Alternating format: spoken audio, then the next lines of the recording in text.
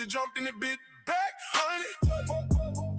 One screen green, next screen red. Got a cold sweat pooling in my bed. Friends talk, rich talk, fast talk, brave. But they sell the dream and they skip the grave. You can ride that wave or get pulled under. Hands on the wheel, mind on the number. Which side you on? When the hook on, which side you on? Stack up or run? Which side you run? Keeping it calm. Which side you on? Don't blink too long. Don't blink too long.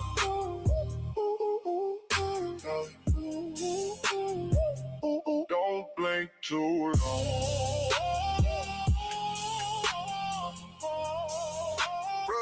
So I get it with a phone and a plan. Turn 2 coins into a house and land. Saw a man with a badge and grin. By the top, then lose it again. One side builds, one side waits, one side clicks. Too late to save. You can ride that wave or get pulled under. Hands on the wheel, mind on the number. Which side you on?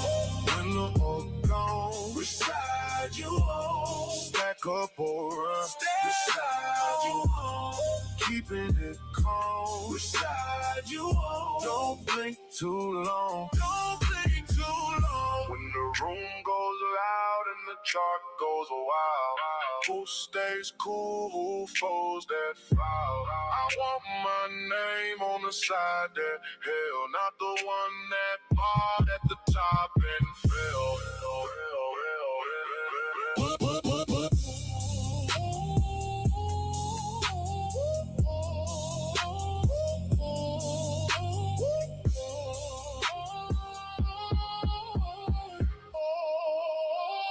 We know which side you on. When the up gone, which side you on? Stack up or run? Which side you on? Keeping it calm. Which side you on? Don't blink too long. Don't blink too long.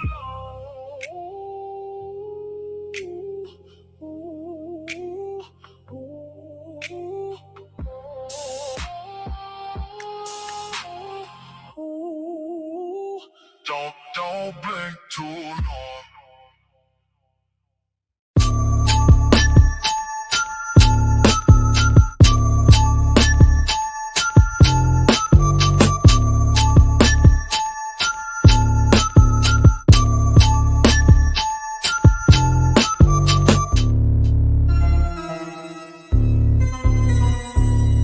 Got one that can see.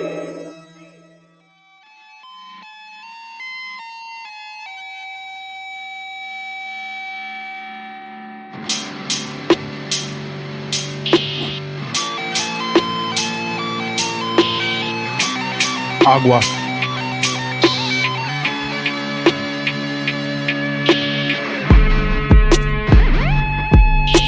Oh!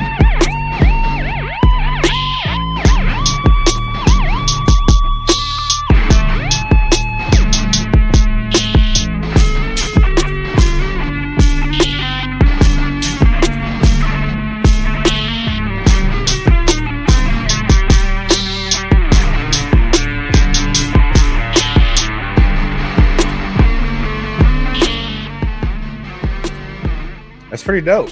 Yeah, dude. That's actually E4 playing guitar. So that's a Bags track from about a year ago, Agents Reloaded by XRP Bags with E4 as a guitarist. Bet you didn't know that. Let's fucking go. Let's fucking go. Shout out to Romeo the King. What side you on? Is that the name of the track? It's fire, bro. Yes. We Dude, gotta get that. skills, man. Yeah, we got to get that like fully uploaded. That way it's got better sound and everything onto the show. Let's fucking Yeah, it was a little go. low, huh?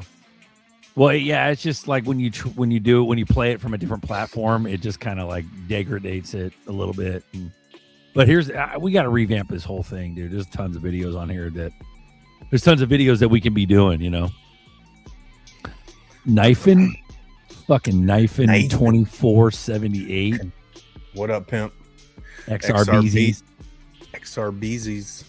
Bro, there's a lot of like grays in here, dude. Like people are watching this shit that normally wouldn't have, you know. They're not watching right now. Yeah, no, we're kind of low right now. 67, bro. They done put the kibosh. Yeah. They fucking. Even when we started, we were on 40 for days, man. I was like, oh shit. That is nuts. But somebody was hitting me up, man. Somebody hit you up? Yeah, about what am I right now? I'm working on ZBEC and XPR and Canton and Zahal. I got to get my ass going on those two. Okay. Canton Zahal. Yeah. Dahmer, bro. Fucking Dahmer's been pushing Zahal for days. Dahmer, Zahal, and Pay-Me was Canton. Yeah. But that makes sense.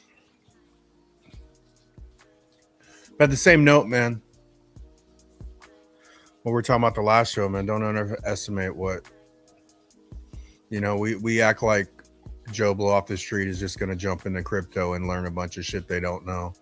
Like it's easy to do it. You know what I'm saying? Like, that's where I'm just trying to point out work that people's done that's in here, because even you'll overlook a lot of shit, dude, that you've done.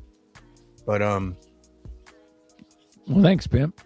Actors and actors act, bro. They practice acting. They're not going to come in here and be humble and understand that they don't know and they want to learn. You know what I'm saying? Pretenders fucking practice pretending. They don't. Actors, you know, act, it takes. Dude. That's crazy. Like, you got to be humble and be like, I didn't know what I was doing, bro. Like I never knew I knew charts like I do now. I didn't get in here and be like, yeah, I'm going to learn charts. You know, but you get your ass handed to you and you just start adding to the tools, man. But you're developing, like everyone in crypto's developed shit they didn't know before. Who else is developing tools? You know what I'm saying? And that's why we're gonna get paid, dude. Bro, that's epic. Get ready. Let's go, dude. Let's fucking go. 83 and climbing.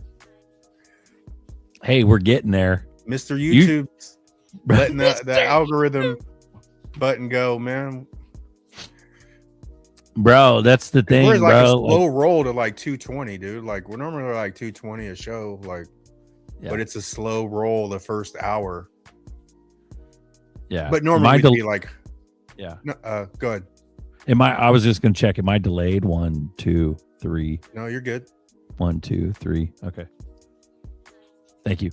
But no, sorry to interrupt you. No, dude, that's the thing. Like, you normally boardroom is the busier night.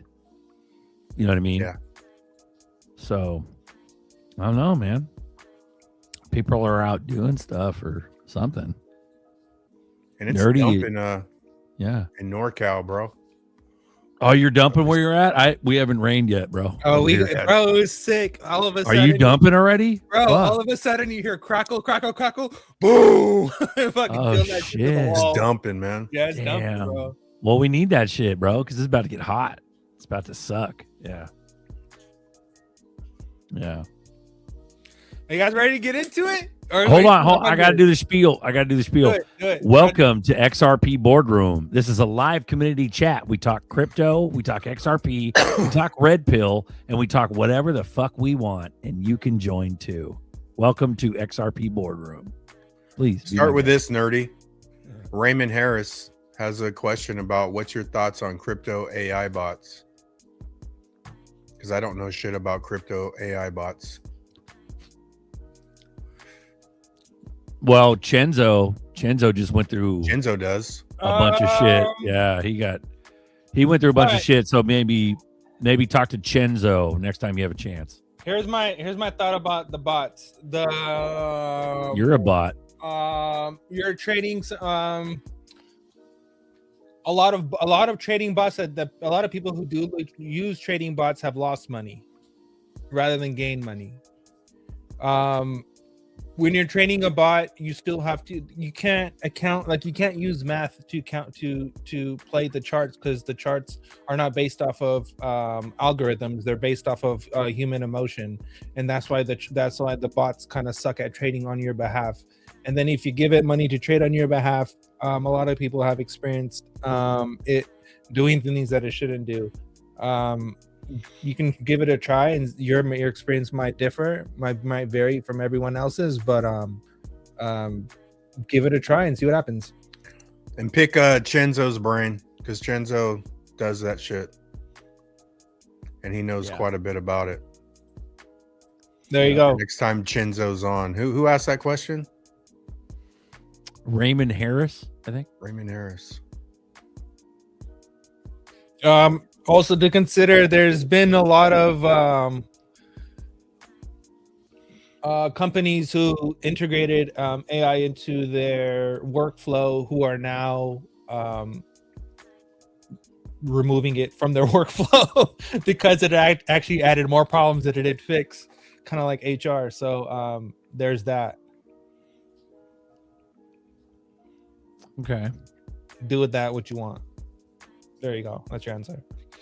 Oh, 100 people. Now we're getting into it. You guys ready? He's heating up. You guys ready? He's on fire. Let me pull it up. Let me find it. Boom shakalaka. Okay. NBA Jam. Remember that shit back in the day? He's heating up.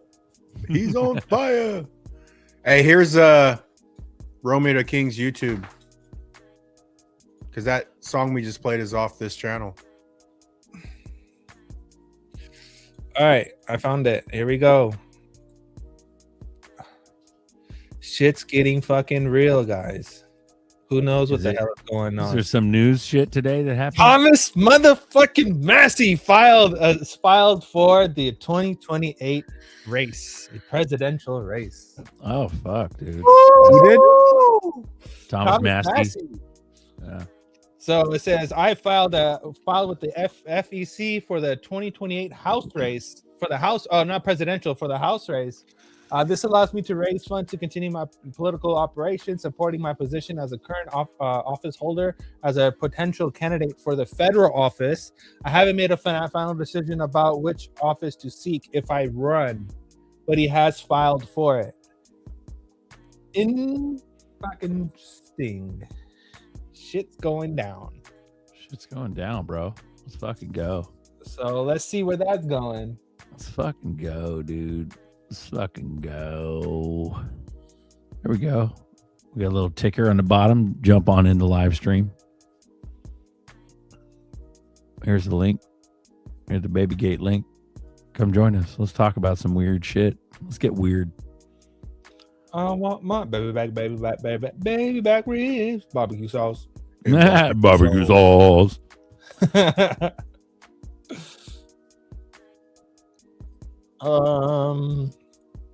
Here's another one. Another one.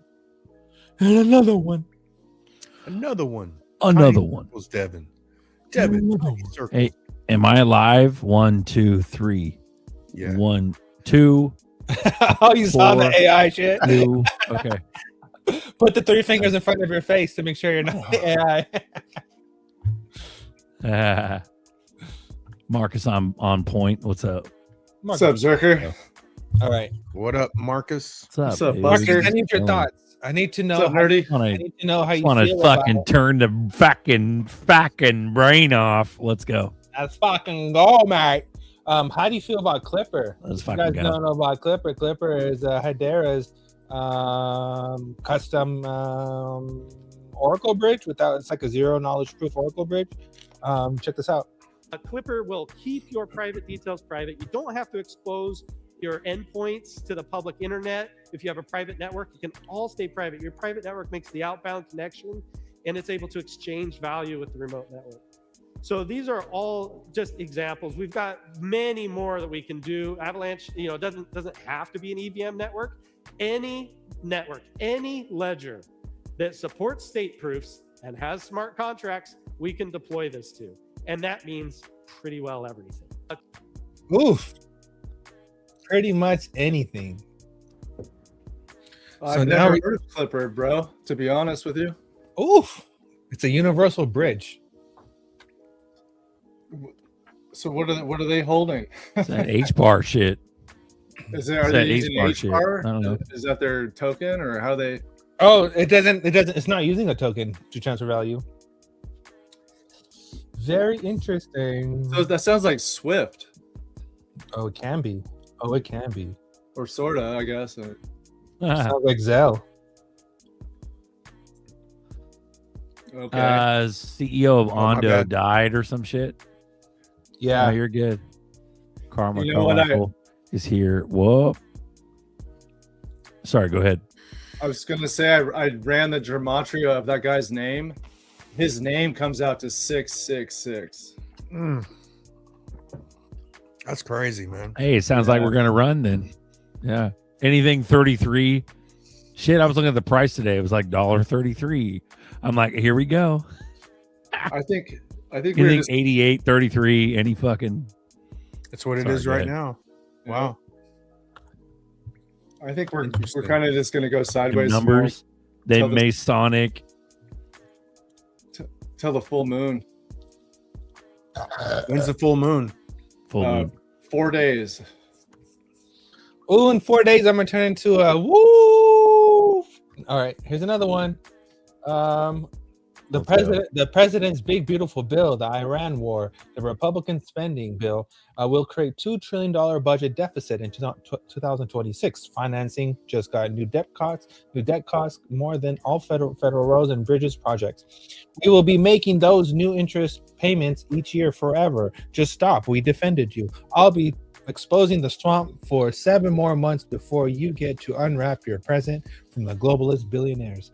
Oof. Massey's on fire. What's going on? We don't know. Bro. We have no clue. Something's going on. But then they turn around and kill somebody. Like, it's dumb shit. They're just, it's like fucking, it's theater, like people are talking about. Like, It's the sure, Massey, got far and did some shit, but like, dude, I mean, I don't know, dude. Like, he was not like, I don't know what to believe anymore. He's not, he was exposing the APAC and everybody who got donations from APAC. So that's big respect. But at the end of the day, is he a cuck? Like, look at Chris. Chris says Massey's an absolute cuck. So, and then also I saw some Tulsi Gabbard. Yeah, I saw some Tulsi Gabbard shit the other day talking about, like, she was in a picture with like the head of the Portland Antifa. Like, what? As like a younger girl, like, you can't go from that to like the fucking DNI. Like, you can't do that, bro. Mm-hmm. Like, and then she just fell off because she had a family emergency. Bitch, in that position, you don't just fall off. You don't have family emergencies. Like, when you're the fucking director of national intelligence, like, are you fucking kidding me? Like, something's going on, bro. Bitch. Yeah, This what whole was like the, Bitch. Massey what was the emergency? Tulsi Gabbard bullshit. I don't know. Some family bullshit. It's like, that tells me that like something's going on. Like, I don't know. But what is it? You know what I mean? Massey got primaried. Yeah. But did APAC primary him? You know what I mean? Why is he still allowed to breathe? If he was that big of a fucking threat, just kill him. They kill anybody anyways nowadays, and it doesn't even fucking matter. Nothing happens. Well, maybe he's already dead then.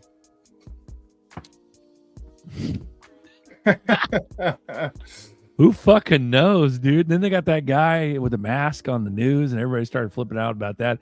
Dude, it's The just one with constant the- psyops that don't make. Yeah. Yeah, the little hole in the neck. Yeah, the bald dude. Yeah. The fuck? The But fuck then is he- happening, dude? He said he would You come know? back on the show to prove it wasn't a mask, and then he canceled at the last second. Just He fucking didn't do it. Yeah, because it wasn't him. Yeah. That's an our dog. Yeah, dude. the mask got ruined. My dog ate it. No, I just don't understand, bro, any of this bullshit. Like, why the fuck are we still, why are the people, if this is for the people really matter, remember that speech? Here, I'll play it. Fuck it. We got that video, bro. I'll play that shit. Where did this go? Like, where did this Trump go? Where did he fucking go? What truly Really? matters is not which party controls our government, but whether our government is controlled by the people.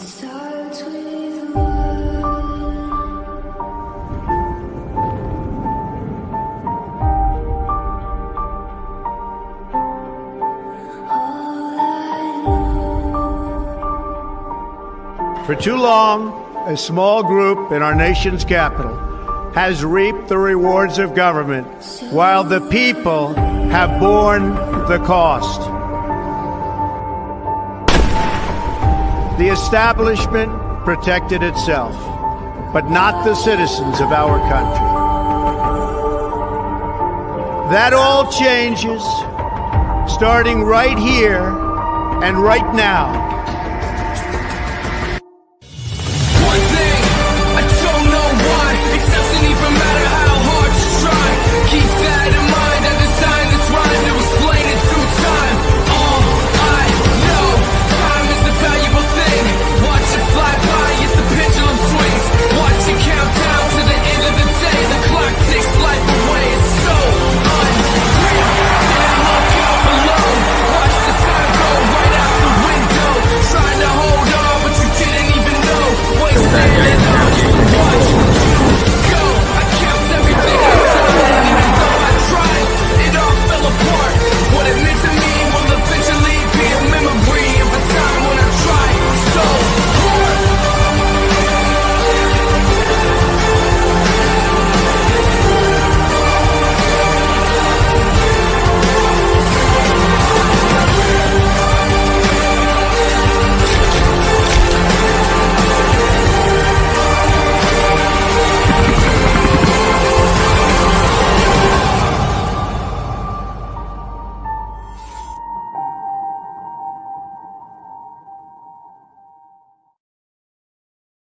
How old is he? 80? Gay. I mean, bro, like, That pumped me up. well, it's like, where the fuck did all that go? And then we just had like 6 more years, 6 Dude, years. It's We had all- it's 6 gonna- years of fucking what the best fuck? deal ever. The only Really? deal you'll ever get is AI and rug pulls and some data centers. That is the best I can do for you. Hey, it's got to burn down. It's Bro, going to burn. but- We got fires. God bless Israel. We got another month of fire. I understand having patriotic hope, bro. I got that too, bro. Like, this is our home. If it doesn't You know what I happen, mean? we're, Like, we're fucking but- taking the streets. Are we? Oh, is I this? mean, he's on fire. Who is Did this? you hear what Who is people- this? Are you a scammer? Jimba. It's Jimba. That's Jim. Boom shakalaka. He's on fire! Boom shakalaka! Not today. Just ignore me. Yeah, Did dude. you guys hear what Larry Fink was talking about? How he's gonna take your money, the boomers' money particularly, from their investments and from their savings to invest in these data centers. Oh, that game was tight. He said that. Gay. I think Larry's That's gay. fucking psycho, dude. That's the black swan right there. I think they just take all your money, and they just said it out loud. I don't know. Ooh-wee. Who I said didn't that? vote for this. Larry Fink said that. Yeah. Yeah, I guess we're vote for supposed that. to believe him because he used to crap all over crypto in the first place. Yeah. Now they're going the opposite. Yeah. You know who's the worst though is Jamie Dimon. Oh, greetings to everybody, by the way. Greetings. They're pretty equal. They're right up there. But Jamie Dimon, when I heard him talking about it the other day, it's almost like he's, brown nosing or butt sniffing. Like he's like, no, bring all that over to Chase. We'll have a wallet ready for you the next time you log in. He's just Probably like, 'cause he got left out of the conversation. Maybe. Well, Wow. anyone's gonna provide any products that's gonna make them money. Right. I don't give a fuck what it is. People offered Dogecoin and they offered dog with a hat. So it's like, can you take any of that shit seriously? They just want money. They don't give a fuck what it is. Hey, I don't remember if last time I mentioned it, probably not, but when we were talking about George Bush, I was gonna see if you guys knew that the Bush Airport in Houston that's co-owned by the Bin Laden family. It's like a matter of record, matter of fact. Don't they live in California? Whoa. The Bin Laden family. Probably They- some of I've them. driven They're driven big. by his old mansion in Beverly Hills. Yeah, exactly. They live in LA. They live It's down right there. south. It's right. Well, not anymore, I don't think, but it was right there, dude. It's like you can go see it. His daughter was a big She's speaker. big. Yeah. She used to Big talk about girl. all that shit. Bro, Texas is a fucking psyop, bro. Like at least I'm a Cali's psyop. labeled as like I'm liberal, definitely- dude. Go Yeah, on. Texas is hella fucked up. Texas No, is it's- super fucked Well, up. it's just because it's so big, you know. We're so big that we can afford not to rip people off on their property taxes and everything like in California. Because Sorry, you guys don't have sales tax, or is it income? No, we have tax? sales tax. We just don't have state tax. Oh, state. But tax. we are, I think, the I'm fifth talking about or the sixth- liberals and all the weird shit that happens there. Well, like every and- fucking major city in and- Texas is yeah. hella liberal. Well, it used to not be that mostly in way. Austin it is, and they're And they've- trying to. But the way Sorry. they're Yeah, but it is now. the way they're redistricting stuff, it's like almost a red map. and from now- what I understand. No one can sell their homes either. That's the funny part. They can't leave again. Well, The only way to preserve a land That's is to fucking gnarly, to dude. cut off the television from that area. If you cut off the television from that region, then it's gonna preserve the way it is. well, we have you other fix we have the- other stop- problems here stop to the worry mind about game. besides what do you call it? Like sales tax, not sales tax. Sorry. And if you're smart, you can get around that too. But like property taxes and stuff. That's what I was trying to say. Is right now, like there's a lot of like H-1B activity over here. It's the only way I know how to describe it without offending anybody. A lot of mosque building. I mean, it's Well, yeah, 90% This is- of people don't even understand what that means. well, they can look it up, but No, what if I'm you- saying is that it works. You Oh, can be yeah. undercover by saying that. Yeah. Yeah. Well, unless they're watching like Bro, the fucking Bradley says that Trump was AI, and he means it seriously. That's crazy, bro. It kind of sounded All right, go ahead. different. yeah. Mhm. Well, that was 2020, that era. Oh. Zach. So you're saying H-1B, Yeah, Texas?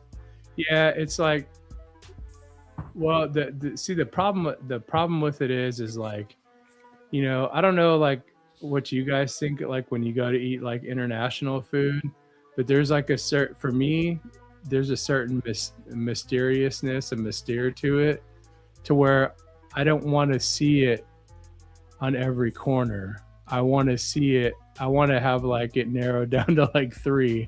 I don't want to go, oh, okay, well, I can just stop. It's like when they build like a Starbucks right across from another Starbucks. Makes no sense. Seen it. But just that, and like a lot of like religious takeover stuff with Islam, and the liberals that are here, it's almost, the brainwashing is so bad you would swear it came straight out of a Soros like tract or comic book or something. Well, it did. Just deny. Well, it did, didn't it? No, what I'm saying, it's like you just talk. It's like talking to people about crypto. You're just like, dang, man. You know, last time I saw a dum-dum this was in a bag of lollipops. You know what I mean? Some Yeah. dum-dums. Dum-dums are good. But it's Pop because on it's also deck, also because Chris. Go ahead. I was gonna say Oh. pop on deck, and also Chris, I appreciate you being consistent and a solid rock regarding patriotism and Trump and the Q team and all that. I love it. It's nice to see it. No matter how much shit I talk, Calling us traitors. it's pretty badass. like Chris, the you're one of fuckers? those solid rocks that never moves.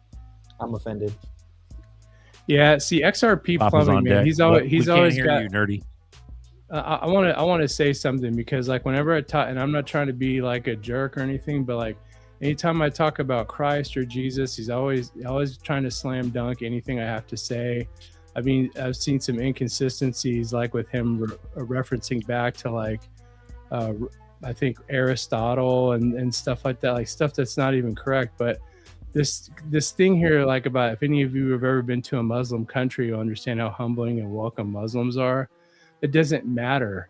A lot of people are like that culturally, and that's how they get you to participate in their society. But when they come over here, they don't want to participate. They don't want to assimilate, which is what you're supposed to do. Like when you're in Rome, you act as a Roman. But just because there's a bunch of, it's kind of like saying the difference between a fundamental like street preacher who yells at everybody and calls them homos and stuff all the time, and then somebody who's actually like a Christian who is welcoming and stuff. Except this is actually flipped here, because the Bible tells us to be peaceable with all men, but Islam does not actually do that. As Plumbing's yelling at us in all caps. I'll fucking love you too, Plumbing. Yeah. Whatever.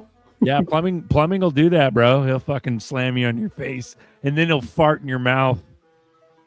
He'll just let your toilet. He'll let your give you that toilet leak. Dutch oven or what? Yeah. Can you guys hear me? He'll let your fucking Dutch oven you and then flush your toilet all over your. Yeah. You guys ready? Papa on deck. What's up, Papa? Can you hear us? Papa? I can hear you. Hey, Papa's the GOAT, man. Papa's been in all the X spaces. Shout out to Papa. Hey, speaking of that, I saw something I never thought I'd see last night, Nerdy. What's that? I saw you asking experts holy shit, is this Nerdy? It was AI. Hey, bet, especially FOMO. Like, FOMO's such a fucking genius. Honestly, that man builds some, like, he knows his shit. And yeah, it was just a good We conversation. farting in mouth. We farting in mouths now. The evolution. Yes, sir. Check this one out, guys. This is from Evernorth. We believe it, bro. that the future of finance will be powered by blockchain. And so when we send money between RBC and, say, Wells Fargo in San Francisco, those payment rails were developed 30, 40, 50, 60 years ago. The technology is outdated. It doesn't facilitate the use cases that we believe that we should have access to today. I can text anybody a photo for free anywhere around the world 24/7. I feel like I should be able to send money with that same ease. So when you say, what is institutional crypto? For me, it's institutional buy-in, institutional belief that these are better rails so we can all effectively move money more efficiently. Ooh. Oops. that was unintentional. Sorry. Well, that was awesome.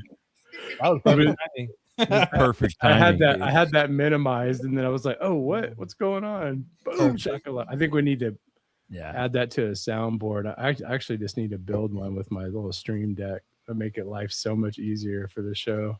And any suggestions are welcome. Run that shit, bro. We get Marcus saying like Tonkat Ali and Sheila Jet like 10 times fast. That'll be for like rants. That would be pretty funny. I gotta have a cup of coffee for that. Motherfucker, Rauschnischt. I don't give a shit about any of that. Pump our bags. Pump our bags up. Pump our bags up. Pump it. Here's another one. Papa preaching everywhere. Let's go.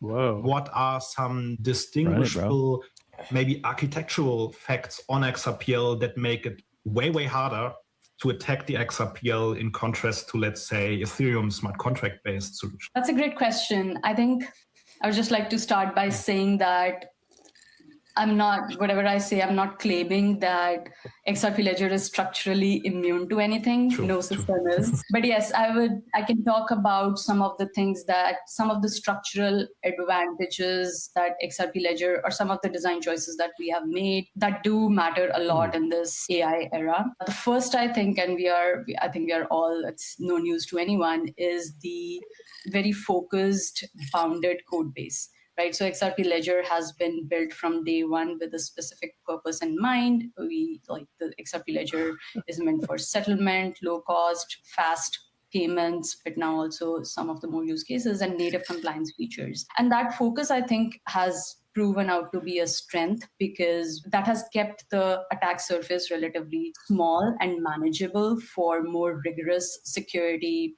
reviews, to apply rigorous security processes. Compare it to any general purpose smart contract platform, the attack surface is naturally like it's larger by design. So for example, it's really hard to apply formal verification techniques for a million lines of code for a smart contract versus a native feature. The bottom line is like the smaller the attack surface, the smaller the exposed surface, easier it is to apply the techniques that I just talked about, right? Like monitoring is easier and doing formal verification of things. So that's a real structural advantage. And second, I would say, which is it's about the discipline and the process and design. And that's the result of first, or we can say they are both dependent. Like we have a very rigorous process in place, which is like we write the specifications, not like, smart contracts who writes the specifications. It's only about the native features. And we have a very rigorous process around community feedback, amendment voting, where the voting has to sustain for a certain amount of time. That gives community enough time to scrutinize the proposed amendment.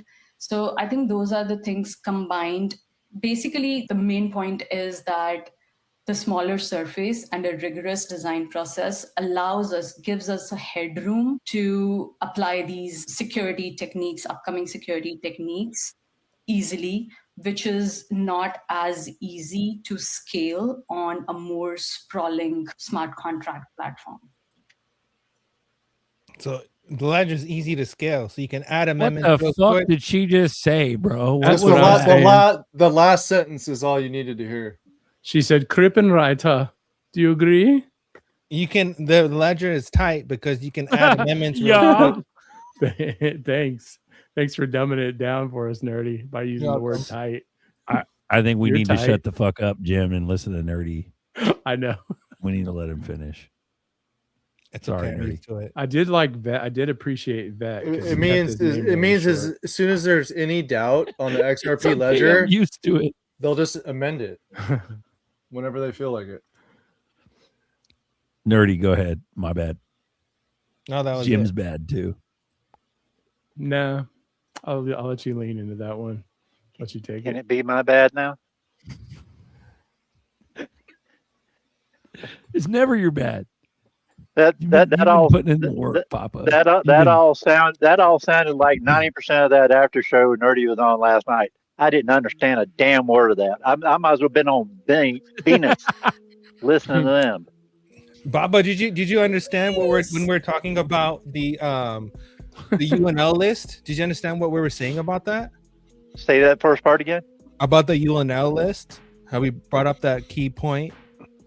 And that was something. That key point was something that not a lot of people are not really talking about, which is really fucking important. Not really. It all was kind of jumbled up. I mean, I was trying to listen, trying to understand, but it was a foreign language, most of it. All right. So the conversation we had between Vet and FOMO and I was basically, and Lady K was basically, if the internet went down and you were to, let's just say, try to send a payment over radio, right? We're talking about LoRa. That's how the conversation started.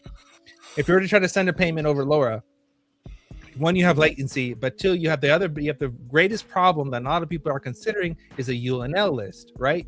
So Lady K was telling us that you need 80% threshold in order for a transaction to get approved and to process and to be completed through the validators, right? To be accepted from the UNL list. But the other guy, I forgot what his name was, he brought up a really good point. I think, no, it was FOMO. FOMO brought up this good point, which is, okay, but what happened if those lists, if the URL that you put in that validates that UNL list, what happens if that goes down?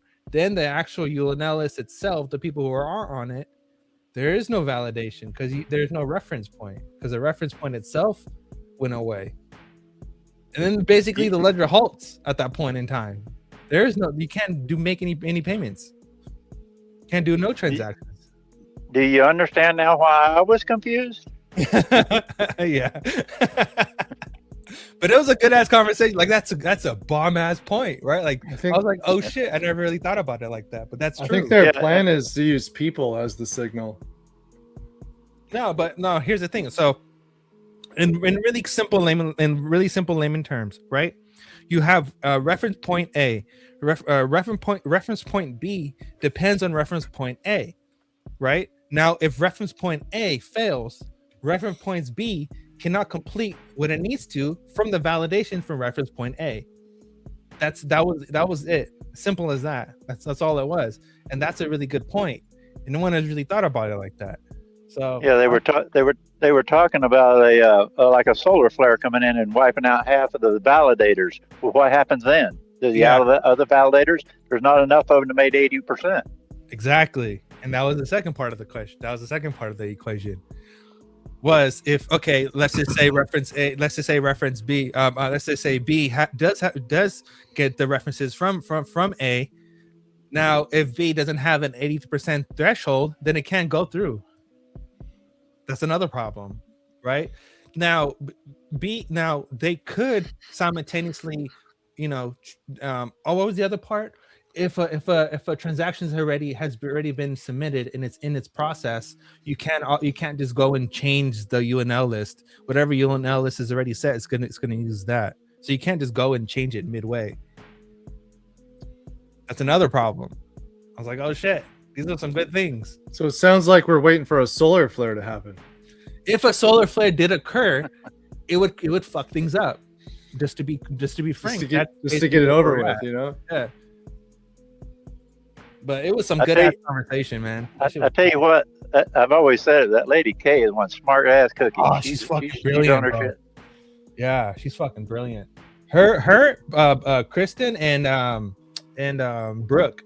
Kristen and Brooke are fucking intelligent ass fucking ladies, man. Those ladies know their shit. 100% they know their shit. I can talk to them for hours. But yeah, join the X spaces, guys. If you're on X, join the spaces. We have some deep ass fucking conversations. We had this other one on Dipato's show with Melissa, and she had is it Winchester or Worcester? I get it fucking Winchester from Ondo Finance. We had him on there. We're talking about bank deposits, right?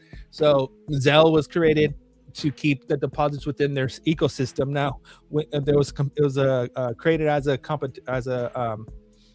answer to Venmo and PayPal, because people were using Venmo and PayPal and they weren't able to keep the deposits within their ecosystem. Now, with stable coins, right?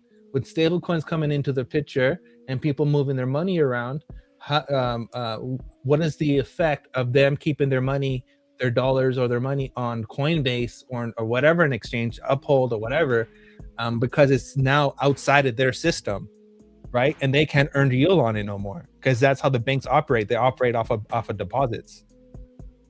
That was another good question. What kind of bill would they have to pass in order to keep the money within their ecosystem so they can utilize it to make earn yield off of it? Fucking brilliant. We'll see. We will see.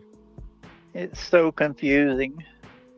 I think it's just no. But do you guys understand? Do you guys understand that the dilemma that's going on is banks operate off deposits. That's how they make the money. They use your money to lend out to create loans and stuff, and they make interest off of that, and they give you a certain percentage off of that, right? Yeah. It's really small little cut. They do have like CDs and shit like that you can use to make like, I don't know, fucking 2%. Fuck your 2%. Less than that, probably. I'm making shit off of those, but they basically do the same shit, right? The question is in really simple layman terms, is what happens in the future, or what is the regulation cage that allows banks to keep deposits within their ecosystem, and with stable coins coming up, and how they can use that. And the other question was,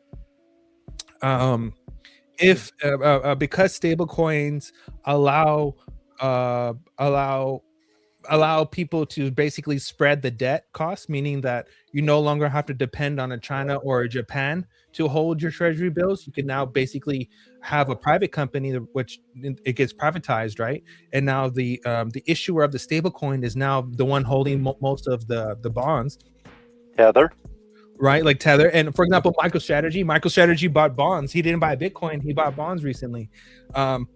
With that, you're able to offer yields or whatever, but how does that affect everything, right? Because you're basically now you're spreading the debt to the people. That's another equation that we have to consider, right? So it's a lot of shit, man. We've been having some intense fucking conversation on X Spaces, and it's been good.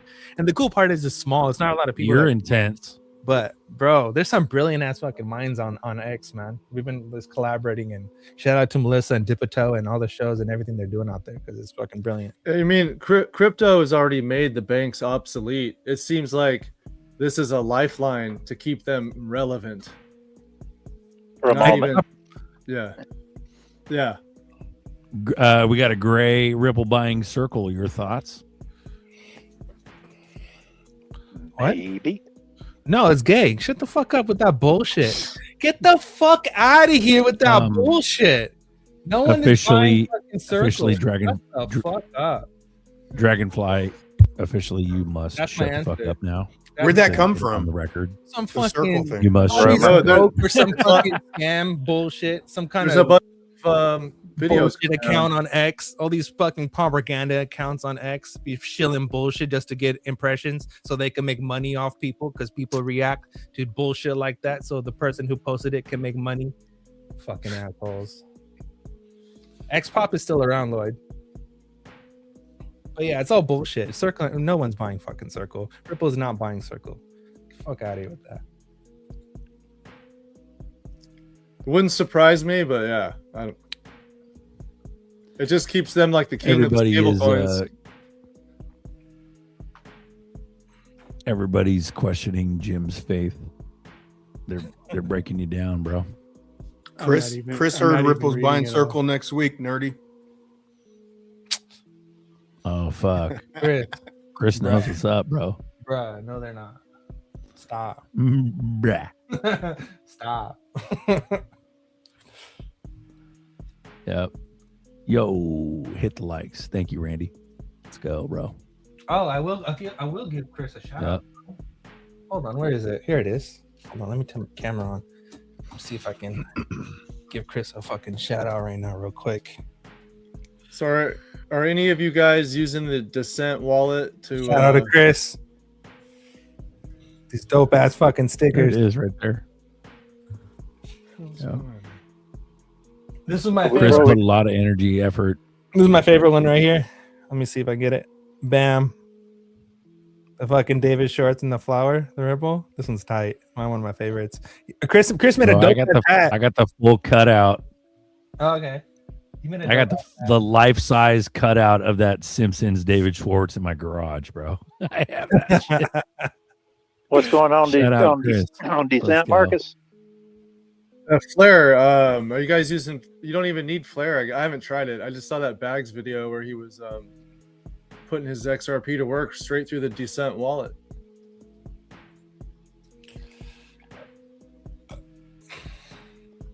Via Flare? No Flare needed. Oh. You just have to have XRP in a Descent wallet. There was a few other things you had to click. Like you have to join the XRP Alliance or something. Oh, hold on. I'll pull it up. Okay. But it was pretty. It was. Yeah, thanks for bringing that up. Dahmer heard that Ripple's buying Nerdy. Can't Nerdy afford not it. for sale. Nerdy's no hoe. He's not for sale. Yeah, you can't afford my lumps. Yeah, Circle already got the offer. They turned it down. If the deal goes through, Circle was failing. Is probably failing. They went IPO. They went public and they made money that way. They don't need Ripple. That's right, bro. Baggy posted it. I'm trying to find his post. Chenzo put in the chat that it doesn't stay on the XRPL. It does go to a Flare smart contract. So that sounds kind of sketchy. Plumbing from X. Plumbing from X. Shout out to you. Oh, I found it. Chenzo right here. I checked today, and DeSantis Alliance Flare thing, it does not stay on XRP Ledger and does, in fact, moves to Flare smart contract. This is from Baggy. Shout out to Baggy. Am I in real time? Yeah, 2. You're a little off 3. at times. At times. It's like a second I'm off. a little off. Yeah. Yeah, it's just 2. a little lag. 2. Okay. Right here. Ladies, the moment has All right. arrived, and it's time to wake up your idol XRP with Flare. Decent wallets, XRP Alliance Round 1 campaign is now live. The first XRP Alliance partner campaign is now live with Flare Networks. Make your XRP work, trusted by the XRP Army since 2018. Hardware safety, 0 added fees. Your XRP stops sitting idle today. 15,000 rewards pool. Also another quest to share 5,000 prize pool in Flare, simply by putting your idle XRP to work with Flare Networks. But first, if you haven't already picked up yourself a decent wallet, now is the time. With exclusive bonuses during the XRP Alliance, now get $50 in XRP reward with a single pack biometric wallet. Also, using my link down below, an extra bonus already included. Also with the 2X package, backup or buy one for you, one for her, or one for your family member, and get $100 in XRP rewards, as well as additional bonuses included using the XRP bags exclusive discount links in the description box below. Once again, $50 in XRP is just the start. Earn even bigger rewards with the Flare Quest now during XRP Alliance campaign. Earn more with Flare Quest. Earn an additional reward after completing the in-app quest. Decent. XRP Flare 3 Quest 3-week campaign. XRP Alliance Round 1. Claim your rewards now. Hold XRP, power the Alliance, the first round of the XRP Alliance. Hold 250 plus XRP or swap for 250 plus XRP in the Decent app.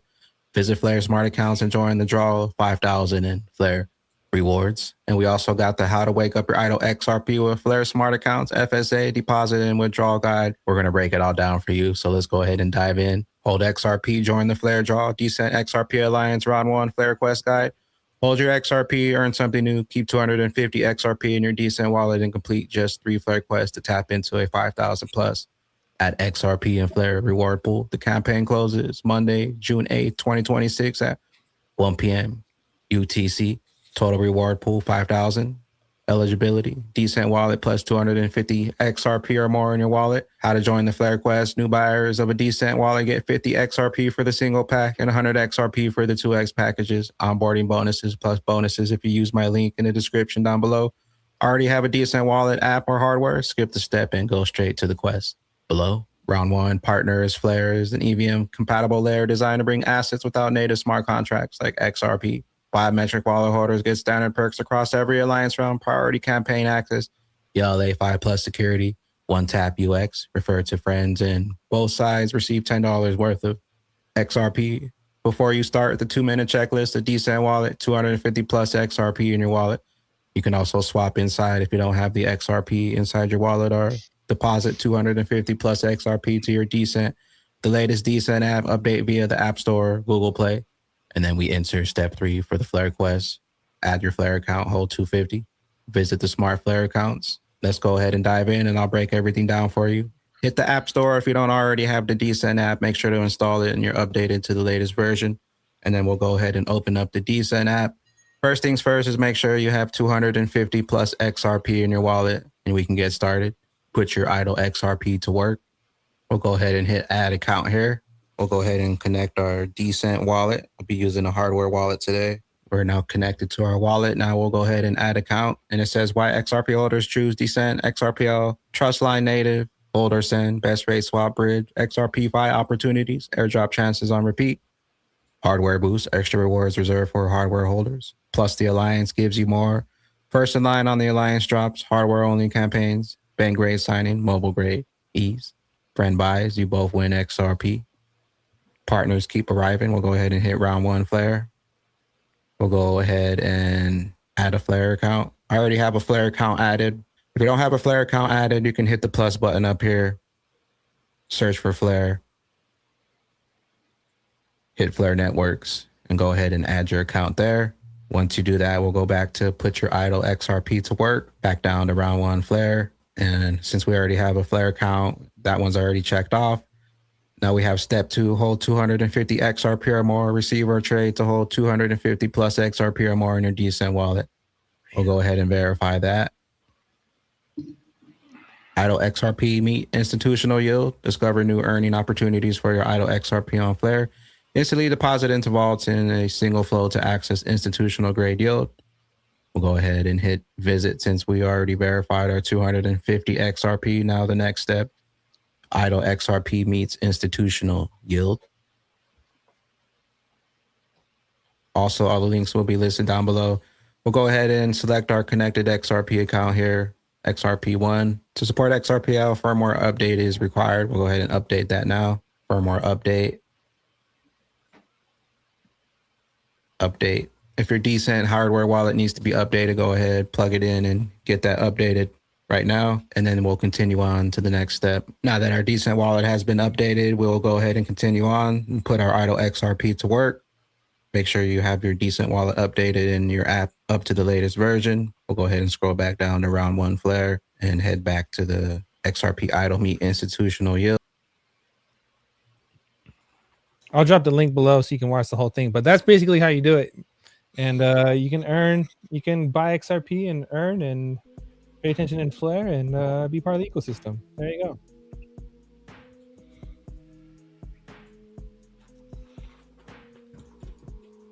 What's this, Papa?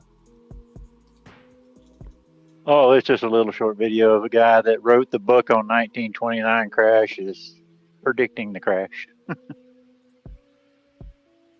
Oh shit! Run that shit, bro. Run it. I'll get it going. I got it already. He spent like 10 years writing this book on 29.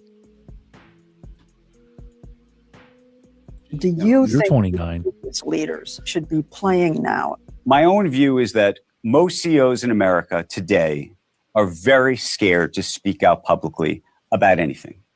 They are so worried that they are going to be potentially. Bro, look at his lizard eye.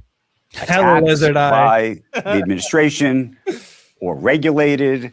They're going to have a merger in front of some agency that's not going to be allowed to go through. They are so nervous about criticizing anything that's going on with this administration. There are some economists who suggest that because Mr. Trump ties his success to the success of the market, that he's not going to let anything like what happened in 1929 happen, and that we should feel secure because of that. I think it's hard to know how things get out of control. When confidence disappears, it happens like this. So you spent nearly 10 years on this book. The inevitable question is, do you think that we will have a crash or not? The answer is we will have a crash. I just can't tell you when, and I can't tell you how deep. But I can assure you, unfortunately, I wish I wasn't saying this, we will have a crash. With his lizard eye. Here's It's fucking one. gnarly, bro. His left eye is like lizard out, bro. That's crazy. Here's this. He's a half a lizard. All right, so this one is from the. Let's knock him down, bro. Knock him down. This is from the Federal Reserve. Oh, No, you can play the music. So What we got? No. What? It doesn't have no someone sound. talking, or is it just slides? It's just slides. Oh shit! So now you Okay. can earn Fed service now for instant car loans. Okay. That's right from Fed now. So faster debt. You can get in faster debt faster. But no, it's the key Brought part, to you by Fed now. Metallicas. the key part is instant loans. And Larry Fink. Instant loans is blockchain. So they're saying blockchain without saying blockchain. They're literally telling you. Yeah. where I remember it's in the going. Fed now. I was super stoked about that Fed now shit. So that's tight. So there's shit really going down in the background. Bro, they got us. There's a lot of things going down. They got us sitting here. They got us fucking. Shit's gonna happen, bro, and it's gonna slap us. It's gonna happen all of a sudden.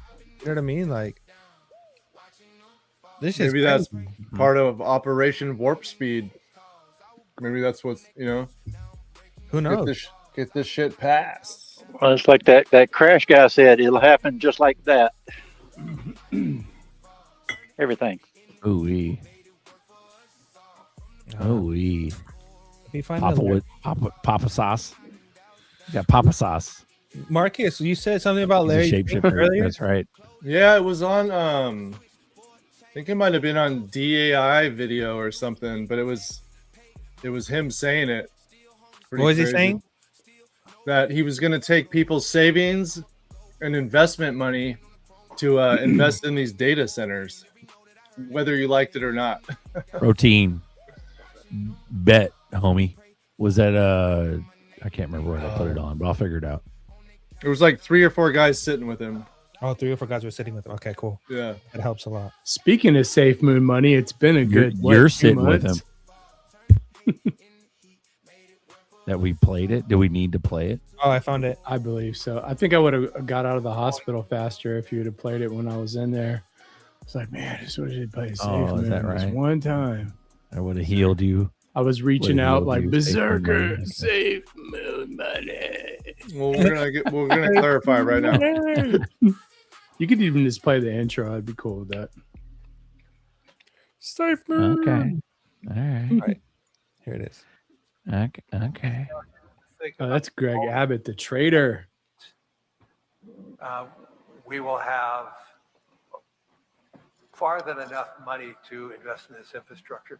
But as the governor was talking about, the need for electrons is growing every day. Some of these, if we're going to be the leader in technology, which we are, if we are going to be the leader in AI, which we presently are, it's just going to require trillions of dollars of investments. And if we don't invest in it, China will be the global leader in this. And so to me, it's not whether, this is a must. And if you think about how that translates, it translates into a more dynamic economy. We need the United States economy to grow at over 2%. We need the U.S. economy to grow at 3%, especially with the growing deficits the federal government has. And so much of this money, not just the project, is going to be coming from the private sector, from savings accounts, from pension accounts, from insurance companies, and on and on and on. Savings accounts right there. The whole world is in need of improving the infrastructure. He slipped that in. Well, yeah, but he didn't say he was going to take it. He said I know. coming from there. People Well, invest. But they've already kind of locked up all those people's money in BlackRock, right? Or they were. Who knows? Well, he can have all the money, but you got to take he's got to take the lead that goes with it. Sorry. Boom shakalaka. I totally Okay. forgot about All right. that. I can't find this other video, but I'll just tell you. So basically, this girl is saying about how we would be naive to think that all these data centers that are being built today are just there to store our images, like just for storing like our memories, like videos and videos and pictures and shit like that, and not to consider that what's really being built is a surveillance state, right? Is the infrastructure for a surveillance state, and the same infrastructure that's being built today around us will be the same infrastructure that's going to enslave us.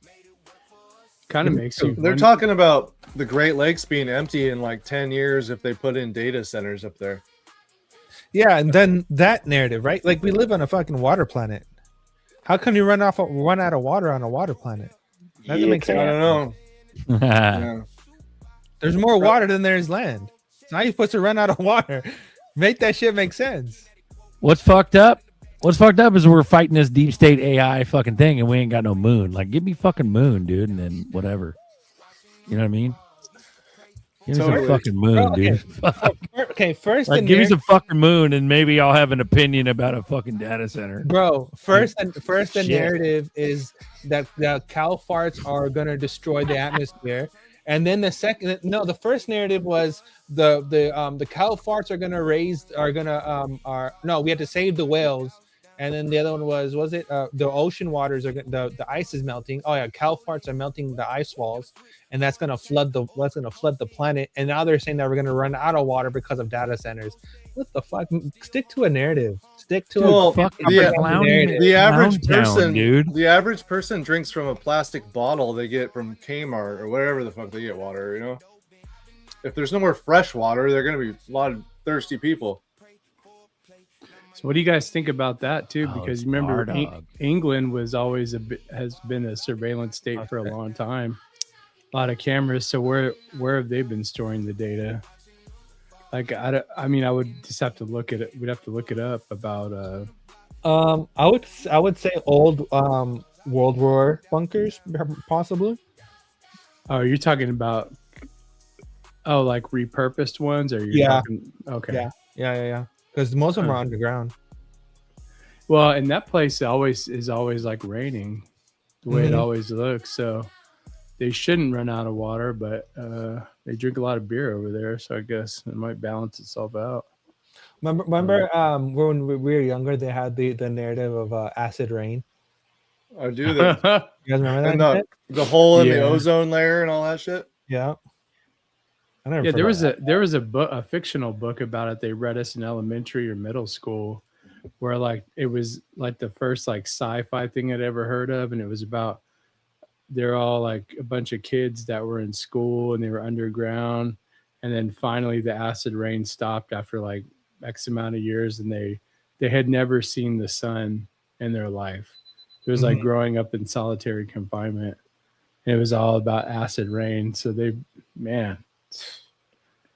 from one narrative to the next. It's like a remake of Fallout or vice versa.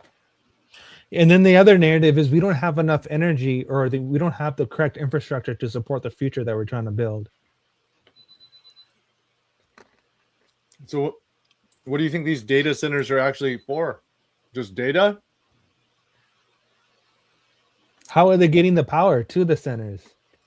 And what kind of power infrastructure are they using? Are they using? Do they have SMRs? Are they using little containerized SMRs within or around their ecosystem, and they have like solar panels and shit, and that's how they're powering everything? Well, they have, the ether technology, but I don't know if they're using it in like mainstream. And how does that affect noise, radiation, and low frequency noise and shit? Because if you have anyone has been around a power center, like any kind of like huge transformers, those things fucking like crazy. That shit is so loud. That shit is incredibly fucking annoying. I heard these data centers were gonna project the hologram. That was one conspiracy. Project Bluebeam or something. Yeah, I don't know. Man, this shit is crazy. You guys see that shit with Starlink? Musk is trying to do. He's trying to merge Tesla and SpaceX. Sex. It's SpaceX. No, but sex sells. That's why he did all that. You remember when he was making fun of Bill Gates? Which time? He showed Bill Gates in like a sweater, and he had that big old gut, and then he put like some kind of vegetable next to it. It was pretty funny. I'm gonna have to look that up. It's hilarious. Elon's pretty fucking funny, man. Yeah, he should be. Tell if he's always trolling, or if he's just sometimes trolling, or if he's like, what's his deal? Is he actually smart, or is he just that's his his role? He's just British, or whatever the hell he is. South African. Is that what he is? Apparently his dad is like a real deviant monster. Like he has a super young wife. Like, I mean, that's okay if like the guy's older, but I think there should be like limits. If you're like 70 and she's like 18 or 20. Yeah, that's like that. Anna Nicole thing was even gross. She was older. Oh yeah. Weren't we talking about Texas earlier? Yeah. Here and in Texas, Elon, you know how Elon bought that little city? Well, he created a city, Starbase, South Starbase Texas. City. They first 3D printed Starbucks. Starbies. First 3D printed Starbies. And the banks are going to offer mortgage incentives to people that buy 3D printed homes. I mean, and while the concept is cool, I still can't imagine if that material is even safe to live in. That's what I was about to say. Especially like if your AC goes plastic? out. Yeah. Is that plastic? I don't know, man. I think it's something different. It's, But it's like a polymer blend or something. Yeah, it's a polymer mixed with cement type mixture. Yeah, wait till that starts off gassing in the middle of summer. Yeah. My question is, if we're using polymers and like, for example, we found out that the silicone feet that were used for the tray inside air fryers were pushing out were toxic. PFAS. Yeah, exactly. So if they're using that as building material, what happens when the house warms up? Isn't it? Aren't you not living in a fucking air fryer? In the summer. That's what that hardwood company went. They had a huge lawsuit. They had all their stuff from China, and in the summer it would get hot, and it would off gas into the house and like kill people and shit. Yep. It was called lumber liquidators, actually. Oh yeah, they got liquidated. Yeah, they got. You're a liquidator. Fuck. Yeah, when I started realizing that, like how far back PFAS went, it was like literally like as soon as Teflon got canceled, it was the new guy in town, you know, or like some remnant. But even if you got like spatulas that are not like stainless or wood, you got to get rid of that. I must have thrown away like $2,000 worth of cookware, like that I bought over time. Like I was like, wow, like there was some of it like this brand from France called Le Creuset, but they couldn't even tell you based on when you bought it, like, yeah, if you don't want PFAS, you might want to get rid of that. And I'm like, they have lifetime guarantees on all their pots and pans. I was sitting there like, well, you're supposed to replace it. Aren't you just going to replace it? But I removed the fucking feet. I actually went and bought a metal air fryer thing. Yeah, like the ones at Costco that got like the little French doors on them. Yep, exactly. Yep, yeah. It's like it's basically a little mini oven, but it has the air fryer feature, which is just a fan that like a conventional oven just rotates the air. But yeah, it's nice. This is what Starlink is working on. It's like he's trying to send signals to the moon. I don't know how well this is gonna work, but this is from Starlink. This is from their little website thing. But they want to do that, like communication centers. My shit froze. Fucking thing fucking froze. God damn it. Come on, Sherry. Get your shit together already. God damn it. But man, I gotta find it again. Oh, here we go. So yeah, Rome interplanetary. So you can just start fucking like this. They want to cover the moon with satellites. Bro, this whole moon shit is so garbage. We have to get there first. Clown world, bro. It's such bullshit. Where's the fuck USS? are we doing? Yeah, dude, show them the one with the USS Enterprise in the back. Bro, I can't even pay our fucking bills out here, dude. Like, what the? Who gives a fuck? Bro, about hash that? browns at McDonald's $4. They want us to not give a fuck. Yeah. How much is rent on the moon? Fuck. How much is a brand new build on the moon? Hella cheese. Here you go, Jim. Here you go, Jim. Lifetime warranty, no off gassing, made for life. Right? Is that an iron skillet? That's an iron skillet. Yeah. Oh, that day.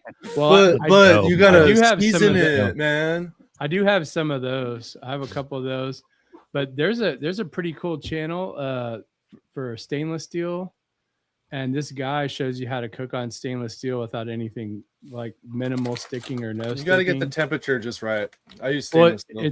It's that, and sometimes he uses this cooking oil that's made from sea algae, from like kelp, because it has a higher flash point than olive oil and anything else.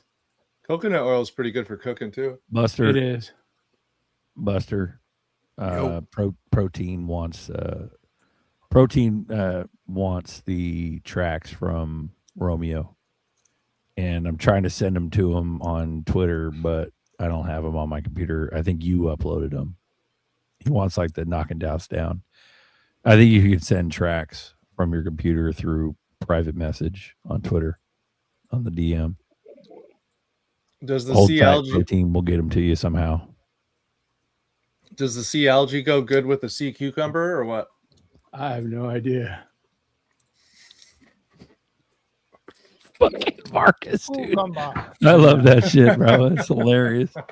Let's fucking go, dude. The algae oil and stainless steel pans. All the while we're fucking sitting there waiting on the other half of the Epstein files and getting lied to all the way. Yeah, but at the end of the day, those things, those PFAS elements, they can get you on the cancer train really fast. So then what? How much are you gonna care about Epstein when you're trying to? People are too busy eating. If you're trying to get off too busy cancer, eating Oreos with fucking palm kernel oil, like it's way worse than that. but if you're trying to get off cancer, everybody's you got should Teflon be in their eating house. raw food only. No, Berserker brought up a good point. The fucking that popcorn that you buy from the store that's in that bag and you warm it up in the microwave yeah.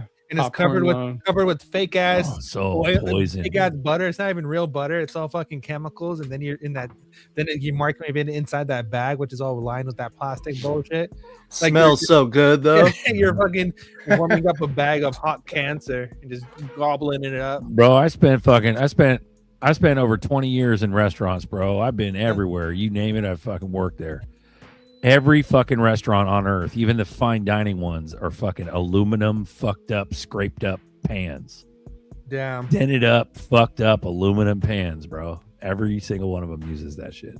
Son of a bitch. I stopped using foil. Explain that.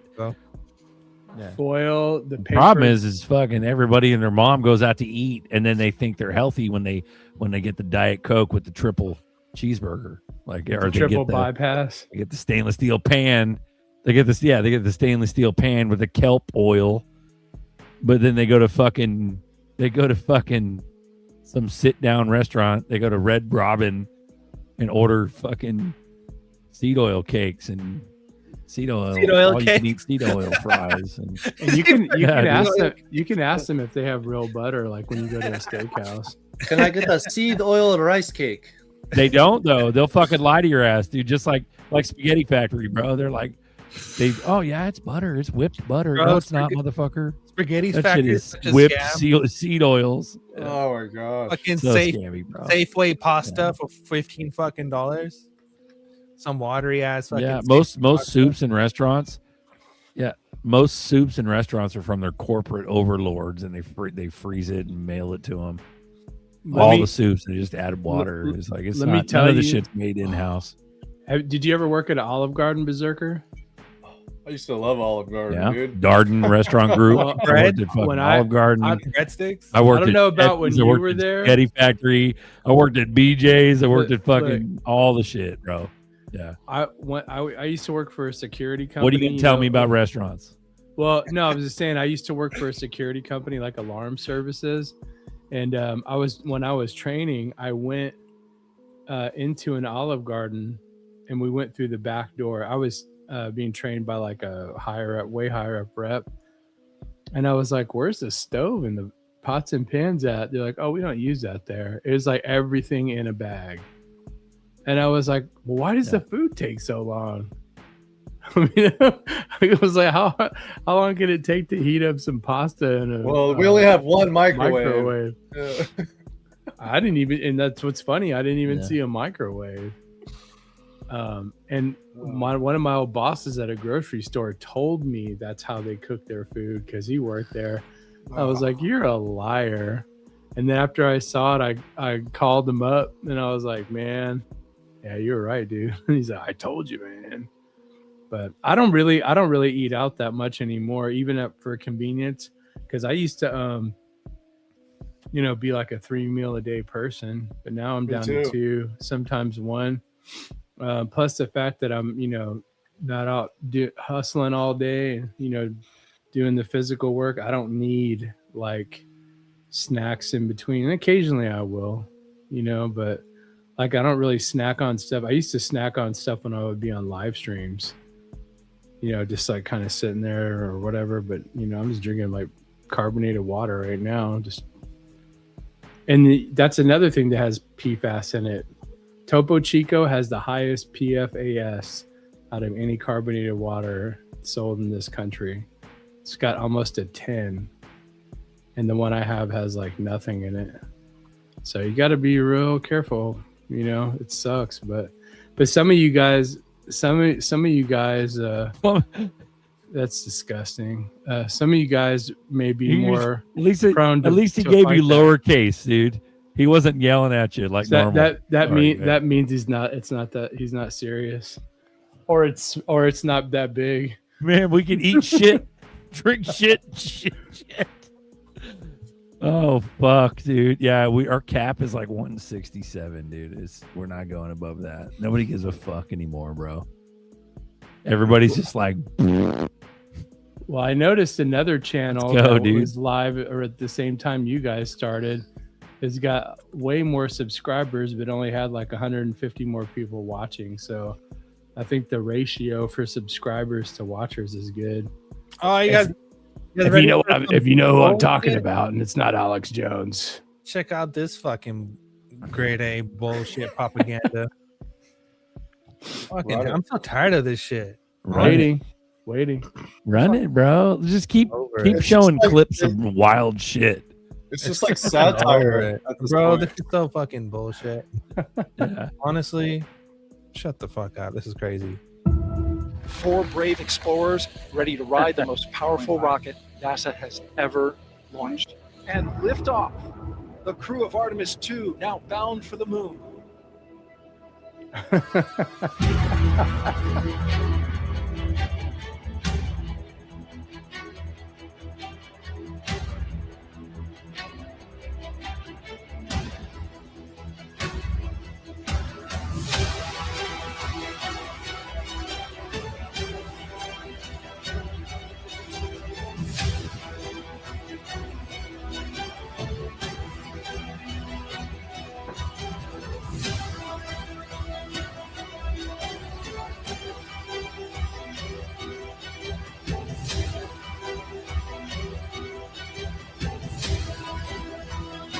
Such a fucking psyop, dude.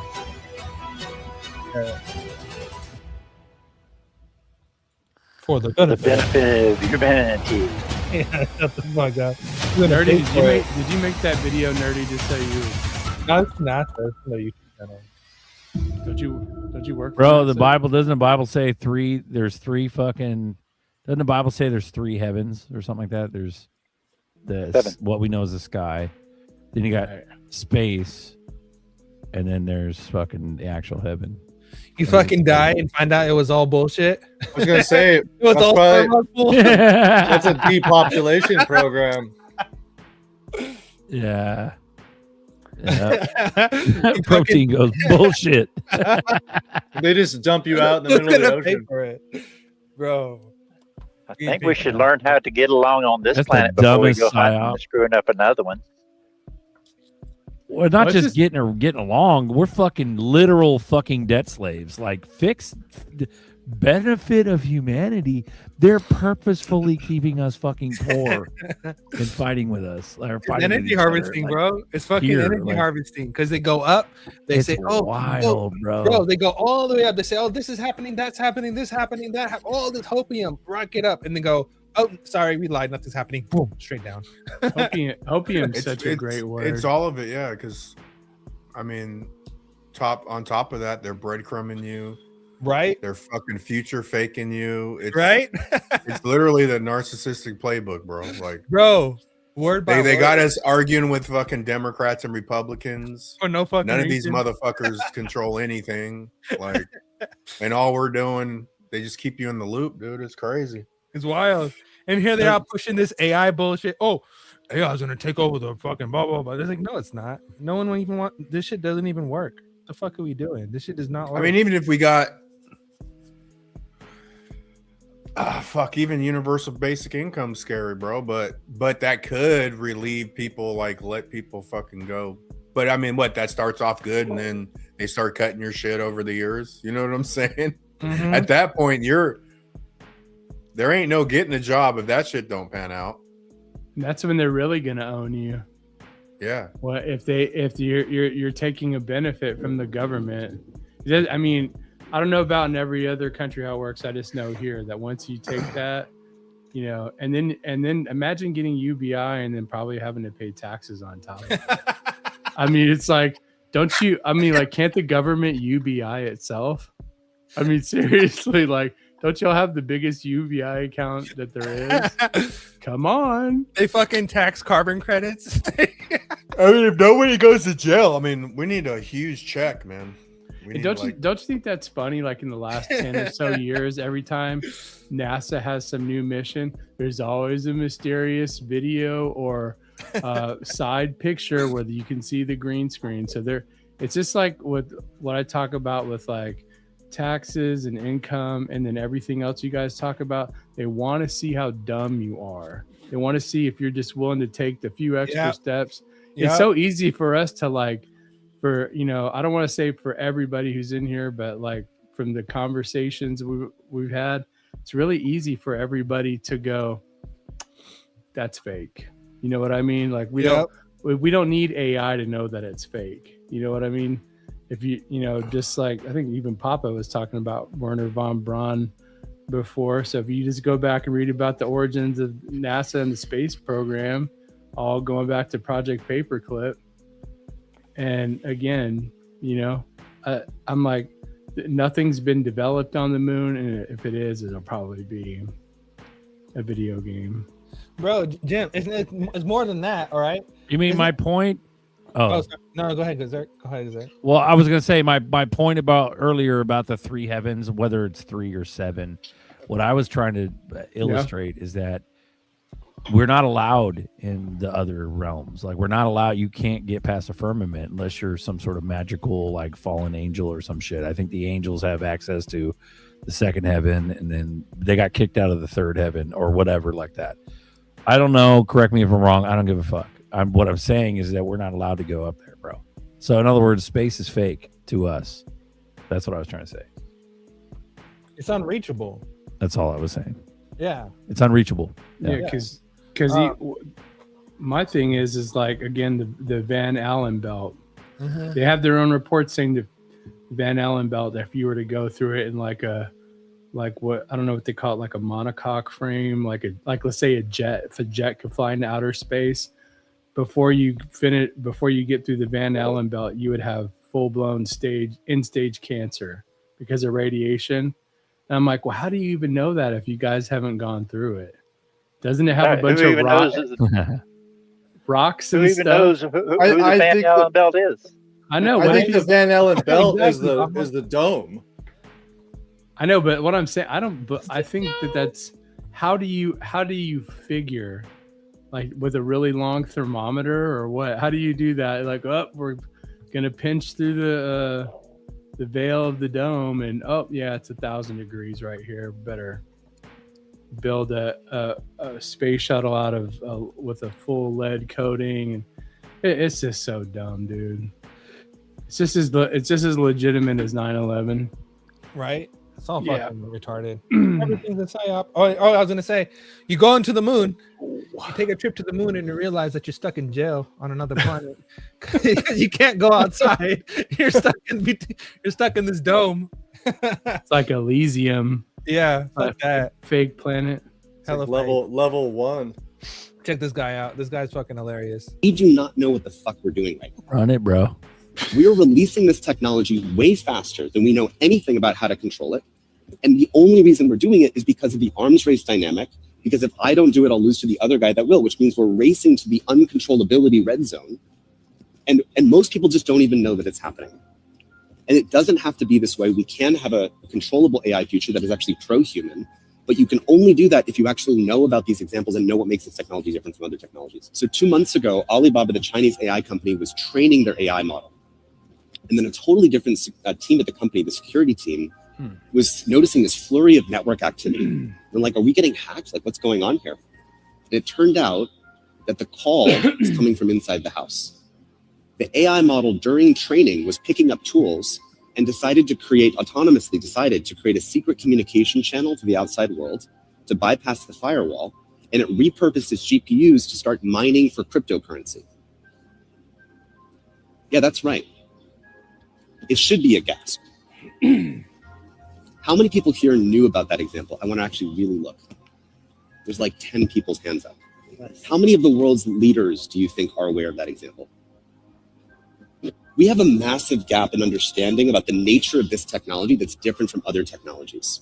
It used to be that these were hypothetical things that people who cared about AI risk would talk about, like self-preservation or deception or blackmail or lying.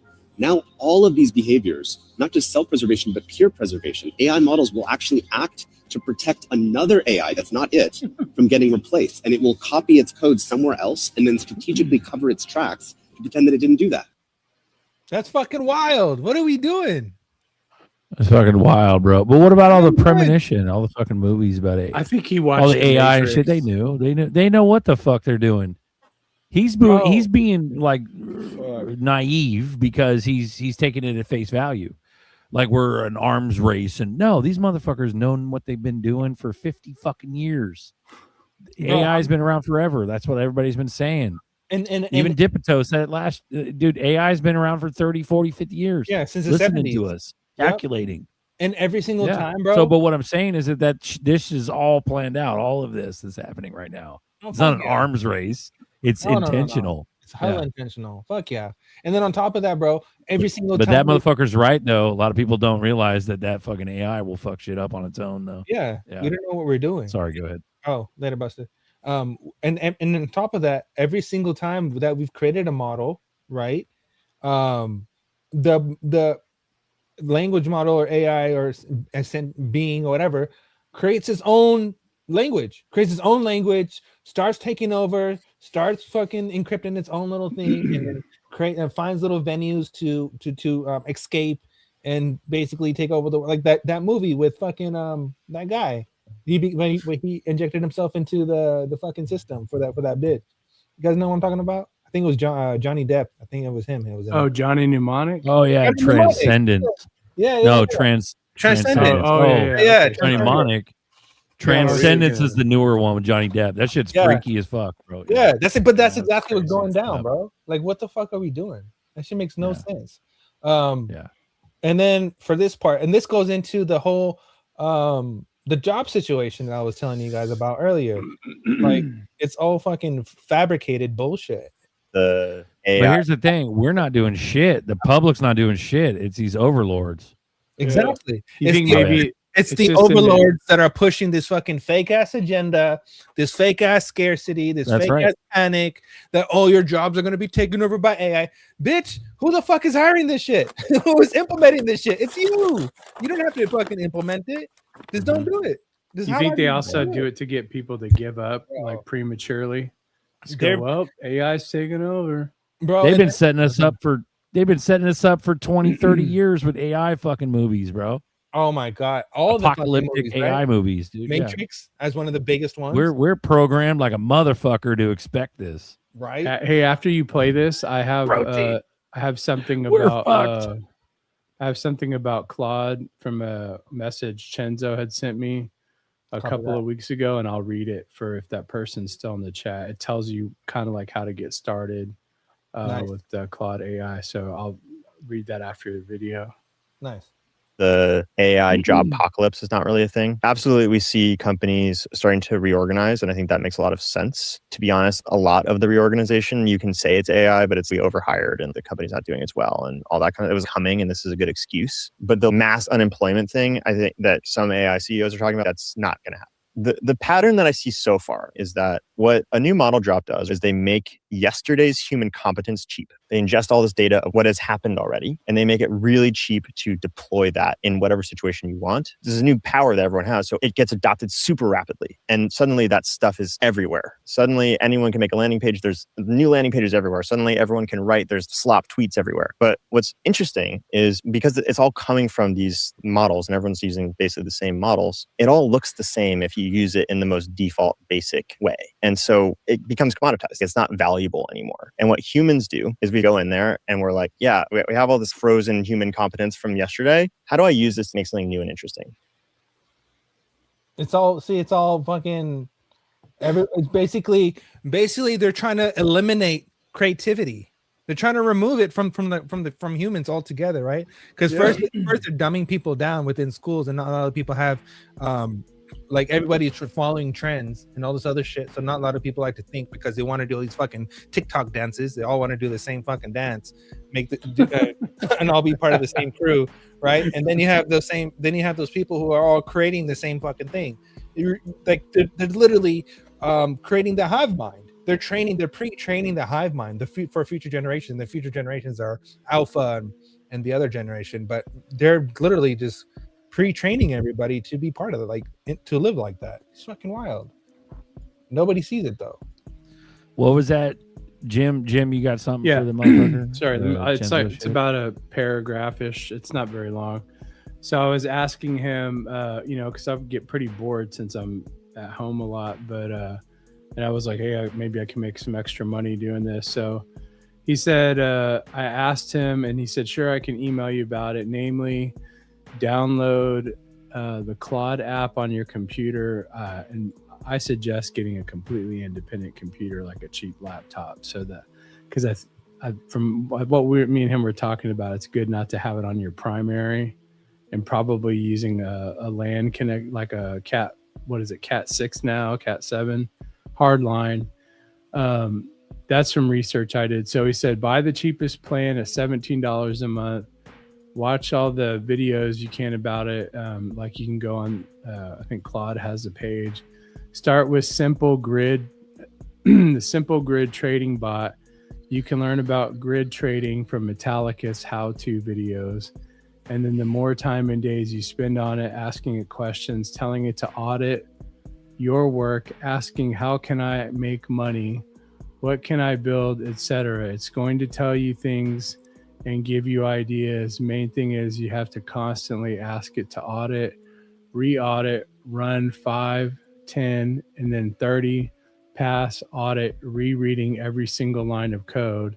And every day you learn and your AI bot does better. Often it tells you something and then you challenge it on it, and it tells you, oh yes, I was overconfident, etc. So it's definitely not perfect, but definitely can build you a website in a day.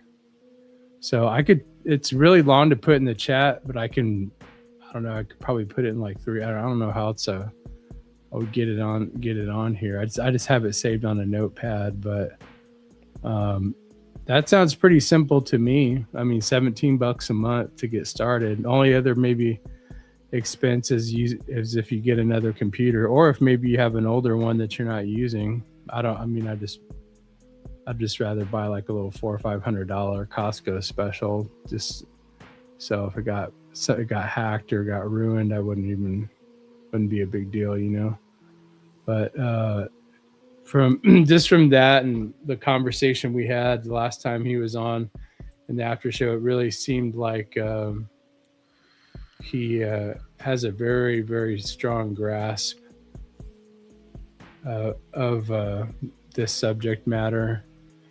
So hopefully he can come on soon and talk about it. I think he's on a trip, so I'm not sure. But that's what that was. Okay, good. Here's a Papa video. All right. Apple's quantum computer broke physics. China's is allegedly faster than light. But here's what nobody's telling you. You are the original technology, and you're being replaced in your own image. Trump's tech chief said we can now manipulate time and space. That's not conspiracy. That's quantum. Let's break it down. No fluff, no parallel realities. Every time you make a choice, a new timeline branches off. Not metaphorically, literally. Quantum superposition means you're alive in multiple realities right now. Your frequency determines which one you're tuned to. The higher your coherence, the more you collapse timelines. Translation? The more aligned your nervous system is with your scroll, the faster reality bends to your will. Google's Sycamore reached quantum supremacy. China's Zhuzhonghang beat them in speed, but speed isn't the point. Both systems still need cooling control and a lab. You're self-aware tech. You were built to override timelines without a machine. And every upgrade you've ever needed was emotional, not mechanical. AI is mimicking you. Quantum computing is just trying to replicate what you already do through embodiment. They are simulating alignment while you're still sitting in self-doubt. If you're watching this and you feel the pull, you're the original timeline operator. You don't need a computer to... That was good. That was good, but it was brought to us by a fucking tranny that didn't mention God. She sounded like a man. Yeah. We lost like fucking nearly 30 fucking people. Bro, Seen her on this is Instagram just a before. this is just a humdrum night, bro. It just is what it is. Everyone's like, nah, I'm out. It is what it is. It's the weather. It's just the weather. We did everywhere. hit 200 though. we Sorry, almost did. Did we? Was that delayed? I mean, that was good shit, but it was like she was talking like, "Where's the credit? Where's the God credit, bro?" You know what I'm saying? Where's that? Can't have it all. Fucking batch. She's talking like, yeah, I know. She's talking like we're robots. We're not fucking robots. I like how people on TikTok talking absolute. Like we were built. I like We're that. not built. Yeah. Kinda confident. What's that? I like how people on TikTok talking absolutes. Yep. Certainty. Yeah, it's pretty hardcore. It's like, fuck, then why you broke, bitch? No. Trust me, bro. So fucking smart, you fucking smart ass. Go make some fucking money. No. I'm gonna need y'all to trust me right now. You know I've just had a soup, know, frog soup, gay frog soup, and that was the lady who brought it to me. She's actually my chef for my house on the weekends. Oh man. AlexJonesLive.com. Bro, speaking of fucking TikTok and how bullshit it is, bro, you know, have you noticed like the shorts and shit online and everything? All these bitches talking about spicy cubes. Dude, I fucking looked it up. Spicy cubes are fucking, they're just like gas station herbal supplements. Oh my God. Well, like boner pills? You guys ever come across that? Yeah, they're supposed to be like What was that one called? aphrodisiac. No, dude, it's just like Rhino? It's hilarious, but it's all over fucking social media. Yeah, and you're like, what the fuck is that? So I Googled it. I was like, what the hell is a spicy cube?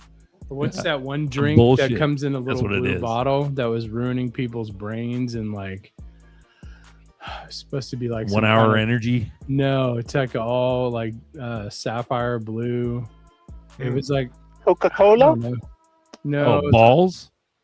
No, not balls. It was Balls. Like, There was an energy it drink was like called you had- Balls that no, had no, like no, a no, blue no. bottle. This is something like Oh, kind of blue like kratom or something like that. Oh, that it fake start- the fake weed. Is that what you're that's talking it. about? It started with an F. Let me- Fake gas station weed. What do Yeah. they call it? Spice. No, boo. Yeah, and you guys know a lot of drug names. Yeah, fucking synthetic. It was synthetic Fucking weed. protein. There was a We there- are AI's daddy. There was a story about this guy in the military who smoked it and then he fucking died from it. He was in the army. Yeah. He was in the reserves or some shit like that. Some people get super addicted to it, which is really strange. Yeah. Adam. It's he called- goes, only the real ones could accept Zerk's shit talking. It's called Feel Free. Oh my That's what God. it's called. I come up with some wild shit. Sorry, my bad. That's okay. It's just Go it's ahead, called man. Feel Free. Yeah, I've seen news reports about it, like people just like going nuts, like, Bro. couch, like Cheeto chest. But it's all a fucking scam, dude. It's all some like social media bullshit. Like, first of all, you're a fucking tranny with big ass glasses. with deep, like purposefully talking to us in a deep voice. It's crazy, bro. Listen It's up, hard. guys. It's hard. I don't appreciate you talking about my sister that way, Berserk. I need to stop, bro. Go I get a need to stop picture right shitting on your now. videos. I'm sorry. Go get a Papa. picture of it right now, or it's not real. I thought her message was on. But point, the though. message, okay, so let's message forget was about the on messenger. point. The message was that we Deliver, could tap into that shit and the Yeah. vibration. So the message was that if you tune into the right frequency, then the right timeline and will bend to your will type thing. Hey, That Berserk, we're Make the right better than choices. AI. Yeah. why don't But we it's take not the necessarily voice audio? just. Sorry, go ahead, Buster. I think over time, though, the higher you vibrate, as you start vibrating higher and higher and higher, all your manifestations come faster and faster and faster. Besides XRP, but XRP could be so big to All your where brakes are nobody's going gonna out. care how long they had to wait. But I got another one. I mean, this girl is like on the same shit that your dyke girl was on. Oh, Fucking run it. Run My it. dyke girl. Run that shit, Fucking bro. run it. This She had girl is not a she had dyke deeper girl. voice than I did. For real. This girl's. She just had a latte. Fully wired. You guys Oh, ready? this is bad. It's Yeah. like 2 minutes. Fuck Right. yeah. This is Too long. sexy. Yeah. Fit on 2.5. Here, let me show it. I'll show it. Is it? Did I add it? Okay. Yeah. There we go. There you go. Play it. Boom. The reason that they're after you is because you have the codes embedded into your soul's blueprint to set yourself and humanity free from this false matrix imprisonment and false reality that has been indoctrinated and embedded into the collective consciousness for centuries. And because they are so disconnected from their own divinity, they target you because they want to steal your light and siphon your gifts, siphon your connection and cut off your connection to source. And that is why you've been targeted and followed throughout the timelines, you know, lifetime after lifetime, is because you carry the prosperity codes, because you carry the liberation codes. And they know that once you set yourself free, you are going to use your light to set the others free that are still trapped in bondage. And that is going against the agenda that they have designed for this matrix, which is why they've been so relentless. But because you are backed by the Most High and you are connected to Source, that's not going to work, you know, but you have to stay in alignment. And so you need to get back in alignment with your soul's blueprint, because no one can steal your destiny. Everything happens based on belief. And so you have to get to your belief systems and get to 0 point neutrality. That is the source field, the quantum field of manifestation. And so because reality is neutral, if you are in 0 point neutrality and the observer of your experiences, rather than, you know, a victim or just like an active participant in them, and you just choose to observe and respond rather than react, that is how you maintain the frequency of 0 point neutrality. And you can quite literally create and uncreate realities based on your thoughts alone. The reason that Another dyke. God, I hate all these dykes. I agree with that for the most part. Bro, those angel numbers popped in. Fuck, dude. Like a year ago, I was seeing that shit everywhere. I was telling Buster on the phone. I was like, bro, I can't stop. Right here. Well, now I'm getting doubles now, like 0808. Fucking this is 05, all the 05. codes. I've been I getting have right doubles here. for like 6 months, bro. What was that again? Papa, was that made out of like fucking like human leather? What was that, dude? It's an old, Look at that bag, dude. It's an old doctor's bag. Oh my! That keeps you, but it's That's got all the codes. epic. It's got all the codes for everything in it, for all the frequencies. Everything's right in here. That's awesome. Oh, Papa's got it. Papa's got all of it, dude. That's We're at dope. 165. Yeah, I thought it was hour like and 50 minutes. What do you guys want to do? You want to call it? I'm gonna keep going. I think so, bro. I mean, I'm fucking ready to dip. I'm sleepy. I mean, we've been chilling. I'm This- ready. I gotta I'm go. ready. I'm still here. I'm I got sleepy energy. today. Let's go. We're sleepy. You're in charge, Nerdy. Well, shit. We want to let Nerdy. Nerdy's got it. We could dip. Me and you, Buster. Nerdy's got it. He can close up. You got it, Nerdy? Join the show if you guys want to join the show. Talk shop with Nerdy. This is the Nerdy Hour now. Nordy. Welcome. Hold on, I'm have to make a welcome a new to picture your real quick. doom. My pandemic picture. Hold on. Where is Links it? in the chat. Come join in. Come join Nerdy for his.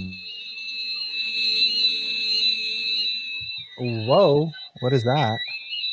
It's Mongolian throat singing.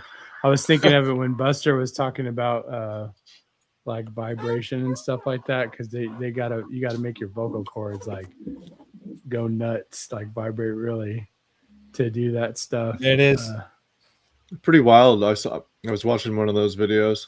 Some of it's pretty cool. I mean, it's all in different cultures. It's they have even I've seen videos of Italian throat singing, all kinds of, but Mongolian is all shamanistic, like magic. It's just cool. Like I always thought that music was one of those things that they could do without electronics pretty well, like sounds and stuff like that. Like they didn't need all that. Back in the day. Nice picture, by the way. I'm ready for Oh, there you go. Hazmat Nerdy. Yeah, I'm out of here too. See ya, Buster. Having a good night. All right, this is our show now. Whoops. All right. What's going on? I have a link in the private chat from that video I was playing. It's a short. It's a short. Yeah, it's a video short.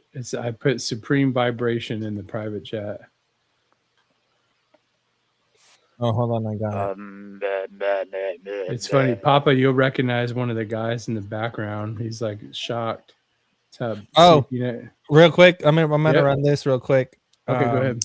Elon Musk has engaged in thought experiments around folding Tesla into SpaceX's ecosystem, given the synergistic opportunities. That's according to people directly familiar with the matter who spoke to myself and digital reporter Laura Kolodny. What we found, first and foremost, Tesla and SpaceX share talent. Musk is CEO and sits on the board of both companies, as does his brother Kimball. SpaceX board members Antonio Gracias and Steve Jurvetson previously sat on Tesla's board. And there's another key figure, Charles Kuhlman, who serves as vice president of materials engineering for both companies. He's known, guys, for playing a central role in troubleshooting key design issues for both businesses. In fact, we're told engineers from SpaceX and Tesla often collaborate on solving issues related to energy, GPU constraints. Now, a deal of this size would be complex, with SpaceX having a potentially market cap of $1.5 trillion once it goes public, while Tesla is currently sitting at around 1.6.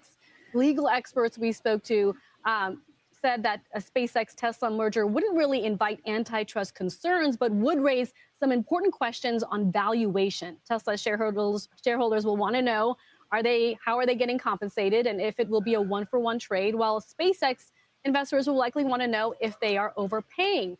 One thing is clear, Sarah and Carl, with Musk retaining 85% voting power in SpaceX, he's likely not going to receive a lot of pushback should he decide to pursue a merger, guys. I'm just thinking of all of the aspirational notes from Adam Jones. That was it for that one. And then I can play your one. So that was the merger. And then here is the singing. I'm gonna and here you go.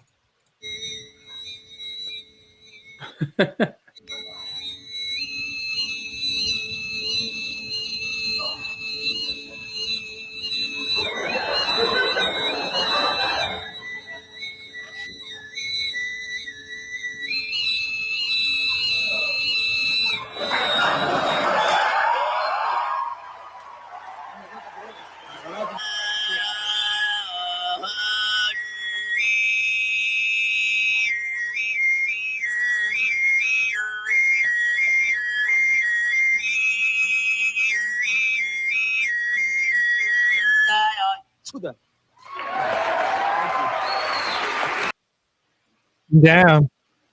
Yeah, that was That's interesting. Famous actor in the background, Chevy Chase. Chevy Chase. He did those National Lampoon vacation movies back, their old movies. And more Alrighty importantly, then. Saturday Night Live. Sure. Mm. Sure. Why are you talking about old people stuff, guys? I'm not old. You're in the line at the pharmacy, and all of a sudden you hear some guy doing that shit. What if a guy was handing out samples, or he had a hot dog stand, and that's how he talked? How much for a hot dog? He's like, and it's Alex Jones. You're just trying to get a fucking hot. It's like, bro, is that didgeridoo? Okay. Yeah. Guess what? I got my Gabbard one. You guys ready for this? Oh boy. Let me upload this bitch. Can't wait. Hey, Nerdy, what time did y'all finally go to bed last night? I give up about 11:20 my time. Oh, the show ended late. Oh God, I reckon. The show ended pretty fucking late. She's supposed to get off there at 10:10 Eastern Standard Time, and y'all were still going at 11 o'clock my time. There you go. Yeah. That's disgusting, dude. Oh, you look like this. You know what Eurovision is, Nerdy? Yeah. There was this the first like trans winner on there named Conchita Wurst, which means like little sausage vagina or whatever. That's what that picture looks like. So Matt said he would. He fucking faggot.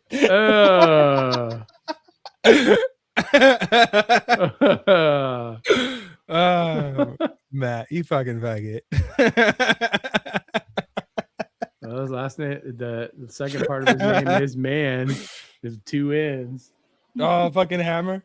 Hammer said he would, dude. Baby mom Donnie. The Rubio memes. I got a whole are folder delicious. full of these fucking Rubio memes, bro. I got a whole fucking folder. What are you just using AI for that or Photoshop? AI. Okay, I figured. Yeah. Back in the day, stuff like that took a lot of work with Photoshop. I was thinking about that earlier. This was a lot of work. It's a hard program to get to learn. Hey, Nerdy, over in the private chat, there's one that says, "So you think you're a big bad man?" It's a short one. For all you guys going to the gym, I want to give everybody a little inspiration. All right. What'd you do? You put something in the chat? In the private chat, it says, "So you're a big bad." Huh? Nothing there. Yeah. Oh, so you got a big mad? Oh, found it. Oh, okay. Damn! No way. That's crazy. Yeah. If you think you're big and bad. Hold on, let it load. Okay, I got it. That's nuts. Damn, you guys ready for this one? This one's crazy. I don't know. All right, here you go. For the internet sensation, Lucy, no drum. On deck is going to be Leo Mochi, followed by Brian Hunt for the hole, Tucker Summers in the first five.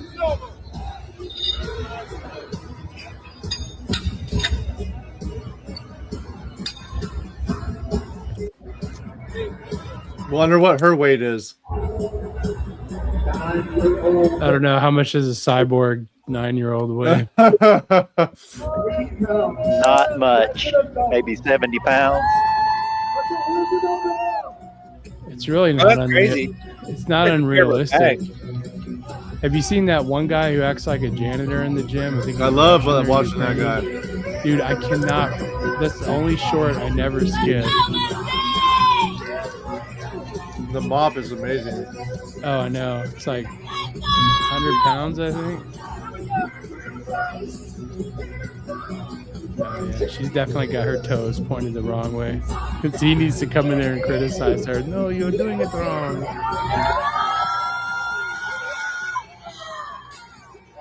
You know what's bro? You ever seen the ones where they're like they're lifting these insane amount of weights and they end up like pissing on themselves because it's like too much straining, it's just gross. We'll just pass out Yeah, when they get done. yeah. I think I'd rather pass out Yeah. than piss out. You talking about the one in the gym, Anatoly? Have you ever seen his daughter? No, His daughter's crazy. His daughter's crazy strong. How old is that guy? 40 Probably maybe? in his 30s, 40s, early 40s, 30s. Wow. No, I just watched the shorts. I don't subscribe. I watched the interview, like an about me thing, but it still doesn't really explain that much. But I like when he does the one-handers. Those are amazing. Do you mind if I clean here? He's like, no, look, I just want to try one with you. This is not heavy. Drops it. Bling, bling, bling, bling. Here we got one from Floyd.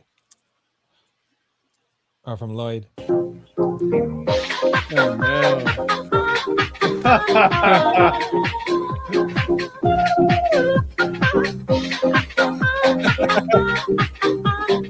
I think I saw this video about 20 years ago.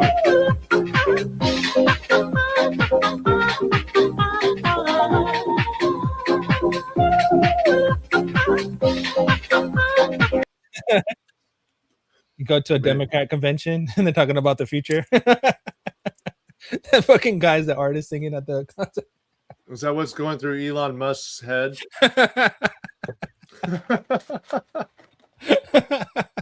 You go to a fucking Bitcoin convention and they see that. It's fucking hilarious. I'm trying to find this Trump video. He said he have to eat conference. It's fucking Vitalik. Fucking Vitalik starts singing the song. Vitalik would sing that song. It's hella funny. Here, I got one for you. Here, let me put this in the chat. We're just chilling, guys. If you guys want to stay and chill, but we're just chilling. We're probably going to go for a cool minute because I'm just chilling tonight. Here, check this one out, Nerdy. Play this one. If you can. Where is it? Okay, I swear next time I'm going to try and start screen sharing. I'll start doing it myself. What the fuck is this? Dude, it's funny. Bro, what the fuck is this? Holy shit. Holy shit. All right, you guys ready for this?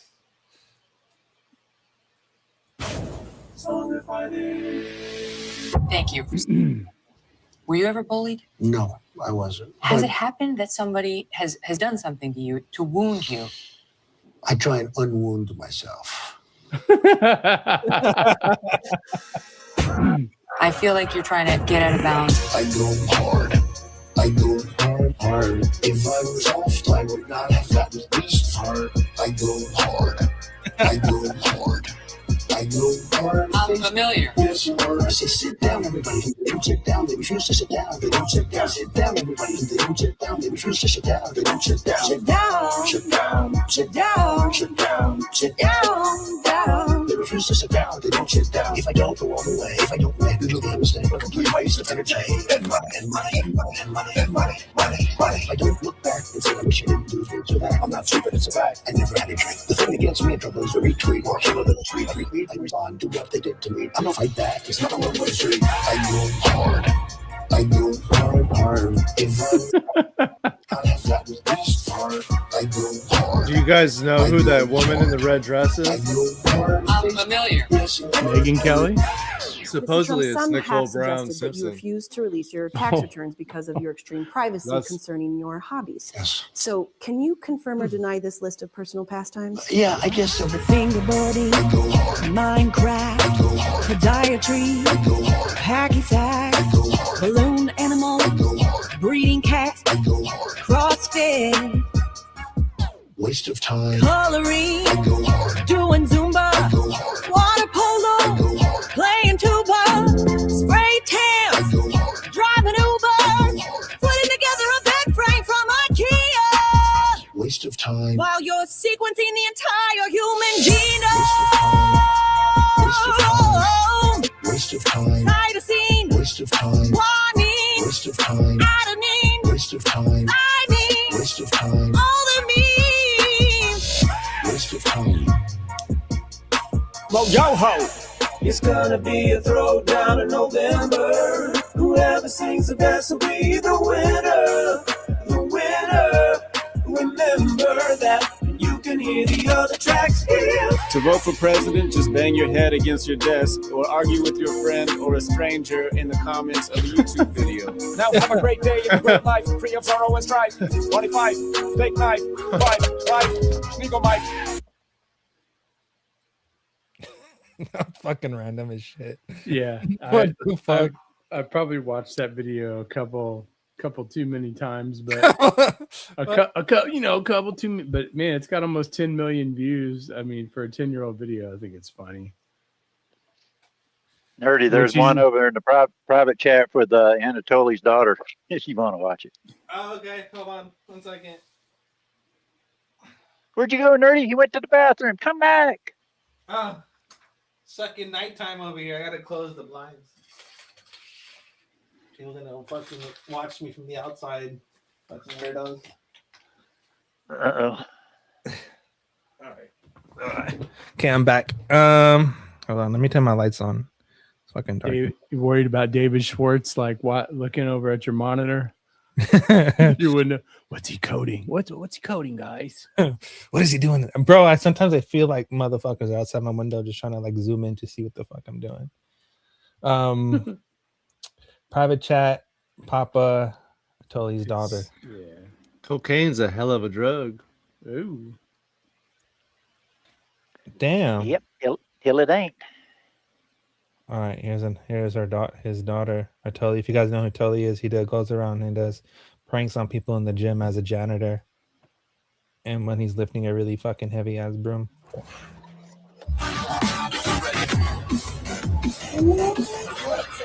Вот этот ничего. Здоровенький. Can I take care for my sister for 2 minutes? I'm after deadlift, so I need to go to toilet. Where's her mop? Can I take care for my sister for a few minutes, just 2 minutes? I need to go to the ice cream. Just afraid to leave her alone. Can I be with her just 2 minutes? How are you? Thank you so much, bro. 2 minutes, not more. Sure, it's okay. Yeah, okay. Стой с дядей с этим, хорошо? 2 минуты. Why do you do this? It's for back. Back? Yeah, it's longer. Oh. Do you know why my brother is doing? I can try. You want to try? Yeah. It's heavy. Can I try? You? Yeah. You? I remember my brother do it. This 1, 2. Can I try? Maybe 1. Maybe 1. Yes? Yes, can I?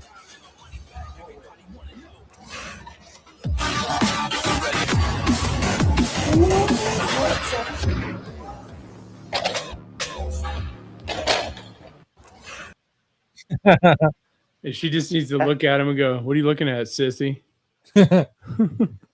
How to deflate a big guy. Dang. All right, let me see if I pull up some more news for you guys. There's been a lot of shit going down. I haven't really been able to go over it. I guess we can take some time out to go over everything. There's a lot of crypto videos on the news. I know it's mainstream, but like Fox News and all of them. Of course, I would never look at CNN, but I look at Fox Financial. CNN tells the truth. Man, I mean, they're just talking about, like I saw one today about crypto, crypto causing speculation here. That they're just really trying to build the fervor up for everybody. The only news outlet I trust is CNN. Like, cause it's news nerdy. Is that what that stands for? Yeah. CIANN. No, I was playing. I don't watch that shit. You ever seen the video during the Gulf War where they faked being in the Middle East and bombs were going down? Yeah. CNN. Well, can you imagine all the shit that people have been growing up watching? It's all bullshit, and now they're realizing that it was all bullshit, but they can't come to the terms to just accept that it was all bullshit to begin with. Yeah, their whole childhood was a lie. Yeah, they don't even know how to fucking live their lives now, or what kind of perspective to have over the world, because it's all bullshit. Damn. That can create a lot of schizos, bro. That's kind of where we're at right now. Not good. Not good. Not bad either, but it's okay. There's this one about fucking data centers and all the bullshit they talk about AI.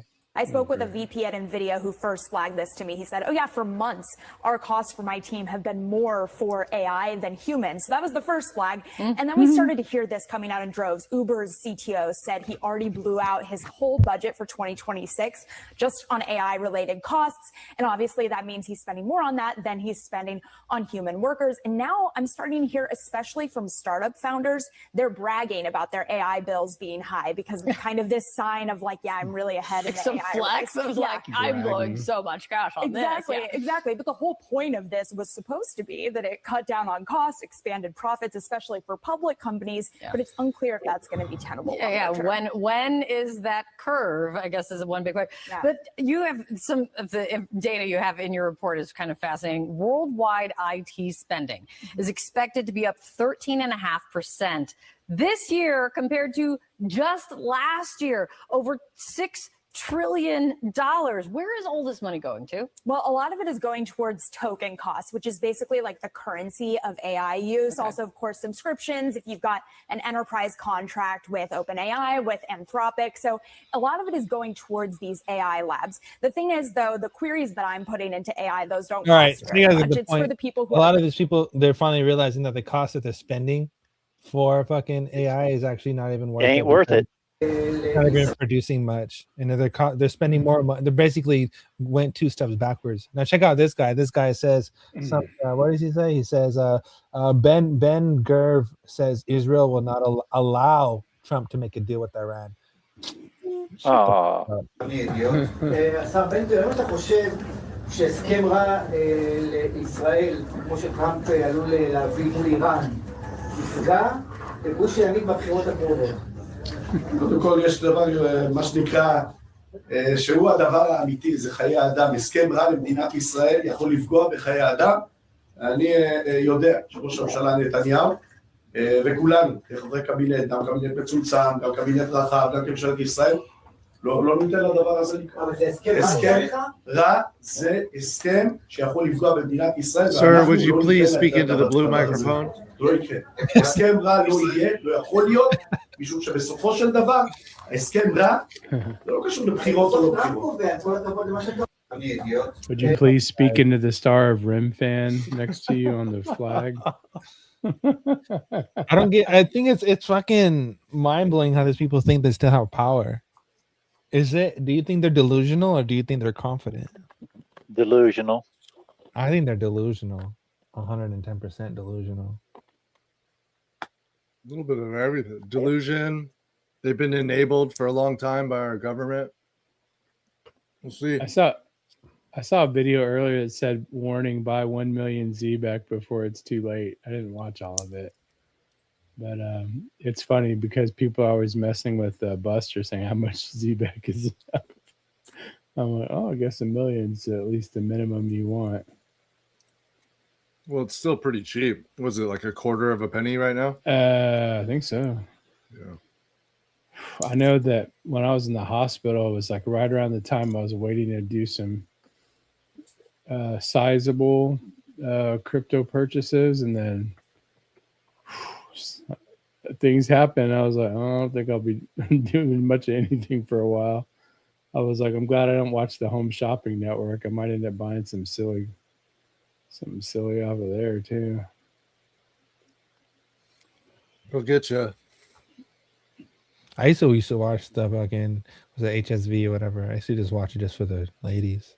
But most guys of that, go ahead. The guys who sold knives on that, what's that, Home Shopping Network? Yeah, Home Shopping Network. That was entertaining. I never bought anything, but it was always yeah. Look up the bloopers, the blooper reels where like the guy's trying to cut with a samurai sword and the blade goes flying off.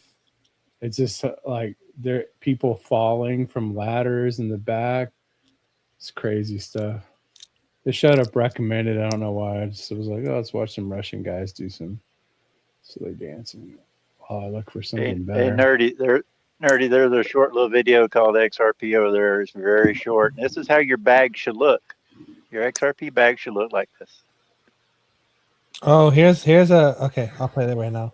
Here's a good one from Truman, President Truman. You think he was a liar? I did a report on him in high school. I mean, not in high school, in elementary. Harry, was it Harry S. Truman, right? That was his name. Harry S. Truman, yeah. He was one of my favorites. He was one of the first Shriner. He was a Shriner. People don't know that shit. Yeah, what do you know about the Shriners? It's a bunch of shrining people just shrining things. Oh yeah, check this one out. Can you tell us specifically that a lot of Jewish people are against you too? Oh, well, there were a lot of Jewish people against me because they wanted the whole of Palestine. As I say, they want to drive all the Arabs into the Tigris and Euphrates rivers. Among the Jews, the Zionists particularly, who were against anything that is to be done if they couldn't have the whole of Palestine and everything handed to them on a silver plate so they wouldn't have to do anything. It couldn't be done. We had to take it in small doses. You can't move 5 or 6 million people out of a country and fill it up with 5 or 6 million more and expect both sets of them to be pleased. We had all sorts of objections to everything that was done. Something had to be done. We went ahead and done it and had it done, and now it's working out. Eventually, I think we'll have them all satisfied, but it's going to take a great deal of time yet to get the job done. Just 50 years. Damn, a lot of shit that we're going through is just like the conclusion of a plan. Plan gone array. So coming to an end. At a theater near you. I wonder if that movie's going to be any good. Disclosure Day. I'm literally just waiting for the whole alien situation. I think that's gonna be really entertaining. I say we don't need a movie; we need the real thing. The really fake thing. If you're gonna the really fake thing. You're gonna push some propaganda. Fucking push some propaganda. Give me something good. Oh, I'm not entertained. Entertain me. Here, let's see. Oh, Papa's video. I forgot about Papa's video. Sorry, Papa. Oh, that's all right. It's a shorty. It's nothing, but it's how your bag should look. And your bank account. That's funny. Here's Papa's video. This is what you call big bags.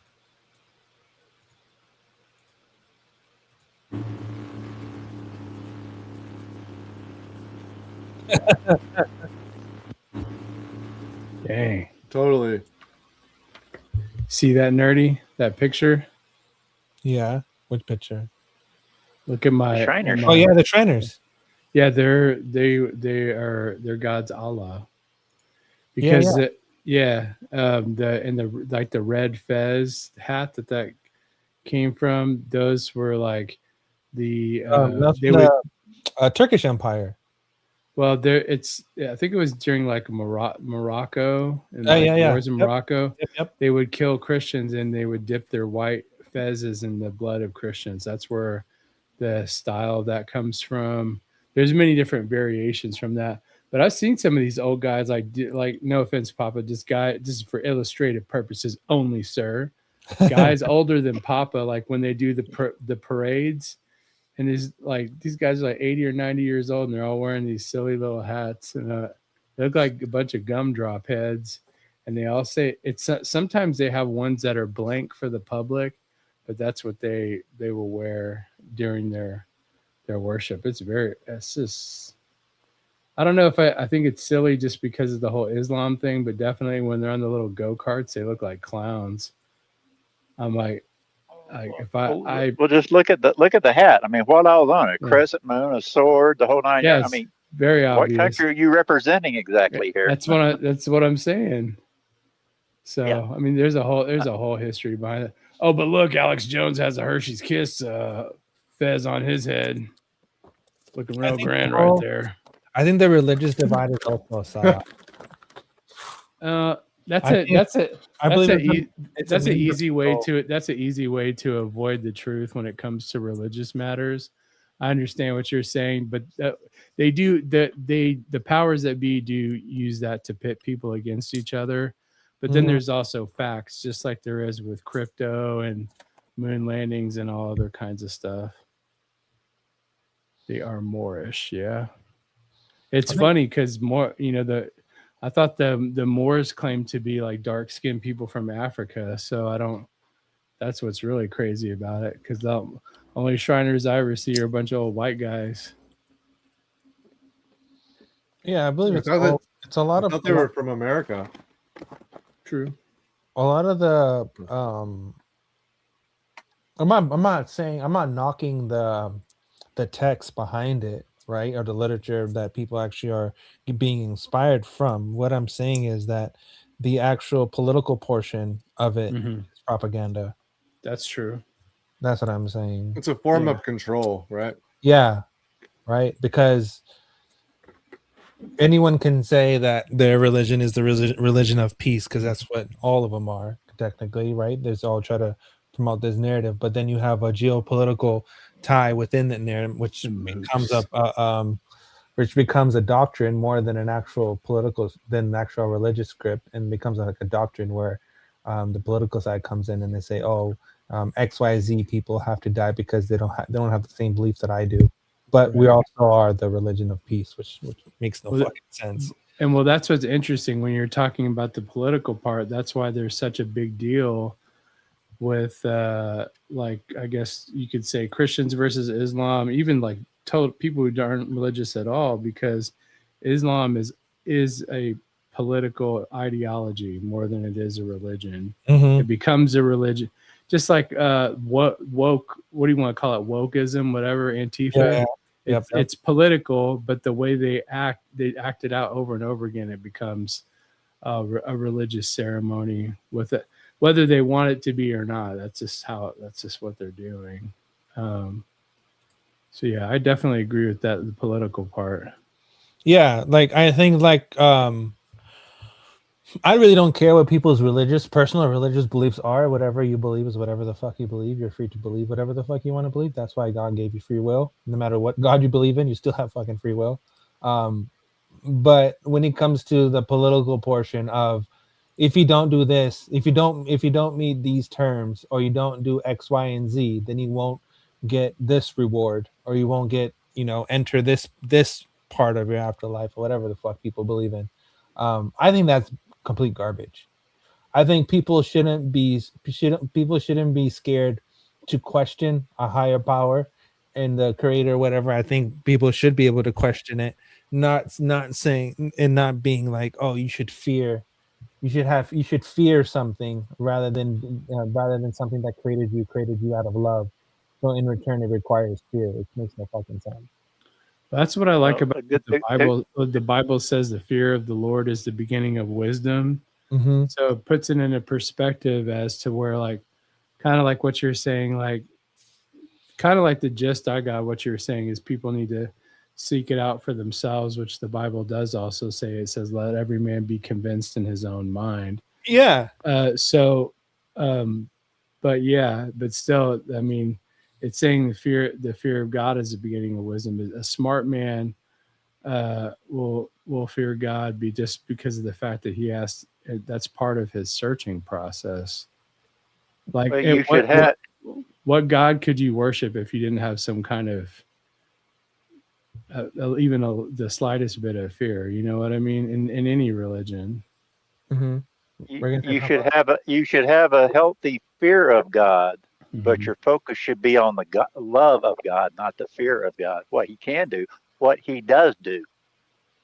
Right. Well, that's why it says it's the beginning of wisdom, because you'll learn as you go, and of course you'll get to the. I mean, most people are drawn to Christianity. I mean, you'll see like testimonials of like, well, I was in a deep dark place, I almost died, and I felt the love of God. But to truly understand it, you got to start out with the beginning. I think it should mimic the same relationship you have with your parents. You yeah. like you, I mean, you fear your parents because they're your creator. They created you, and you want to respect them, and that comes like from moral values. But at the same time, you're not scared of them, but you are scared of disappointing them. I think it should be in the same way. Well, I think there's a commandment that has something to say about that. honor thy mother and father. Not fear them, honor them. You should honor them, right? Like if you do believe in a higher power or whatever people do believe in, you should find comfort in it and not fear. You should run to it as for what do you call that? You should run it for safety, right? Like it should be your escape, but it shouldn't be your salvation, right? It should be like a salvation type ordeal. It shouldn't be in a way of I'm scared of you, right? Because what's really going down, you're not scared of whatever. You're not scared of it. You're actually guilty of your own actions, and that's what you're really scared of, is being judged based off the things that you did yourself. So I think that goes into the whole moral aspect of just don't do stupid shit, and you won't have nothing to fear. Yeah. So basically, like from what both of you are saying, if you honor your mother and father, that means when they tell you to do something or not to do something, that's how it's supposed to be. And if you don't, there will be consequences either by them or by the police if that whole sort of thing gets involved. So there's all a model for it. Even like, I'm just kind of paraphrasing, but the scripture states that God is the head of the church, like like Jesus, and then that is the head of the man, who's the head of the wife. And let me get the actual scripture so I don't butcher it. Let's see. Like it shouldn't be something foreign. It should be something that's part of your family. Like you see it as your family member, not as something that's like external. Does that make sense? Yeah. I mean, more than some of the clips that you played, definitely. And if you just really sit down, do this as a little homework assignment. Actually read the 10 Commandments. What do they say? They don't say anything that's so out of whack that you shouldn't, as a human being, you should be doing these things anyway. It's just a set of rule books that you should be doing anyway. Yeah. And I also believe the relationship that you do have with the higher power is a personal thing. And it's not like cookie cutter. Like everyone is not going to have the same experience. Everyone's experience is different because everyone was born with a different path. But if the truth is the truth, then you'll always come to the same conclusion. So, I think 1 Corinthians 11:3 is what I was looking for. It says, "But I would have you know that the head of every man is Christ, and the head of the woman is the man, and the head of Christ is God." So I do believe kind of like in the structure of the parents, like let's just say it's like husband and wife and then one child. Not everybody's like that, but I believe it's very similar, because unless you have like a really, really mean mom, when you get in trouble with your dad, your mom might go, "Well, don't come complaining to me," but then later on, your mom's the one who hugs you, like reassures you.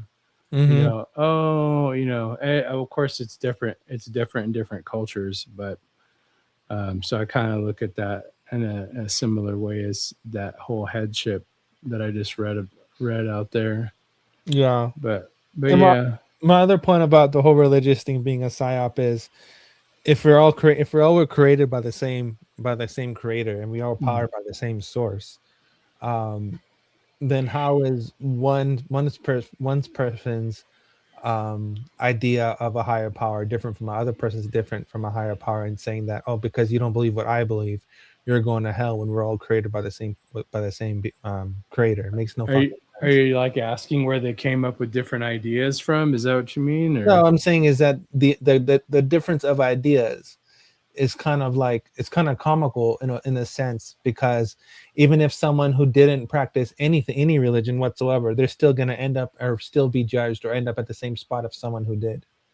But for someone who's versus like you have one person who spent their whole life focusing on this religious aspect of their life and making sure that they had, you know, all their P's and Q's in order and everything was by the book and whatever. And then you have this other person who just enjoyed fucking life and didn't give a fuck about nothing, but also just had a really good time, right? Like when both of those people pass away, which one goes where? It doesn't even matter, because at the end of the day, it's more about loving the experience and making the most out of it rather than concentrating on the afterlife. You should be more focused on the present rather than something you don't have no idea what you're going to expect.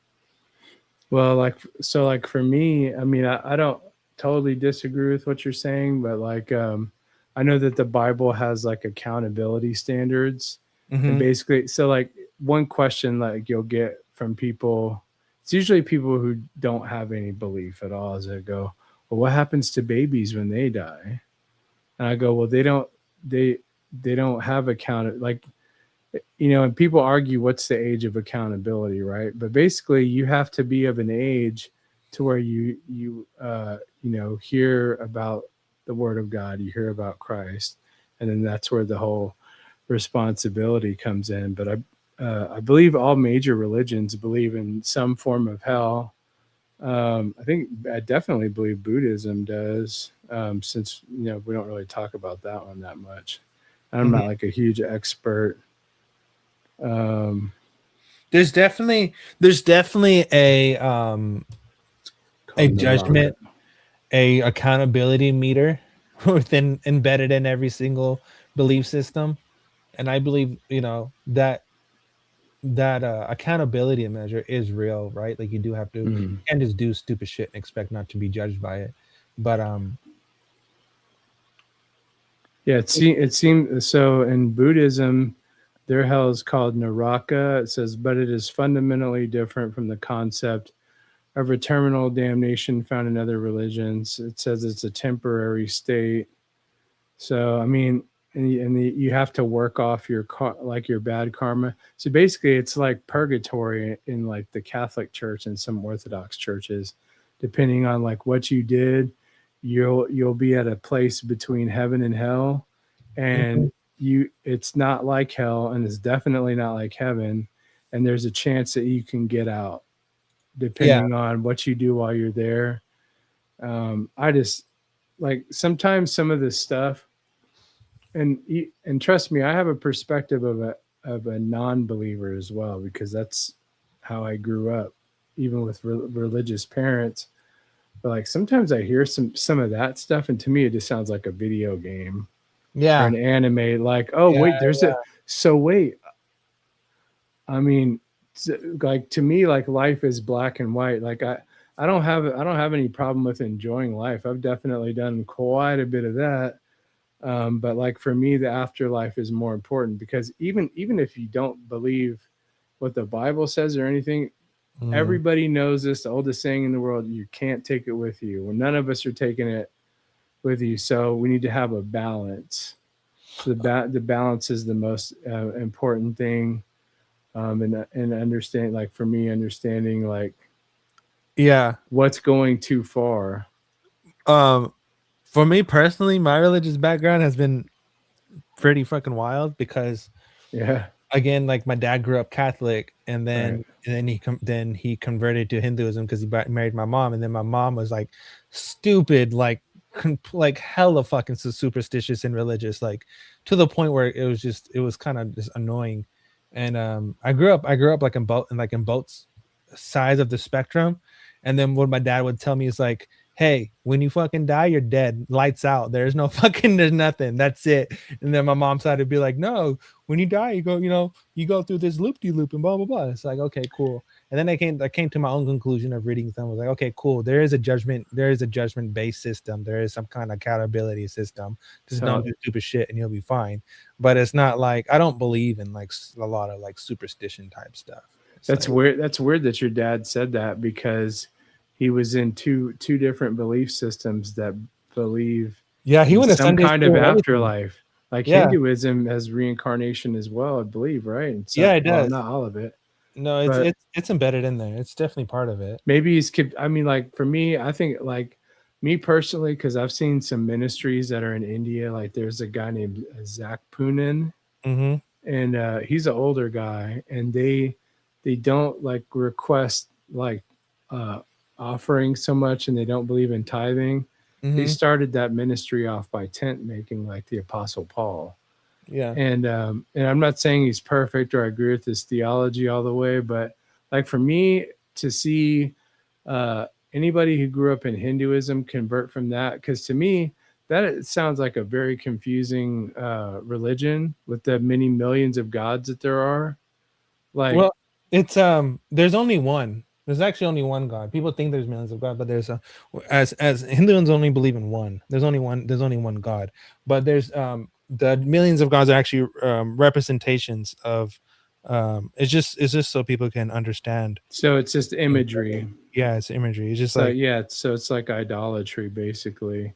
That's Well- it's idols. And well, they don't like. It's like there's different beliefs within it. Like you can't just say Hinduism is just one thing and all people believe the same thing, which is like not fucking true at all whatsoever. no, I don't definitely don't believe that. There's like, so we have this belief. It's like we all believe that there's only one God, right?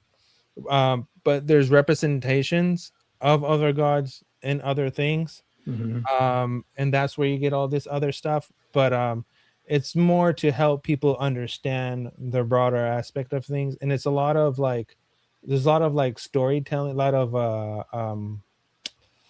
can't pronounce the word, but there's a lot of representations, so people can have a better understanding of how things work. But in all, we don't believe, like, if you were to really boil things down, we don't believe in an image.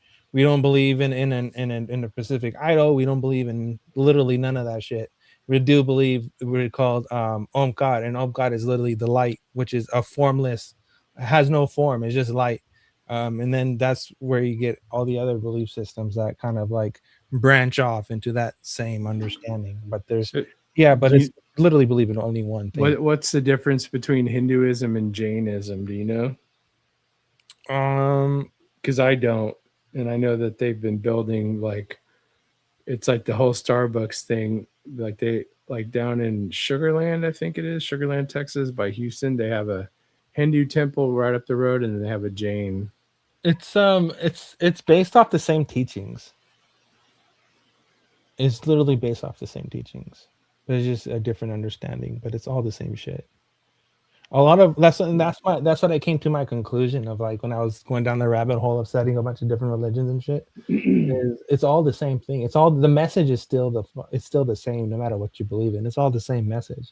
But the only difference that you get when you go down that rabbit hole is that you have Judaism and then the Islam people who believe on the total opposite, but it's not the opposite. They actually believe in the same thing. It's just on the other side. But literally everyone believes the same thing. And then that's why I had the point earlier of how religion becomes a political spectrum when you introduce the doctrine portion of it. That's because religion is man-made. So you go to any religion and it's man-made. It's what they thought up. It's not your faith in God. That's why you have so many denominations. I mean, everybody says, "Oh, well, Christians are all the same." You got Christians, you got Catholics, you got Protestants, you got Baptists. They all got their own little thing, but it's all their basis in God, in Christianity. But then they flake off and, oh, well, we're going to believe in this, and we're going to believe in this. And if you do that and you're in that religion, then you're wrong.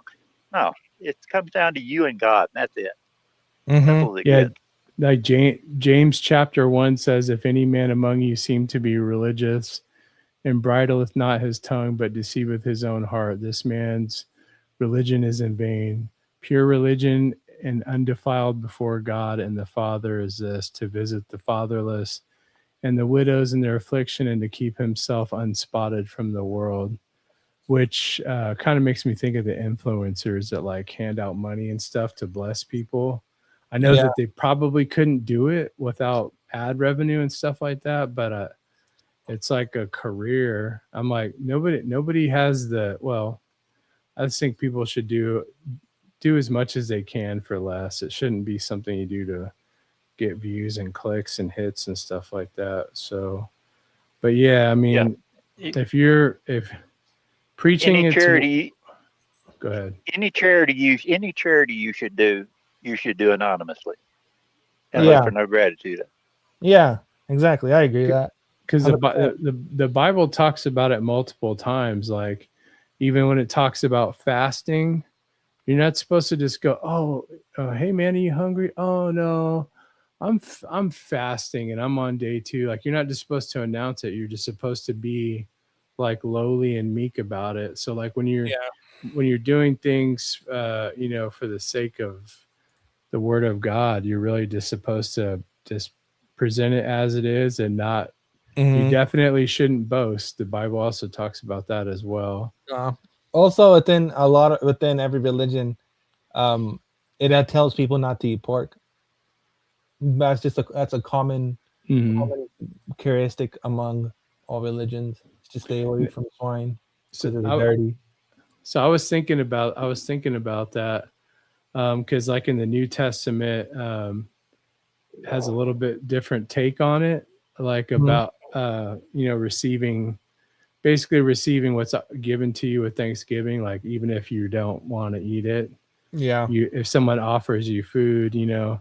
But I saw that I'm in some carnivore groups, and this guy posted this picture of some really good looking bacon. Mm-hmm. And then he was like, before y'all say anything, because some carnivore people are purists. They're beef only, no chicken, no fish. He said this, I know that people talk about pigs being bottom feeders, but these are from my farm and I feed them. And he said, I forget what it was, but it was like non-GMO. It was not traditional. It was very natural feeding. So I just wonder if the whole aspect, because the Bible talks about like creatures that are low to the earth and stuff like that. It gives you a list in the Leviticus, I believe we call it the Levitical dietary guidelines. So yeah, that's right, Matt Man, like with no hooves. But if you could have it clean from controlling the food source, then what do you guys think? You think that'd be? You're still gonna get parasites. It's like certain still fish. gonna get them. It's like certain fish you don't eat because they're bottom feeders. It's like the same concept. Yeah, True. shrimp, lobster. Yeah. But then if the Bible says to receive it with all thanksgiving in the New Testament, that's kind of like saying, I guess, like the Lord could protect you. That's how I was always Matt's crazy. But I've kind of always thought, I mean, I still like bacon. I had some the other day, but mostly for the last year, I stopped eating it completely. I like the chicharrones. Those are my favorite. Chicharrones, yeah, and they're high protein. Good, bro. I'm addicted to that shit. One of my friends almost choked to death on one of those while we were driving. He put a handful of them in his mouth. He's a big dude, and he was ready to start crunching on them. And the AC in his car was blasting, and one just blew back in his throat. Yeah. He's like, he's like, it's going down the wrong pipe. And I'm like, I was like, pull over, dude. I don't want to die while you got chicharrones, or in Louisiana, they called it crackling. Look, there's a bag of crackling. Yeah, if you put some like tahini on it, you know what that is, and squeeze a piece of lime juice in there. Sounds good. It some is, Pepsi or some Coke on the side. Let's fucking go. No, the Pepsi is the equivalent of drinking a pig, because it had like baby stem cells in it for flavoring. They supposedly don't. I mean, if you can drink Pepsi and I can't drink regular sodas or like full sugar energy drinks anymore and get away with it. It's too much. I can't find street snacks. Video is that that Sean guy. What's his name? He does the interviews. Sean Ryan. Sean Ryan. That's what his fucking name is. Sean Ryan. He just did a I'm going to post a link for you, Ace the game. Hold on a second. Go ahead, Nerdy.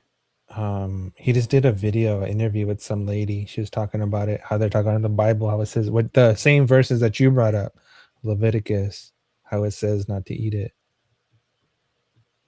Yeah. And if you ever get a chance, I don't know if you will, I'm not going to knock you for it, but if you ever get a chance to read some of the books of the Old Testament, especially Leviticus, like the Levitical priesthood, like all the what you call like tithing was done in crops, and they already had currency. They already had money back then. So I've heard of some pastors saying that the storehouse today, which back then is where like let's say there, 6 guys and they were all Levitical priests. They would go in for like X amount of months. They'd leave their family and children, like they'd leave them all set at home. And then I think they would rotate out, but they would all bring like 10% of their crops. So they would have enough food to eat. And they would just stay there and do their thing, basically. Wow, AI is controlling my search for the aborted fetal cells. Okay. Human embryonic kidney, which came from babies. It's called HEK -293 cell line. Oh, another freaky thing to look up is the immortal cancer cells. I can't find it. I'm gonna run this video real quick. Yeah, go ahead, man. Marcus left. Okay, bye, Marcus. Bye, Marcus. We just hit Hi, a Marcus. milestone. Our debt is $39 trillion, and the milestone is that's as much as our entire GDP, our gross domestic product. How much of a milestone is that, and what's the significance? Oh, shit. So we are hitting a lot of fiscal records when it comes to our debt, and none of them are good. Debt as a share of the economy hitting 100% of GDP is something that has rarely happened in this country. Only twice before, once briefly during COVID and right after World War II.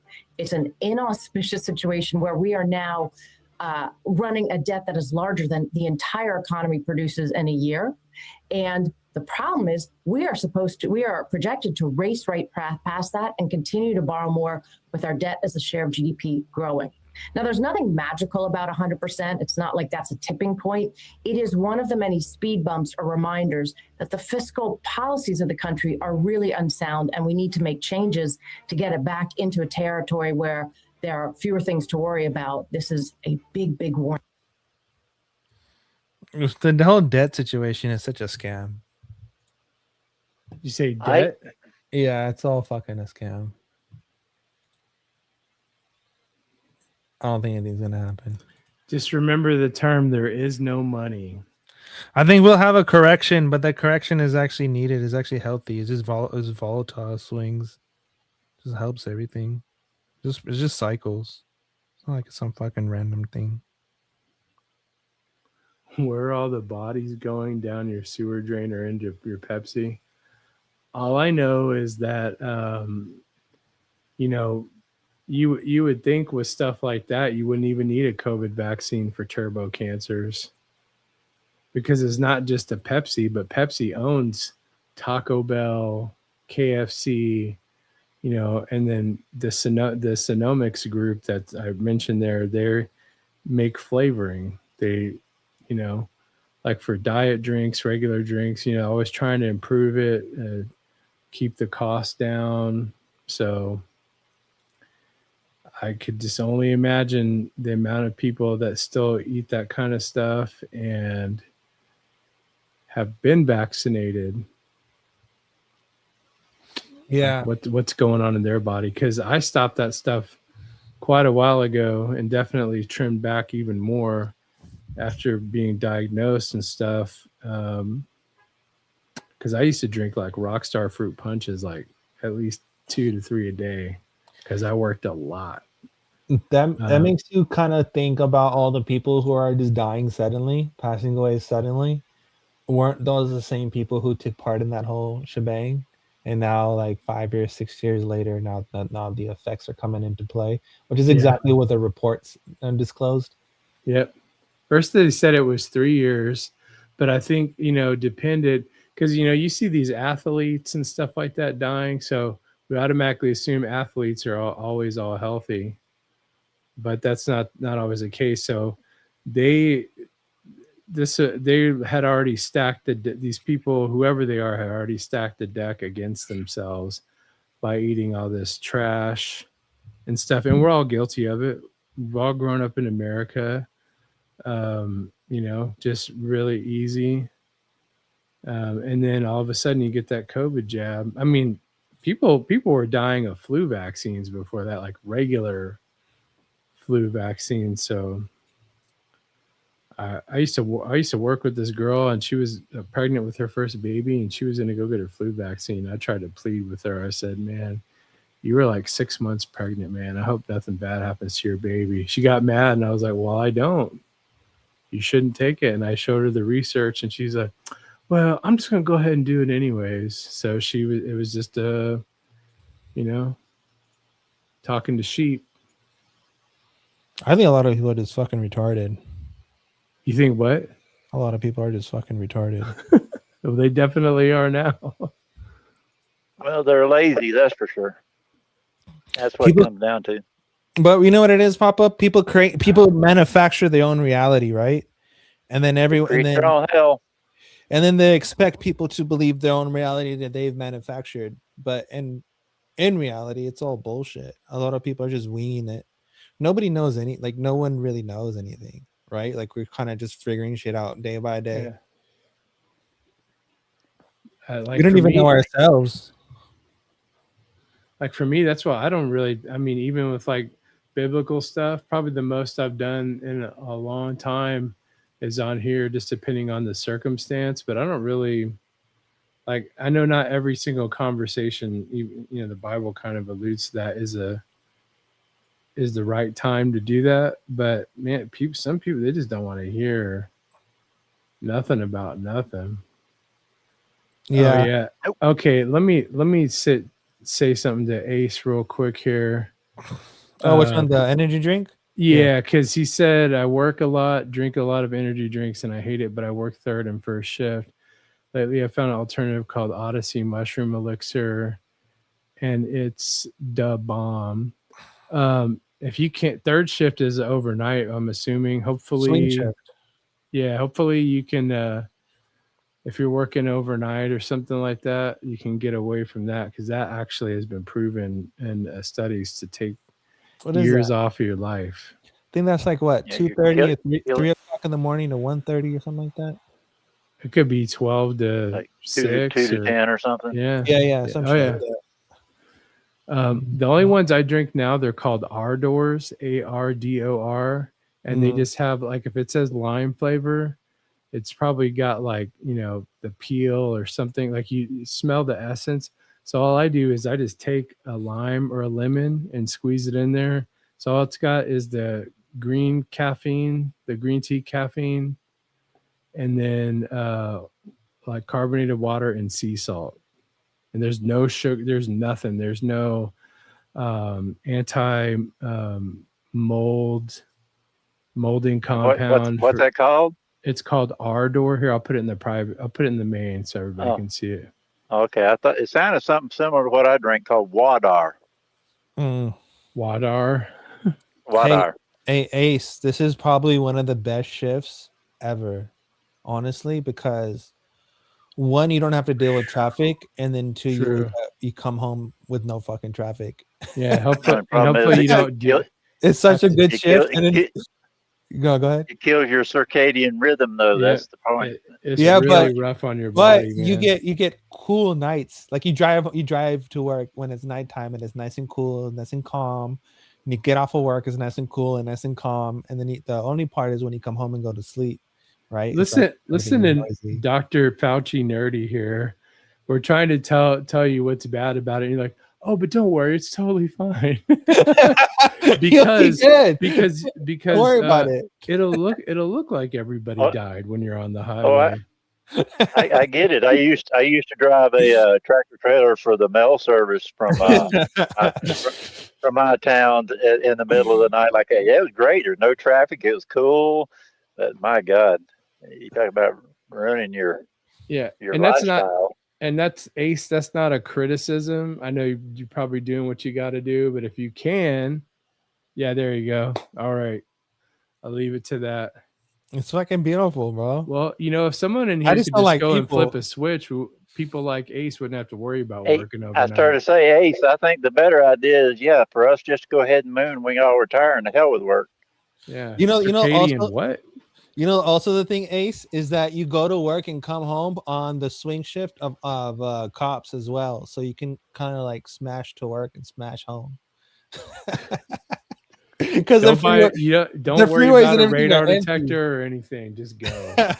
Don't I buy remember, one of those. bro. I remember I used to do that shift at Costco, and I had my Z back then, my 300ZX, my Nissan 1990. Oh man, nice. Yeah, it was fucking sick. I used to go to work, tops off, get off of work, take the tops off, go home. It was nice. And you just Was it a smash your turbo? works.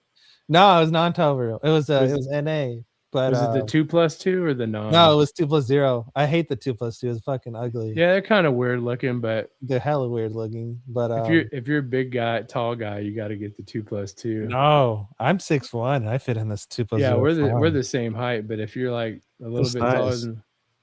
taller than that, or you're fat, you got to have that extra room. Your car has to look bigger than you. Yeah, Like, bro, I was able to hug my car. I can my wingspan literally goes from the whole hood. I can literally hug my car. It was nice. I missed you, BMW. I love that thing. That thing was so nice. I've always I wanted sold one of it, though. those. I had synchro problems with the tranny. Second kept grabbing it. I didn't want to fix it. Do you know the motor in the 300ZX? They found out later because there was a tuning company in Houston. The I think it was Houston. VG30? They did the first wide body 300ZX. They tested, and they found out that the 300ZX motor, I don't remember the actual name of it, but was more powerful and more potential than the RB 25 or 26 from the Skyline. That's why the VR38 is the one that's in the Skyline, right? The new one, and the VG30 DTT was the predecessor. Was a predecessor to the VR. They basically took the VG and made everything better, and then compacted, and then created the Skyline, and that's how you got the Skyline. Yeah, I wonder if they did it too because the Skyline they didn't bring it to the United States. So I wonder if they bumped up the horsepower or the bore on it for the U.S. market. Well, what they did was they made the VG and then they came out with the VQ, which is probably the worst sounding motors in history. And they took all the new stuff that they did with that one and they combined it together, and then you got the VR38. But yeah, Nissans are tight, man. I really like messing with all that. Now I'm into Beamers. Now I'm into German cars. I have foreigns. Yeah, I have real foreigns. M54 right now. The best motor in history. I gotta get my X5. I gotta get a new alternator on mine. Bro, I love fucking working on BMW. It's probably the easiest car to work on. People always bitch and complain, but I fucking love my BMW. It's the best and easiest fucking thing you can ever work on. Check that out, nerdy. Watch. It's so simple. It's so simple. Yeah, exactly. This is a commercial. Hey guys, I'll be right back. I'll be right back if you're here. I gotta tell mom good night. Okay. All this is back when car commercials are real. Okay, so is this the so blue one? annoying? So I had a blue one. I had this one. I think that's a pearl. That's Azure was Azure Blue Pearl. I had this one. Yeah, I had this one, and then I had two of them.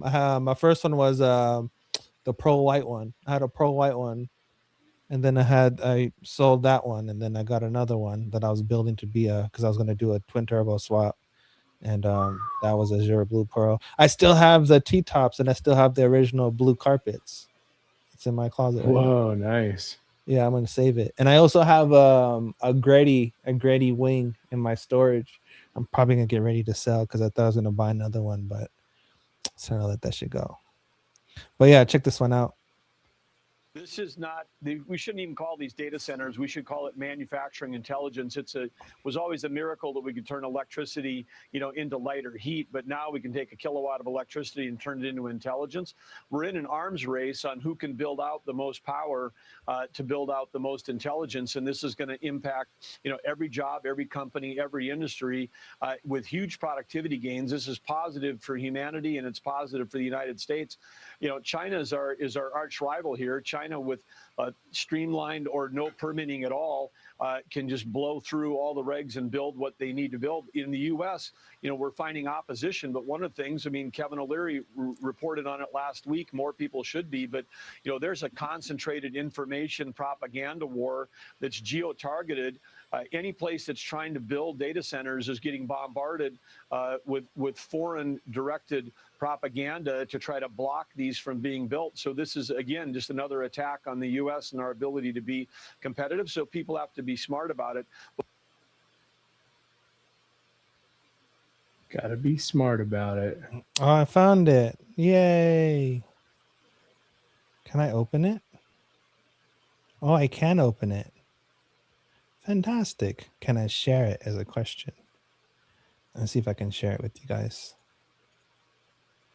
Oh, I can share it. Oh, how cool.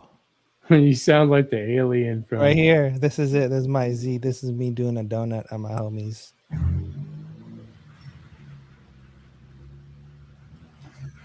It's easy to call it a burnout when the road's wet.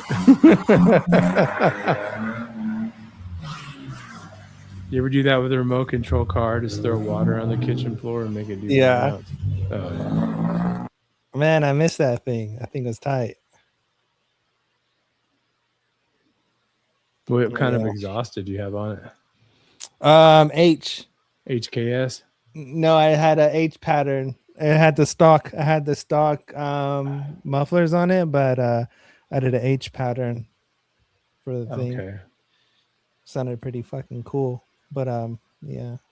Look at that one. Wide body right there. Yeah, the J specs. Me and my homies. We used to have a crew over here and in Sacramento.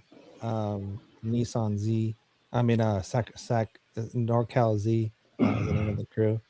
There's this guy I worked with back in my 20s. I didn't really know him, but I knew that he was like a total 300ZX nerd.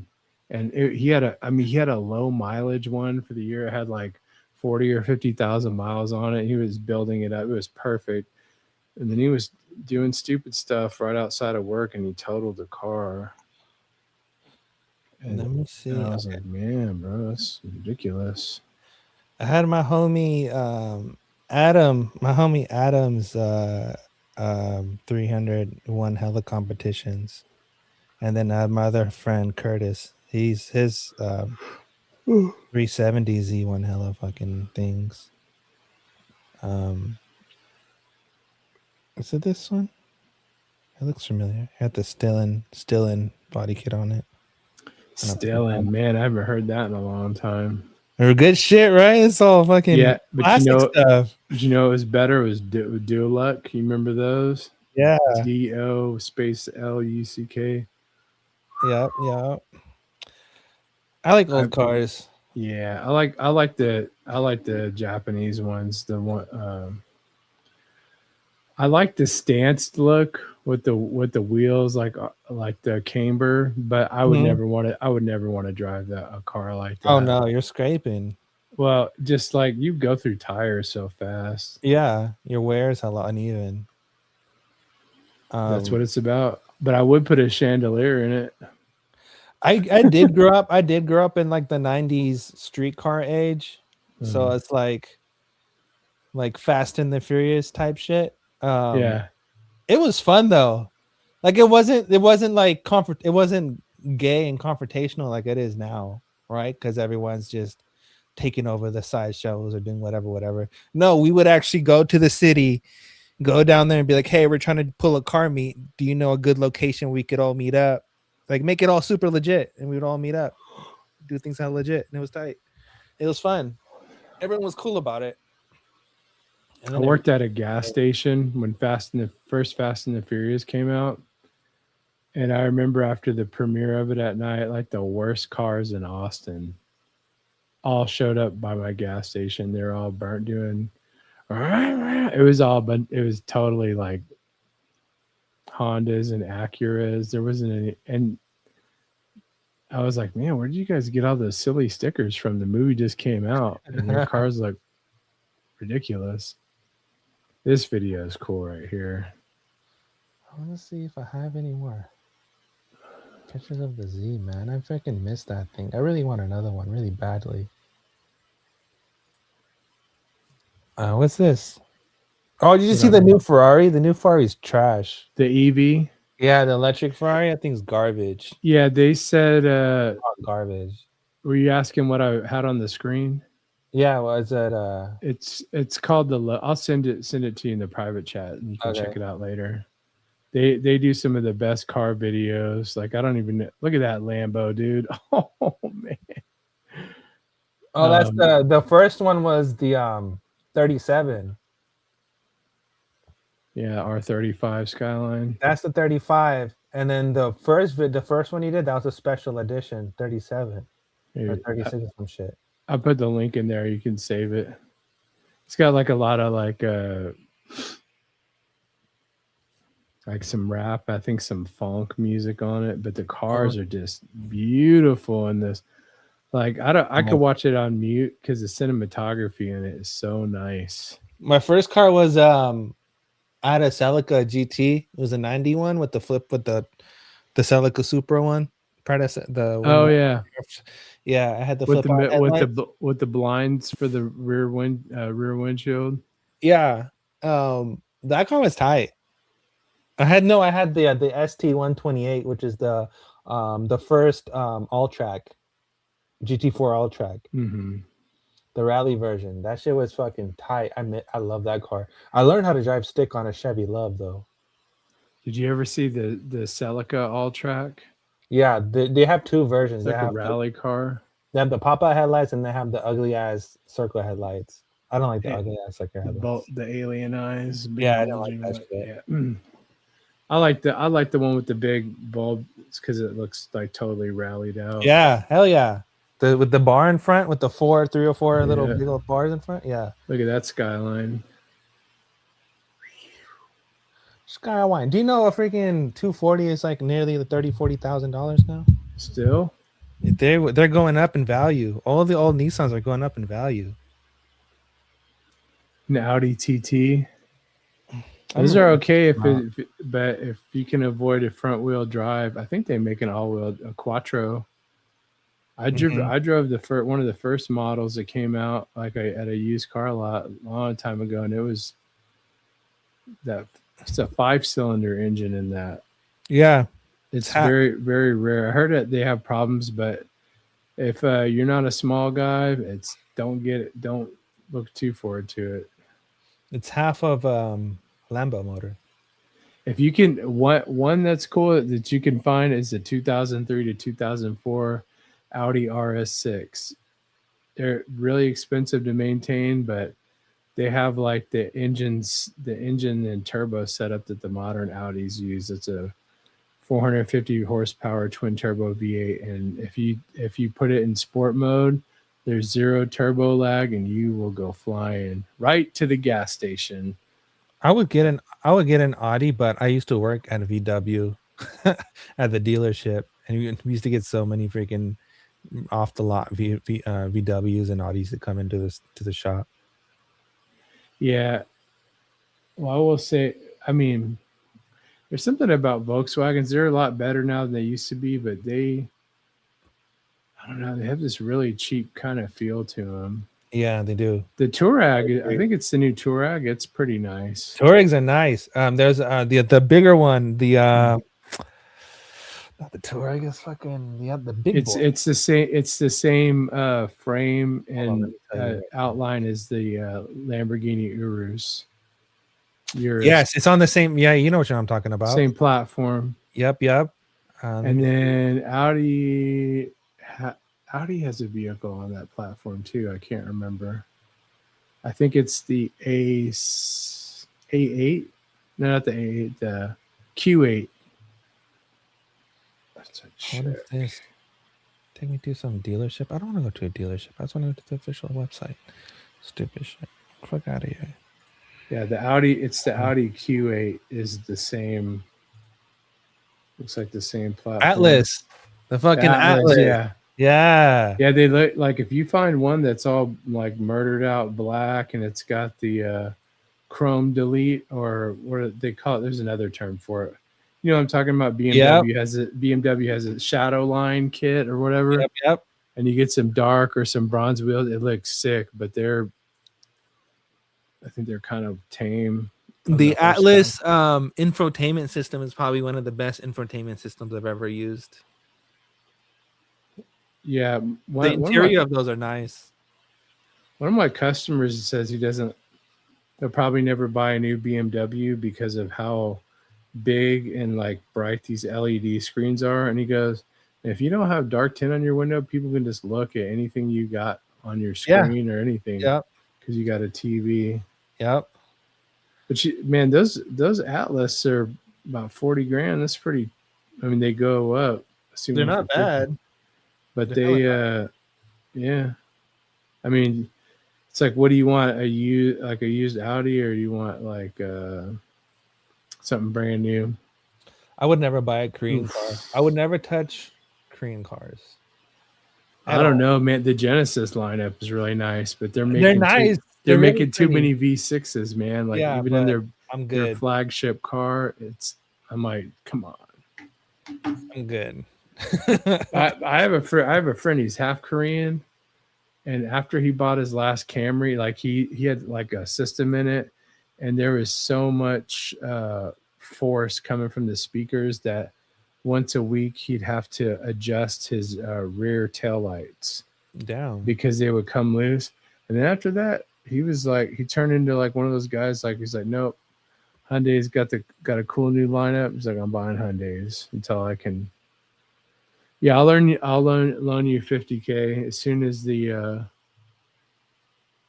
switch gets flipped. But then you'll probably just tell me, hey, actually, I don't need it anymore. Cool.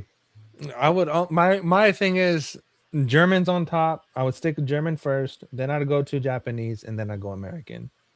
The only reason why the American cars are last is because they're really easy to steal.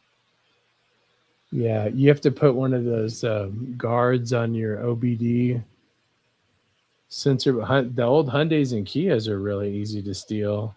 Yeah. I watched a whole documentary about that. I like the new Mustangs. I think those are cool looking. Oh, the new Mustangs are sick. But like not the entry level ones. I mean like yeah, they're nice. I forget what the packages are called. Was it the black something? Dark Horse. Yeah. And then have you ever seen the new retro stuff, like the retro Lamborghini Countach? Mm-hmm. And there's some custom ones where like some of them are like literally only one car. I got a bunch of tabs open. Honestly, if I were to get an American car, it'd be a Dodge truck. Yeah. Yeah, I really like those trucks. They're really fucking nice. Either that or a Maverick. Are you going to take to Costco to pick up your order, sir? Those fucking Ford Mavs are tight. Nice little trucks, man. You gonna get a big sticker across the back window. Just call me Mav. Just call me Mav. Anybody seen Iceman? Top Gun reference. I love that movies. Oh man, they're making another one too. Are they really? Yep. I don't know what else they could do. I thought it was great the way it was. Yeah, the way it ended was fucking perfect. Yeah. And when you kind of compare it to the old one, that's one of those cases where the old one kind of sucks. First one. Yeah. But there's some. I don't know how much of the flying scenes are CGI, but apparently there's quite a bit that were not. That were real planes flying.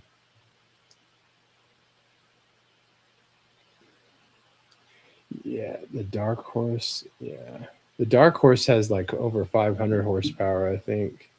You know what's funny is that I can make that with the motor I have right now. Of course. Well, you have a X3 or X5? E60. E60. Is the older BMW 5 Series. Oh, nice. I have a E39 5 Series at 5. Okay, it's the model above yours. Yep. Yep. Where they had the V10 M5. Yep. But I have the same motor as you do. Dude. What? You have the V8? You have the No, I 5.4? have the straight 6. No, mine's got a V8 in it, and I had the exhaust cut off of it, so it's loud. Oh yeah, Yeah. Those are nice. But man. yours probably has a little more horsepower. I think mine comes with like 220 stock or something like that. Oh, okay. God, I was gone for 10 minutes and you're still talking about your cars? What you want to talk about? Semi trucks, tractor trailers? Oh, here, Papa, I was waiting for you so I can play this video. I don't have no fancy cars to draw. Neither do we. Neither Just do we. regular guys. Those are basic ass cars. Here, watch Basic this for one. us. The amount of indoctrination that's happening in schools and universities is, I think, far beyond what parents realize. Let me give you an example that a friend of mine told me, which his daughters go to high school in the Bay Area, and he was asking them, like, who are the first few presidents of the United States? They could name Washington, and I said, well, what do you know about him? Well, he was a slave owner. What else? Right. Nothing. I'm like, okay, that's maybe you should know more than that. Yeah. Yeah. Slavery is obviously a horrific institution, but we should still know more about George Washington than that. The amount of indoctrination.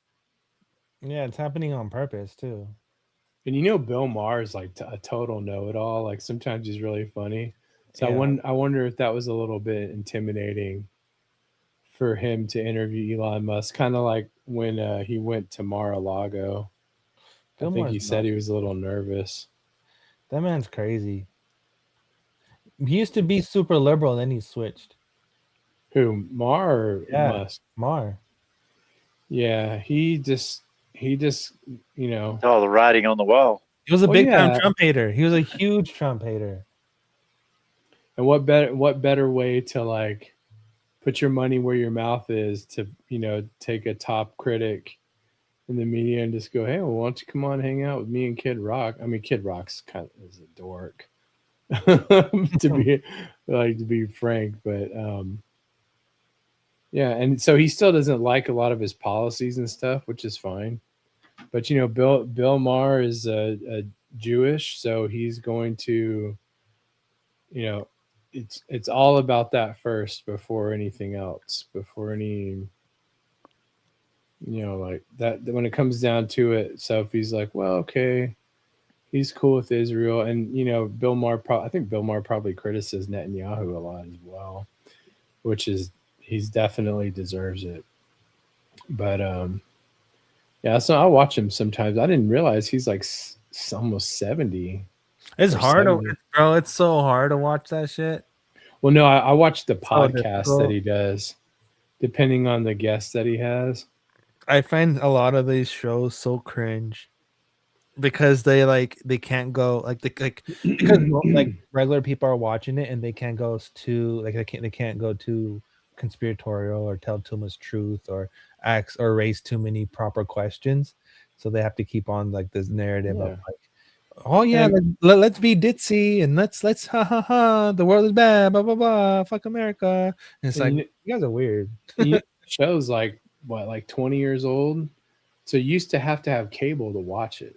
Yeah, on HBO. So we had a box when I was younger. Oh, the scrambler, black box. Yeah. One time one of my friends said, hey, if you ever get one of these, he goes, watch this real quick. He just put it on this one channel where they always did it. It was a scrambled cable channel, and then this line of text would come across the screen on the bottom, and it says, call now for a free movie, and there's a toll-free number on there, and that's how people get busted. Oh, like why do you need to call for a free movie when you have free movie channels? Oh yeah. They're like, oh sweet man, this came with a free movie, cuz.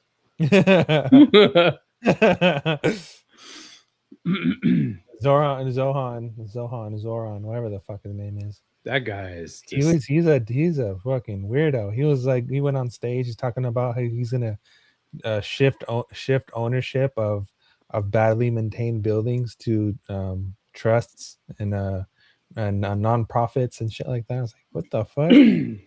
Redistribution of private property?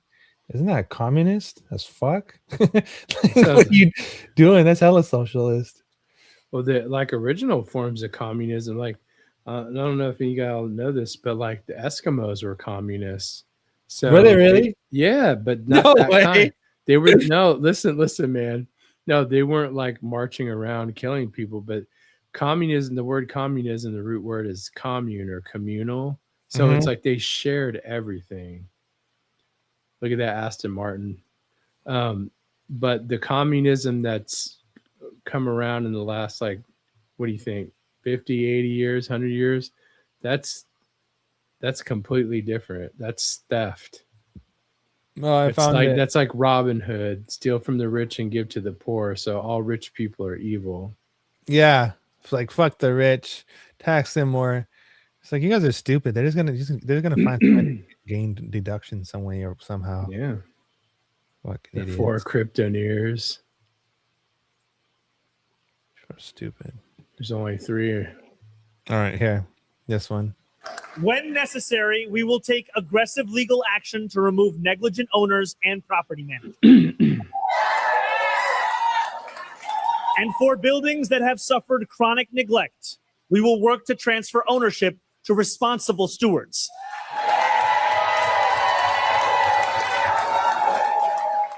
Stewards that include community land trusts, nonprofits, Community land trusts, nonprofits,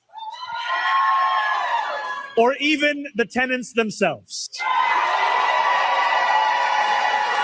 This fucking guy. That guy is asking for problems, dude. That's fucking I mean, weirdo. Fucking New York's gone to shit. just playing his role. Yeah, they ain't got anybody. Businesses are all gone. You thought you thought California was bad. Go check out New York. What's that kid's name? I always forget his last name. Nick, the one who's exposing like all the lit quality learning center. Dude, he was Nick Shirley. Yeah, he was in New York like about a month ago, and he's exposing like all the little, like I would call them like African gypsies or whatever that would set up shop. As soon as they saw Nick Shirley, they would run. But if He you got looked popular in a hurry.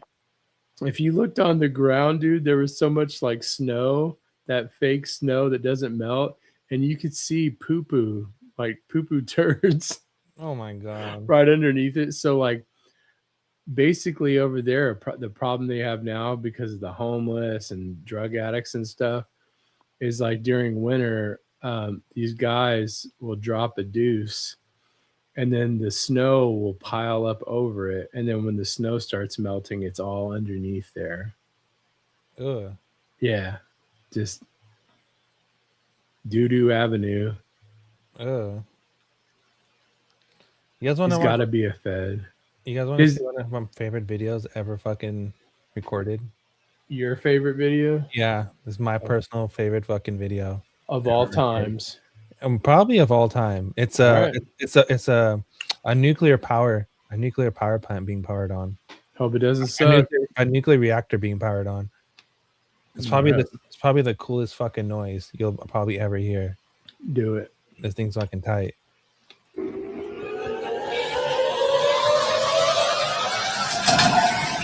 Warp drive initiated.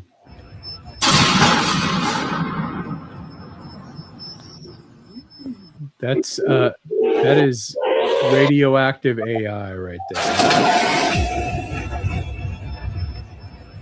That's just gnarly, bro. Beam me up, Scotty. You need to have that. Crazy. We made that. Humans made that shit. Like what? You need to know. You need to find a way to put that as like your alarm sound on your phone, so you're like amped. Okay, what's this? Candace on her show today proved Nick is a fake. I don't know. I didn't see it, but Candace Owens is all over the place. I'll watch it, and If I can find a clip of it, because she does some pretty long live streams. So I think she's a propaganda whore. yeah, she doesn't do too well with her quote unquote exposés. I think, you know what? I think I saw something about that. Like basically she's like very competitive. So I wouldn't be surprised if she was trying to diss the guy. I mean, the kid's young, he's got a lot to learn. Oh, here's a good one. All right. You guys ready for this one? This is the same shit where we're talking about for people who don't know, Epstein is tied into more shit than you realize. Epstein is actually tied more into crypto than you actually would like to accept. I think I know what this is. He was running the world. Epstein funded the Bitcoin research paper, and then him and that Brock Pierce guy, wasn't it Pierce or some other guy? They were the co-investor. Huh? Was it Brock Lesnar? Wasn't? No, I think he was financed by that guy. I don't know. It was the one that his name was Brock something, but there was a Brock tether Lesnar? guy. It was a tether guy. Him and Epstein. He went to Epstein for funding so he can create Tether, and then Epstein was the one who funded. He funded Coinbase, and then that money was used to help fund Circle. Hey, you know what Brock Pierce's middle name is? No. Jeffrey. I'm not joking. You can't make this shit up. That's wild. All right. Marcus isn't here. We'd be doing gematria.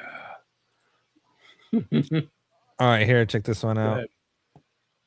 Stunning new investigation from DropSite News reveals Jeffrey Epstein advised the Obama administration about cryptocurrency while the White House was negotiating the nuclear deal with Iran. Here is the story. I encourage you to read it. According to the report, Treasury officials consulted Epstein about Bitcoin, sanctions evasions, terrorism financing, and the future of digital currency as the administration tried to tighten pressure on Tehran during the nuclear talks. Now, think about how extraordinary this is. This is during the Obama years. Jeffrey Epstein has already been convicted as a sex offender, and he's welcomed with open arms by White House counsel, the Treasury, other globalist elites, political elites. How does this happen? This wasn't a man exiled from power after his conviction. He was still moving comfortably inside the highest levels of government and finance in the Obama White House. The investigation also reveals that Epstein met with senior Obama officials connected to the Iran negotiations, again, while simultaneously heavily invested in blockchain technology, cultivating relationships throughout the emerging cryptocurrency world. Joining us now is one of the authors of this report, Murtaza Hussain. Thank you so much for joining us. It's shocking. I mean, you can't really say like, oh, Obama, it's not in the Epstein files. No, a lot of his administration was. Can you explain this? Yeah, thanks for having me, guys. Thanks for highlighting the story. So, yeah, it's very interesting because people often talk about Epstein's political role and his associations. Very interestingly, his associations, for most of his life at least, were very predominantly on the more centrist liberal side of the political equation. And that was internationally to a degree. It was the Democratic Party in the US, the Labour Party in Israel, and the Labour Party at that time in the UK. So that was his sort of nexus. It went far beyond that, but that was kind of where he predominated. So this story talks a lot about his communications and ties with the U.S. Treasury Department during the Obama administration. And to your point, this was many years after his first conviction for crimes against minors, sex crimes. He was being brought to the Treasury Department, solicited by the Treasury Department for meetings and briefings to help them understand the role and implications of cryptocurrency and Bitcoin in particular. At the time, his emails suggest and the meetings suggest that they looked to him as somebody who had more knowledge about the subject than they did in-house, which is really a profound implication because, he was a private citizen and this is a major government agency. This was relatively in the infancy of cryptocurrency. And one thing about Epstein, and this also comes across in his emails quite a bit, and no one's really covered it, is that he had a lot of personal connections and interest and involvement in developing some of the core infrastructure of the then nascent world of cryptocurrency and Bitcoin. He was very close with many people who were, the core developers of Bitcoin in the years after its creation as well too. So, he was somebody who was at the frontier of many technologies, and there's reasons that he took that interest. But it was such that the U.S. government was soliciting him, and it wasn't just the Treasury Department. He was meeting with senior CIA officials who were involved in the nuclear talks with Iran at that time, and he was basically, his sex crimes and his convictions were not really seen by anybody, as far as we can tell, as an impediment. He was just viewed as a very powerful, influential figure whom the government itself was relying on for various things. I once interviewed Joe Biden for an assignment, and I had to have a full background check just to get in that room to sit with the vice president.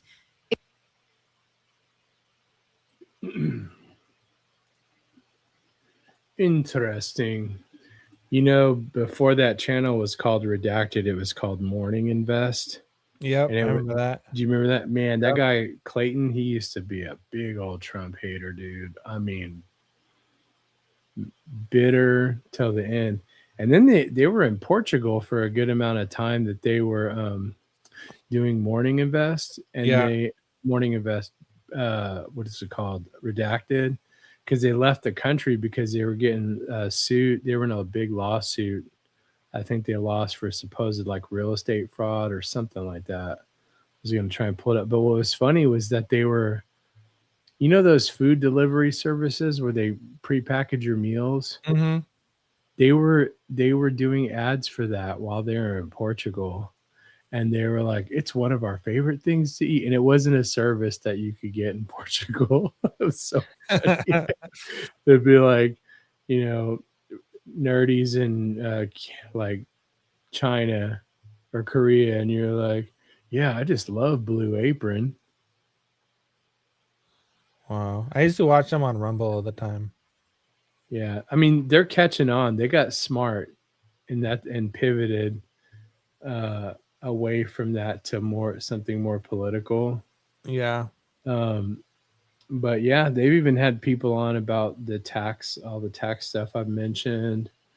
Sometimes the people they get on to talk about aliens are just, I can't take it. Let's see. Clayton Morris lawsuit. It says former Fox and Friends host Clayton Morris and his company Morris Invest were named in over 24 civil lawsuits and state investigations for an alleged real estate scheme. In the Indianapolis area, investors accused Morris of defrauding them by selling dilapidated or burned down homes while falsely promising to manage, rehabilitate, and rent the properties. Sounds like he got in over his head. But, man, they must be bitter if they still watch him on Redacted.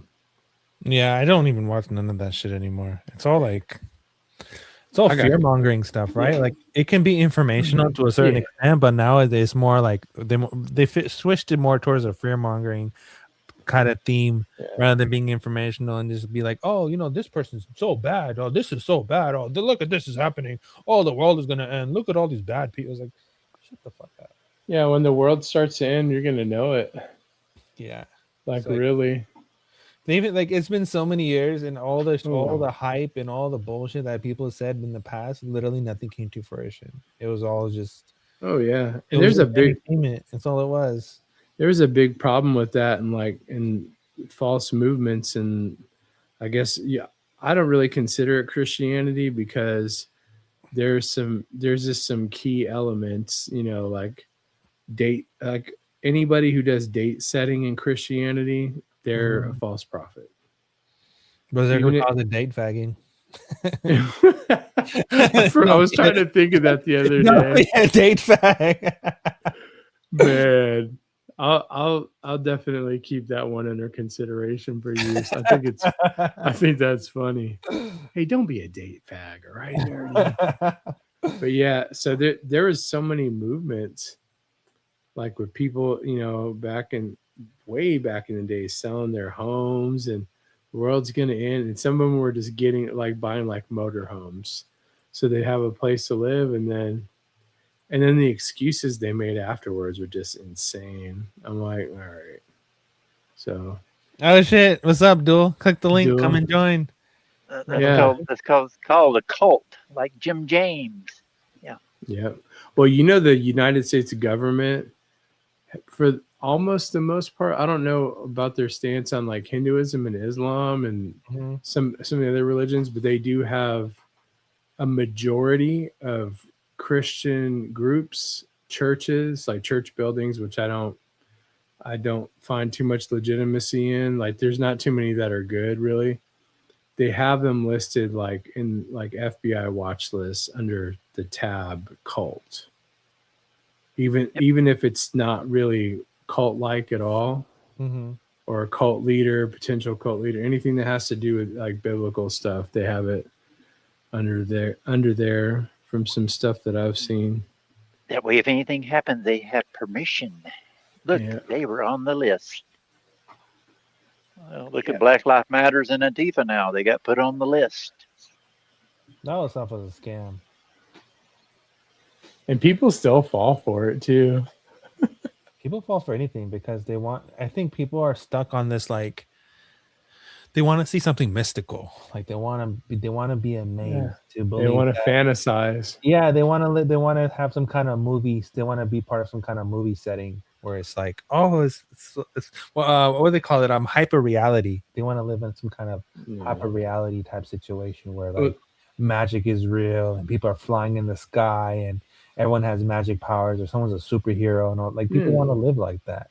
Like we don't have enough to believe in this crazy world. Yeah, like reality's not enough. It's wild. Like shit. Want to go flying? Take some acid, man. That boils, don't actually. That boils down to the whole JFK situation, right? Like people were protesting to think that he was still alive because we wanted this grand event where he's still alive. Junior's still alive. What? They're gonna drain and swap like people love that idea, but it's like it's not real. Look, Tupac and Biggie, they're in the Bahamas right now. Yeah, Epstein is still alive. He's in fucking blah blah blah. It's like, chill out. Can I tell hey nerdy? Can I tell you something without you getting mad at me? Yeah, go ahead. No. Don't ever post that picture picture you're using ever again, because I'm gonna have to minimize my screen not to look at Tulsi nerdy over here. What? Your picture with Tulsi, where you're blended in with Tulsi Gabbard. You like this one? That's the best one ever. Oh, it's Barf City, dude. Dude, you should make a dating profile with that picture. The least you could do is wore a dress, nerdy. You kind of look like Jared Leto from far away. in what's it called? I have an Avatar one too. Oh, that would be believable. You have blue skin. You want to see it? Hold on, let me see if I can find it. Because that fit right in with. I know you're not a Hindu, but that would fit in with that for sure. I'm both. I am like you're dual. Yeah, I'm both. But I thought there was only one. At the end of the day, I'm just human. Okay. I identify as a fucking. Well, anything's better than what you got on there now, so let's hop to it. No, I like this picture. This one's funny. I got the. Hold on. Where is it? Matt Man said wood again. Yeah, it's an NSX. Which is funny because I still want one of those, even though stock, it's one of the weakest of the Japanese top cars like Supras and Skylines. Let me see. Yeah, it is funny, but I wouldn't expect Nerdy to have to look like he needs to wear a bra. What are you, Matt? Are you jealous of my titties? He's got some man titties, man. Don't be jealous of my titties. I worked hard. Going out there bumping titties. Oh, I found it. I found it. Let's see it. I see if I can hold my puke in. Here it is. All right. Ready? Here it's coming. It's loading. Let's do it. Oh no. Damn, here I am as an avatar. Oh, I thought you were Beast from X-Men. You can see my titties though. This is a pretty typical Indian male titty. Do you have the portability? I like making these images. They're fun. I've never used AI really at all, except in the searches where it's automatic on Google. But I don't know if I'm ready for picture making yet. Like I used to see these ones like in the last year where like you could make like anybody like kiss each other. Mm-hmm. Like if you had a side by side photo, you could make an animation of like, like if you were sitting across from another guy and you would lean into each other. I'm like, oh, this AI stuff is crazy, dude. I don't know if I want to mess with that. Look at that. RWB Porsche. Oh, this is one of my other favorite ones. But the people are retarded.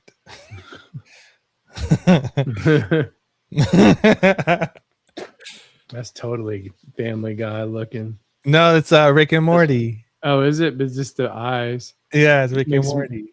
Makes me think of Roger from American Dad. Who ate all the pecan sandies? I'm like, man, nobody talks What is about this, Papa? those You cookies. shared something. What is this? Hell, I don't even remember. Stellar. It's Joel Katz. Joel Katz giving out a warning. Oh. Uh-oh. Gotta watch it. Nerdy's dad. Watch out for all the scammers. Nothing just new. gonna go with. I've been watching. This is my hazmat. I'm in the hazmat. This is Tulsi. RX-7 with the Veil side kit from Fast and Furious Tokyo Drift. I like that one. That's the best one. The Lamar? American, yeah. Hi, my name is Nerdy X90. You look tiny. You call yourself Narvin the Nartian. Tiny nerds. Tiny nerds. Yeah. I think I'm running out of material. Yeah, Hold sometimes it's not. It's hard. I mean, there's still been a consistent 50 or so people. Are you not entertained? Okay, Clap, so monkey, clap. do a gladiator one next. Clap, monkey. There's been so many like psyop people. There was that one guy with the long hair, the white guy with the long hair that was connecting all the dots. He came and went. There's Nick Shirley. Then there was that professor, the Asian professor guy. And there was a whole bunch of other people. Like there's so many of these characters that just come and go. And then whenever their time is done, then they just exit left, and then some other person comes in and continues the fucking bullshit. You mean it really is central casting? Really? Yes, Papa. Oh. Definitely central casting for sure. Yeah. For I figured that out a while back. I figured that out whenever our great President Biden started shrinking and growing and getting 3 different sizes and 3 different faces and 2 different hands. Yeah, I figured out. Yeah, must be something going on here.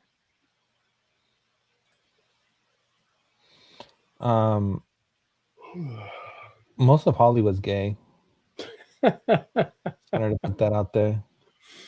Just in case y'all didn't even think it had a thought in your mind. In case you were just on buffer mode right Come now. on. First what's- it's psyop, gay op. Come on. What's left of Hollywood? Gay. Well, isn't the term Hollywood has something to do with like a stick or something or branch that a witch uses? Hollywood. Like The holly tree. Yeah. Holly tree. It was that's the witch's wand. You know what, dude? They're trying to raise money to replace all the letters in Hollywood. And I'm like, isn't that the city's responsibility? Like some stars have donated to it, but I'm like, How about if we Can't just the- bulldoze it instead? I know. Maybe yeah, I've heard send a. Hollywood's a pretty scrubby place. Oh God, it's pathetic. I don't know. I haven't been. Thank you everyone for sticking around. We fucking Yeah. love you. Thanks for watching car videos. You fucking loyal motherfuckers. Shout out to you. Give yourself a fucking round of applause. Yeah, thanks for not being fake and gay. Yeah. Fucking love you guys. How many we got watching? But you know the crazy part is, people, all 138 of you motherfuckers. If you were to hang out with us, 59. were you guys to hang out with us in real life, it'd be the same shit. It'd literally be the same shit. Like, Nuh-uh. like when we hang, like this is like a lot of people who do podcasts and do shows like this, they have to put on an act, they have to put on this like showmanship type thing. But like, this is just real deal Holyfield. This is who we are. We just have organic connection and just talk about it. All right, everybody. Welcome back to the broadcast. Thanks for waiting. Yeah. Except if we were in real life, there would be more touching going on, you know. But that kind of Oh my god! And if you're real life and you have Duel around, Duel will give you the most fucking hilarious stories that you've ever heard in your life. Fucking hilarious. Duel's a funny ass motherfucker, man. Duel's a fucking comedian. I love that guy. Duel got the most outrageous fucking stories you've ever heard in your life. I remember one, but I don't ever want to repeat it because it's not my story to tell. But it was pretty fucking funny. Oh, you don't have any funny stories of your own? Nah, I really don't. I really don't. Huh. I mean, I guess I do, but like, probably Funny to you? I forgot them all. Do I have a funny story? I have a funny story of like, I fuck with cops a lot. I fuck with highway patrol a lot. That's a good way to get hurt. The chips? Yeah, there's fucking regular ass people working a regular ass job. Yep. Not a big deal. Oh, my wife screws with every law enforcement that comes in that grocery store. She cuts nobody slack. My one of my grandpas was a cop. And then I have a lot of family members that are service that are in the military. So like, and I have a bunch of other family members that work for the government. So it's like I'm kind of cool with all these people. They don't really.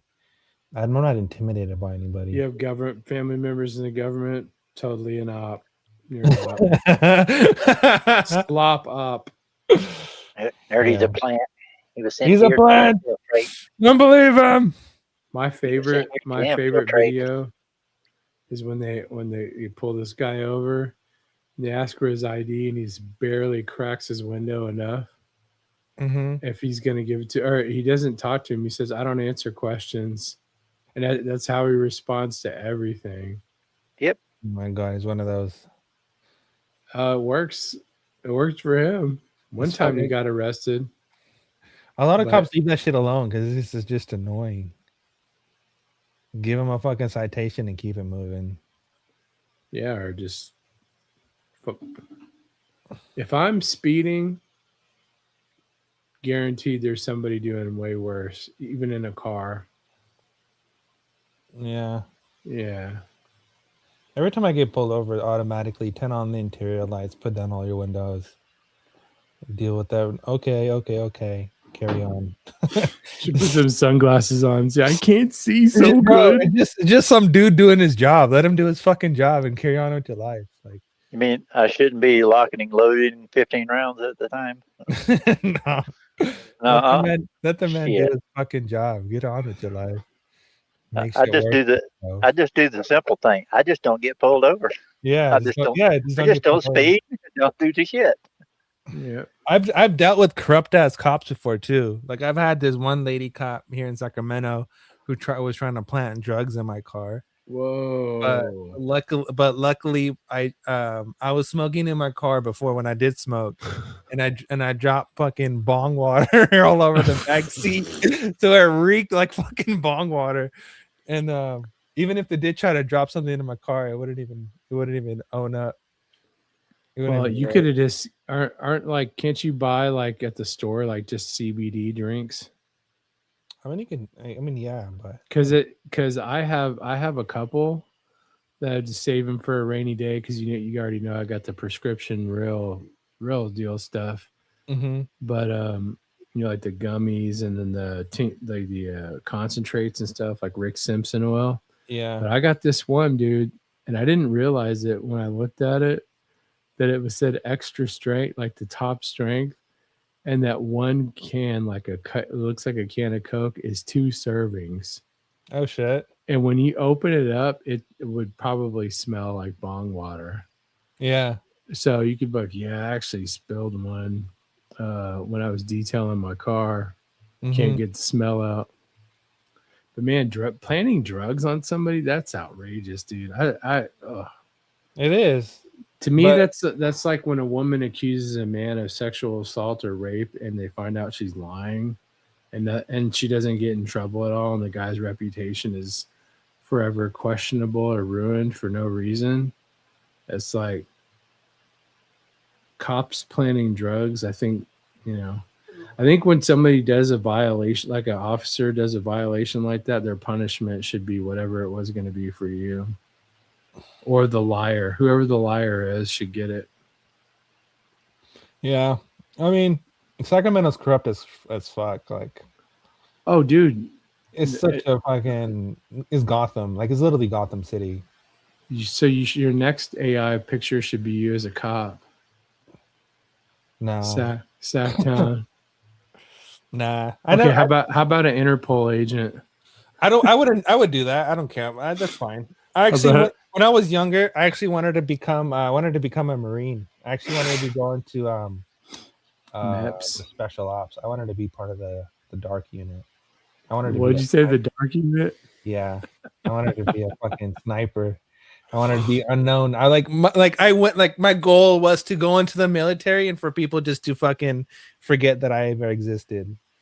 That was actually my goal. And I wanted to become a ghost. Yeah, that can't be reconned. I really did. I really fucking did want to become a ghost. Well, you'll have that chance. I really, really fucking did. You'll have that chance. They'll just be under different circumstances.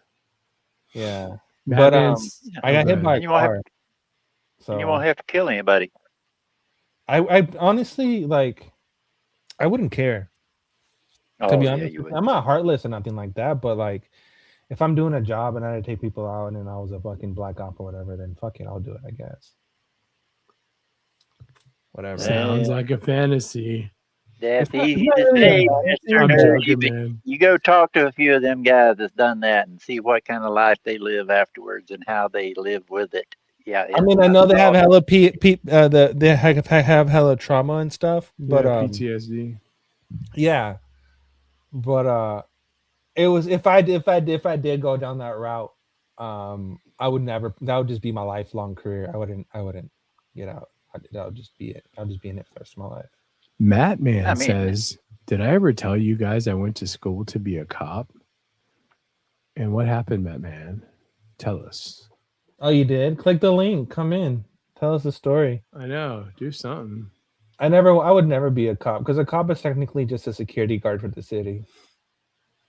Well, yeah, they're revenue generators for the corporation of the county or city court. They don't get paid enough. They don't. Some of them make $15 an hour when they get paid regular ass fucking wages. They only get paid 60 to 80,000. They don't get paid much. I'd rather work at Costco because they pay way more. Oh fuck yeah!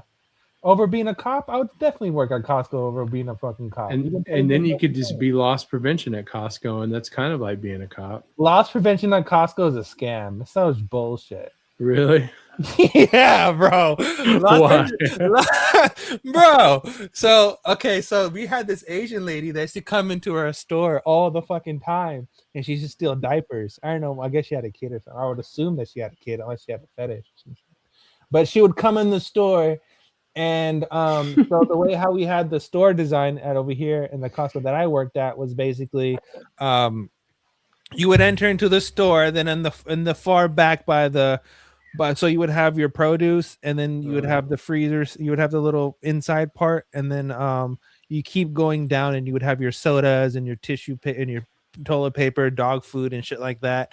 And on the left hand side on that wall, it would be like the freezer section, but in between the freezer section and that section was a wall, and that wall would display all the diapers. You'd have all the diapers and all the baby food and stuff lined up right there.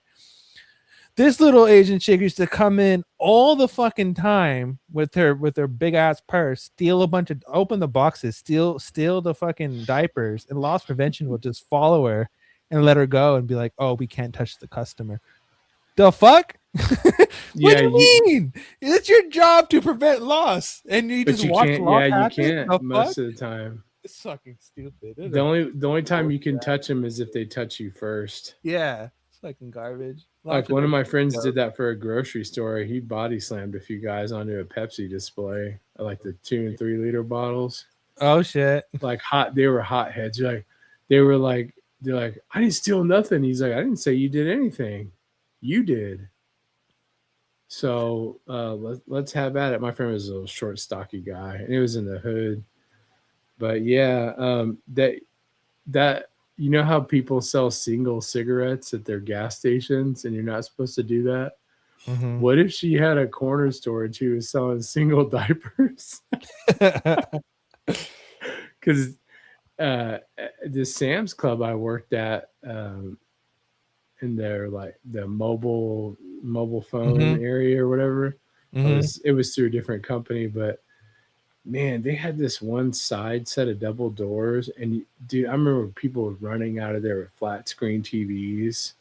You just punch it open; it was like an emergency exit, and they would just go flying out of there. And then sometimes the loss prevention guy would walk up to me, and he's like, "Hey, what do you got going on today? And what kind of special?" And I was like, "It's the same as last time."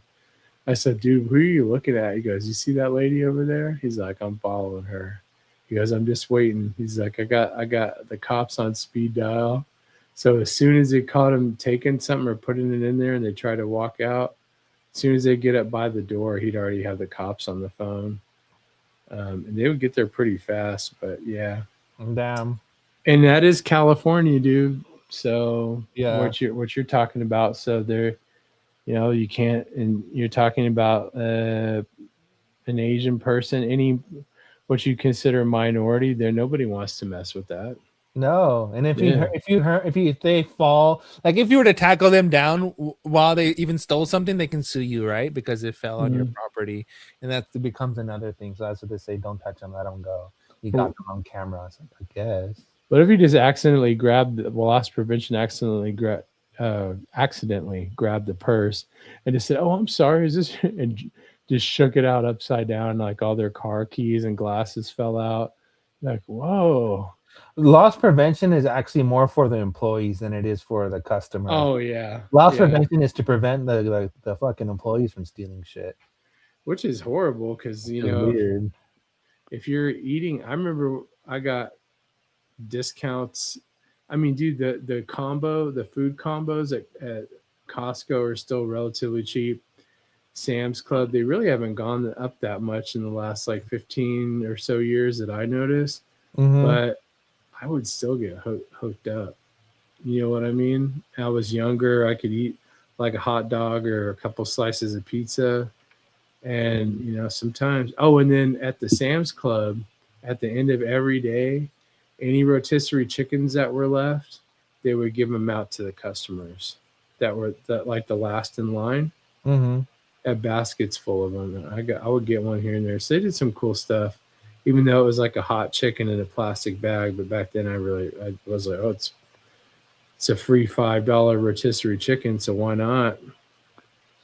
Costco is a super wasteful company. They Mhm. waste so much shit. For returns. No, not just that, bro. I worked in produce. I used to I was bringing in $2 million for them a day. Or a How's week. that? Yeah, through fucking produce, because I just stack the fucking work potatoes and ethic. onions and the grapes. I just stack it as high as because people like when there's a lot of things. Like they like when you see a bunch of things, right? They're like, "Oh, I want that. There's so much of it. I want one." So I would just like stack. I would stack like the grapes 3 high over you would have them in the boxes, and they'll be already in the box as high as they can go. And then I'd stack them even 3 even higher, even more out of the box. And then with the potatoes and the onions and the garlic and the avocados, I'll stack them way up high. So there's like Oh, like it's holiday, so much food. like holiday time where you're definitely violating the OSHA height guidelines for the shelf. And like, Dude. and people come in at 9:30, 10:30 when the store opens, just rush into the back to get as many as they possibly can. Like, I guess, guys, there's more in the back. I worked at Target back in the day, like when I was really broke. I was in another state, and there were people telling me they all were doing it. They were stacking it until you could not stack anymore, like as close to the ceiling as possible, above the risers, which was like a whole ladder length. It was scary. I'm like, dude, I'm not stacking all this up there for some stuffed teddy bears. Fucking teddy bears. I'm not doing that, because it was really high up. It was like being like almost to the third floor on an apartment complex. Yeah. Yeah, people like crawling around like Spider-Man. I was like, you guys are doing way too much for not enough money. I was like, I'm out of here. I was like, oh, I'm gonna go get some food stamps or something for a month and figure it out. I got trained on the forklift, but it was one of the newer ones with the Omni wheels, or like the one like where you have like the joystick, the little roller joystick thingy. Yeah, that shit was fucking confusing. So Gabriel Velasquez 117 said, thoughts on Uphold crypto backend lend credit card. I wouldn't know much about that, so I was going to just defer that to you. They're cool.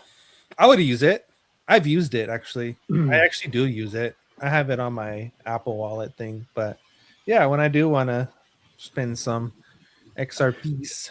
What do you think about Uphold, like as far as like an exchange? They suck.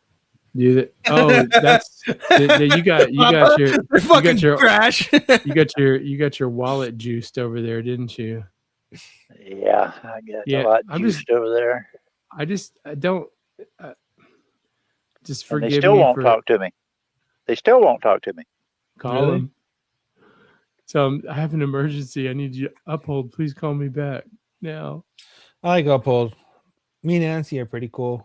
I'm trying to find a place to buy like XDC, and I know that's one of the places. Without doing like all this extra stuff. Like I get too much like brain fog for that. All right, fun story. So we're at XRP Las Vegas, and we're walking around, and it's lunchtime. We went somewhere. We came back just to go explore. We're walking around, and it's lunchtime. They have all these boxes of sandwiches, and stuff. So I go and get a box. I'm like, oh, where should I go eat? And I see Fuma. I'm like, oh shit, I'm gonna go hang out with Fuma. I'm gonna eat my sandwich. There you go, fucking Fuma talking to Nancy like they're best friends and they knew each other for ages. I'm like, oh my god, fucking Fuma. Fuma's such a he's like a friendly bear, honestly. He's like a social butterfly. And he doesn't come on anymore. He's a bro. Fuma's a brother. He's the homie. And he's over here talking to Nancy, and over here next, we have a cool ass relationship with Uphold. And the year before that, Crypto OG was talking to Uphold, and they became best friends. So I was like, I like Uphold. Uphold's cool. I have a good relationship with Uphold. Uphold sucks. Uphold's like, that's what all of our customers with user error say. Yeah. Send it to me, David. Send it to me on X if you have one. If you don't have an X, then I don't know what to tell you. But the other guy, what's his name? James talking from Australia. Hello, governor. Hello, governor. Hello. I think governors. I think that's UK. Oh, that's UK. That's right. Say that? Yeah. Oh, yeah, mate. Yeah, New Zealand's wild with their accent. What's your X, nerdy? Hold on.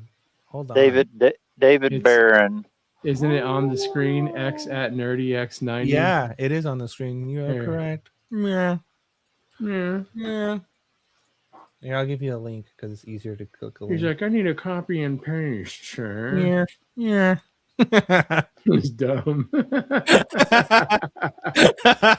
You dumb. Yeah. Ooh, man, that's nice. Oh, yeah, actually, that's yeah. Yeah, last time I checked, it was on my underneath Marvin's feet up here. Hey, Lois, why don't you tell him my handle on X? Ow, Peter. Yeah. If you guys want to watch some shows, we can too. We can do that too. I have the capability of doing that. Oh, but what if it's more than 10 minutes? I don't give a fuck. Someone that brings up a good point. Someone was saying there was I forgot I was watching it, but someone was it an X or something and YouTube or Instagram. I forgot I was watching a clip and someone was asking the question of what is American culture, and the answer was the American culture is fuck you. That's the American culture. Wow, it's to say fuck you. Oh, it's a British guy. The British guy was talking about the fuck you culture of America because they were living in an HOA place or something like that, and they wanted them to pay some kind of parking fee or pay something for gas or some shit. So they fill the meter with foam, the filler foam, so they can't do the payments. But man, yeah. Yeah, that is the culture of America. It's just say fuck you. Don't leave me the fuck alone. Yeah, I guess it depends on what state you're in, like how aggressive that might come. Like, not everybody will be that way, because a lot of people from outside, they think of the states they think of when they hear about the United States. They think of New York, California, Texas, and Florida. They don't really. New York's super aggressive. California is usually kind of laid back. The people I know. Mm-hmm. In Texas, well, you never know. They just say we don't call 911 in my house. They got shirts and signs. I'm cool with that. David, I send you a message on X, so you can send me a message. You can send the link, so send it. Mattman said when Nerdy changes X pick, looking good, bro. Would. He said he would. Oh snap! I got a bunch of requests on my mail thing. I didn't even realize I have all this stuff. Cool. Let's read them. Screen share. Oh. Oh, I didn't even know I had all this. Impulse Gangster. Hey, you down for a paid partnership with Zora and an XRP Neobank project? No. Hey Nerdy X, we are partner with SaaS company for Follow-Soft to add 37,000 a month in revenue without increasing your workload. If you don't execute, you will you'll get a full refund. Mind if I share a quick explanation video of our plan? No. Fuck you. Yes, I do mind.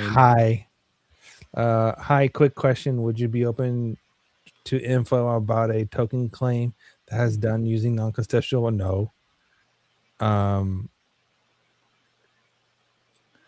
It sounds like spam. Spaces time again? What? I got a text message the other day from somebody who didn't spell their last name with a capital letter. It says, "Hello, my name is Lisa Killer," like a killer, serial killer, with Candy Timber Works. I'm a subcontractor for the San Miguel something. I don't open text like that, so I was like, I wanted to text back and go, "You're a killer, eh? What are you doing?" New Zealand. That's where all the billionaires are going. That's where they're already at. That's where all their underground bunkers are at, man. Whoa, what is that?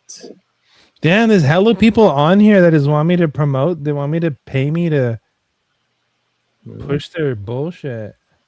Well, just let them tell them, hey, it's because you became a superstar, Nerdy. I'd like a Hey, deposit. I'm not using my platform or my fan. Your base to fan. push Oh, your I'll check you bullshit. out. You sound kind of stuck up, man. The fuck? Well, I do have 4,000 followers, okay? So I am kind of popular, right? I know. I'm pretty cool. I know. What can I say? Yes. It's fucking Okay. Okay, Ratatouille. fucking Sasha. Hello. Fuck you, Sasha. Nerdy. I was What doing a did little Sasha do to you?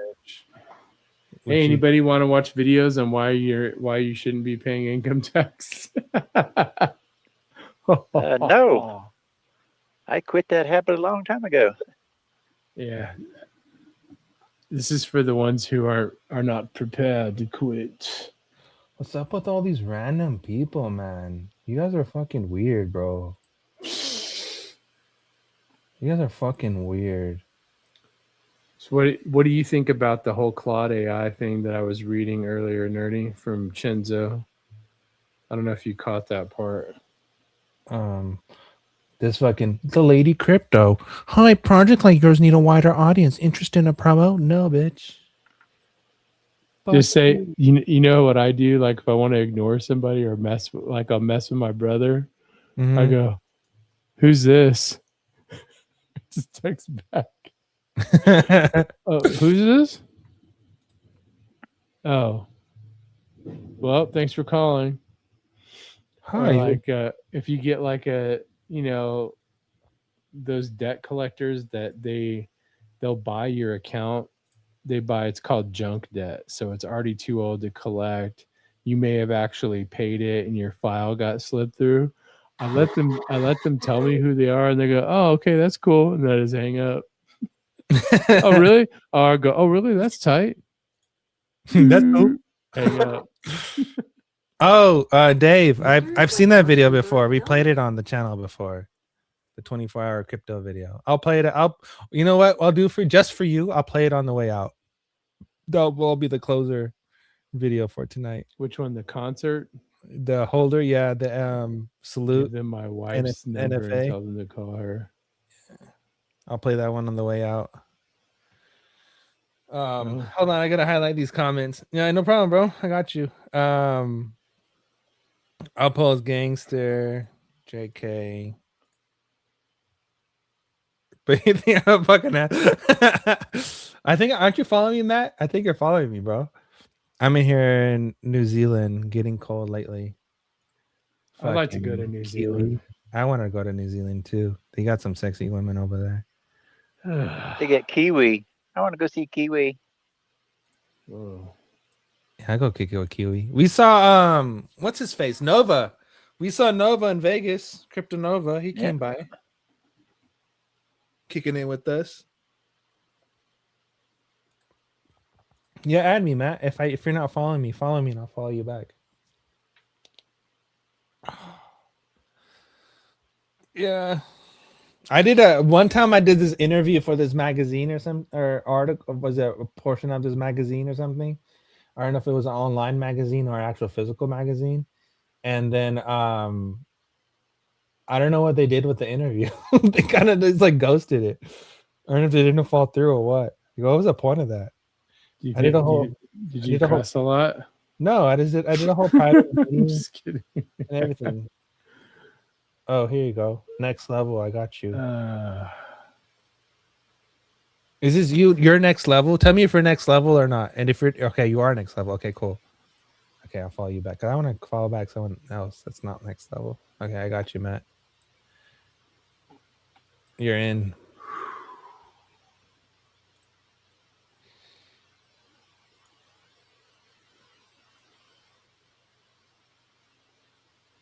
Yo, hey Tony, what's up, Tony? Tony's the homie. Shout out to Tony Bags. Tony, okay. So what happened was people want to know how synchronicity is so amazing. So when I landed in Vegas, as soon as I fucking landed in Vegas, Tony Bags was there at the fucking airport, already picked me up, and he just arrived from wherever he drove from. It was so cool. It was so fucking cool. Shout out to Tony Bags. That's the homie. Kicking macaroni.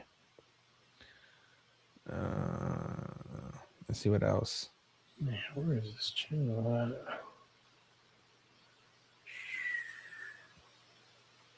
All right, we're gonna watch this video of Andrew Tate real quick. Oh, great.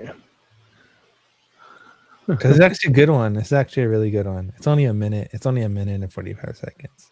You'll live. No, it's only a minute 40. You'll live. It's actually a good one. I'll live. Cool. You'll live.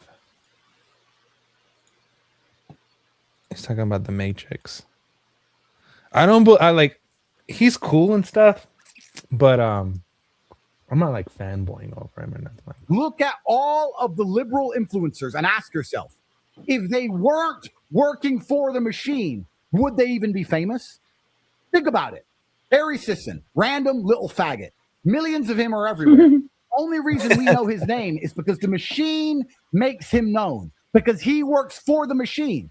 Does he care about you? Does he even care about himself? Does he care about humanity? No. He only cares. He only cares about pleasing the machine so the machine can make him relevant. Because if the machine stops pushing him, he's just another random little faggot. He doesn't matter. He's not important. Unlike people like me, like Tulsi, like RFK, like Donald Trump and Donald Trump Jr. and Barron Trump and Elon and all these amazing people. We don't need the machine. We're famous on merit. We did it ourselves. We don't need the machine to make us somebody. So we don't have to fucking pander to the machine. The best thing you can do to increase your crypto bags is encourage an individualistic mindset amongst people. And the best way you can do that is by preaching how fantastic life is as a sovereign individual who is unafraid, who is strong, who is rich, who is prepared to do anything it takes to work hard. By doing basing yourself in self-improvement, by looking in the mirror, looking in your own eyes and saying, the way I beat the Matrix is for me to become as amazing as possible. So people listen to me, so people respect me. Once you start doing that and it is infectious and other people start doing it, nobody's going to want to go back to the school. Sharks don't swim in a fucking school. They swim by themselves or with one or two of their boys. They don't need a school because they're the apex predator. He's still hella gay though, but I agree with what he says though. There's this channel called John Bravo, and then there's another one called Bubba, where they cover the alpha male. It calls it the alpha male universe, and I think he just did a video on Andrew Tate. It's so funny, like and like Wes Watson and all these weirdos. It's weird because I know Andrew Tate has backgrounds from the UK, but his accent sounds forced. It does, doesn't it? Like certain words. It sounds hella forced, bro. Like it sounds fake as fuck. Little faggot. Yeah. like he like he's not a real Londoner and he speaks the Cockney. Yeah.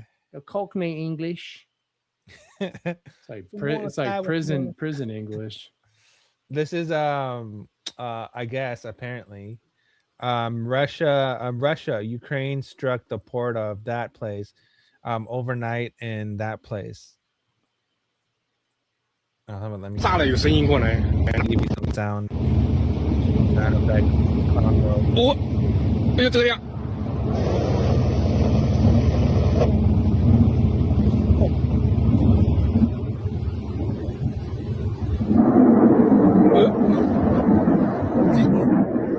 这个还是叫做有的，我找不到，这个是找不到，他找不到一个花。 Is this a UFO video or just missiles? Missiles. Okay, I was gonna say this is the best UFO video I've seen so far in like 25 years. Looks real. Yeah, I guess that happened.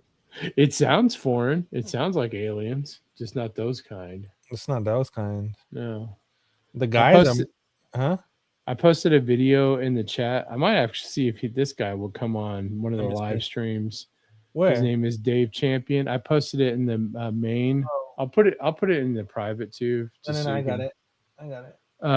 And this guy has also been able to not be in the system for 30 days like that, and he'll even tell you how to deal with it if you're working for a company. Not just because it's easier to do when you're self-employed, but he's got a lot of good videos. I think he would. I don't know if he's ever talked about crypto. There's a few that I have, like in capital gains, but he's got pretty much everything covered on this subject. I couldn't find a video that was like under 20 minutes, so that's why I just linked the channel. Go check this out, guys, if you want to go get some information. I mean, that top one is funny. It's like, do people think that oil still comes from dinosaurs? Because like we'd be running out of. The entire oil from world the- is talking about oil, most specifically oil prices. I thought I would talk about something a little bit different today since we're all focused on oil. Where does it really come from? In the fucking ground. Dinosaurs, I'm Fuels telling you. Is just a theory. There's absolutely no evidence that petroleum products come from fossils. As a matter of fact, the oil industry drills significantly deeper than the deepest level at which a fossil has ever been found. Furthermore, about a year and a half ago, I ran the numbers. The amount of oil that human beings have consumed since it became widely used, which is after we moved in the beginning of the 20th century. And the reality is the amount of matter that would be necessary to, if the theory even is true, that compressed matter for over 650 million years deep in the earth turns to petroleum. If that's even true, the amount of matter that would be necessary to bring up the amount of crude that we have pulled out of the ground in the last 130 years, yeah, it's a fantasy. It's a fairy tale. There is no way there was enough flora and fauna and animals and dinosaurs and so forth to then transform into petroleum products in the quantities that we have pulled crude out of the earth and used in the last 130 years. It just absolutely, mathematically, is not possible. Yeah. Go check out that page, He's guys. lying. Yeah. He's lying. It comes from dinosaurs, I'm telling you. It's similar They to told me like in the school. population. There's no fucking way there's 8 billion people on the planet, bro. But and even if you don't agree with that, watch the tax videos. Those are the best Rotisserie. ones. Yeah, go check that channel out, guys. Jim posted it in the comments. David Chappie, PhD. I guess he's a Champion. doctor. Yeah, Champy. Yeah, I want to see if he'll cut, because he does interviews. There's lots of interviews that other people have interviewed him and vice versa. So I think it'd be cool to get him to come on for like 15 or 20 minutes just to kind of give a basic breakdown, and then everybody can make up their own mind on it. I would like, for me, I'm passionate about that too. Obviously, the Bible and Jesus and stuff like that. But I'm like, man, this is one of those things where like I feel wrong if I don't tell somebody about it. Like, especially when we're all in the field of trying to gain some wealth. Why not? Because we don't know how long it's going to be, even though it's looking like it's real soon. So the less money that you have to pay or put into some government out of fear is more money you could spend on anything, but especially if you want to buy some extra crypto. So why not? Pack your bags. What's that? Pack your bags right now.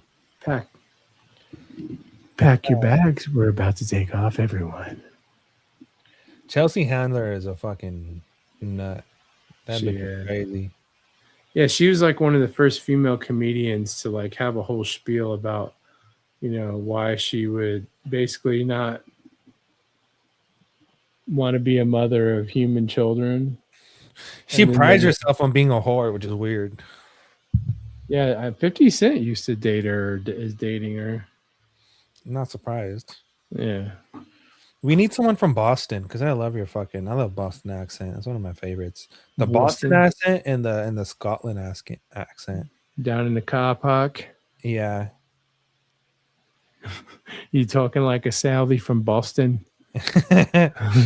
The Boston you must like those movies with Matt Damon and yeah, I do. I do. I fucking do. Okay, so I fucking do. So you can be one of them next time you come on.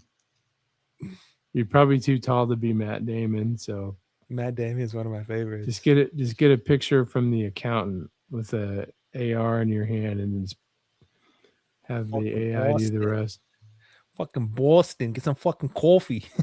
Oh, dude, have you ever met anybody from Boston? No, I wish I did though. Oh, dude, when I did collections, I worked with a guy.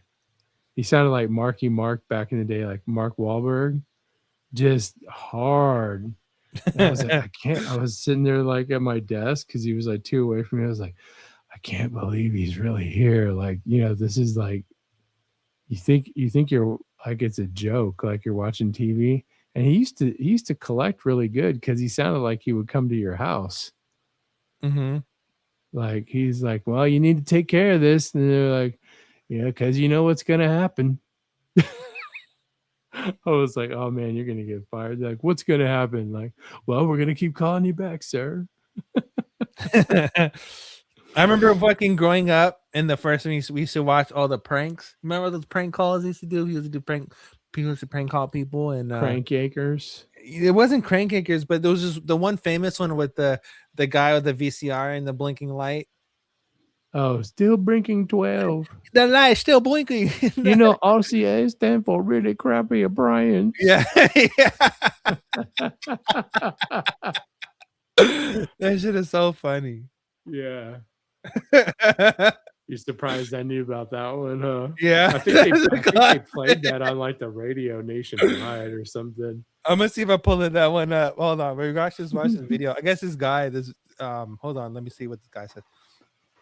I'm gonna pull up this video real quick so you can watch it together because we can watch that. Really crappy appliance. Oh, I never seen this. Oh, bro, you gotta fucking watch that. Oh, Bajan, hop in, bro. Oh, you know what, guys? You know what I haven't done in a while? I haven't shared the link. I'm gonna share the link. Okay. And whoever wants to hop in and fucking join the Jerky Boys.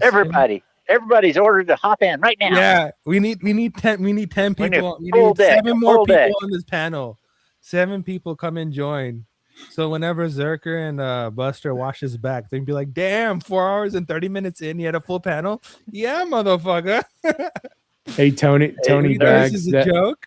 Tony Bags, that's part of where I got the name Jim from.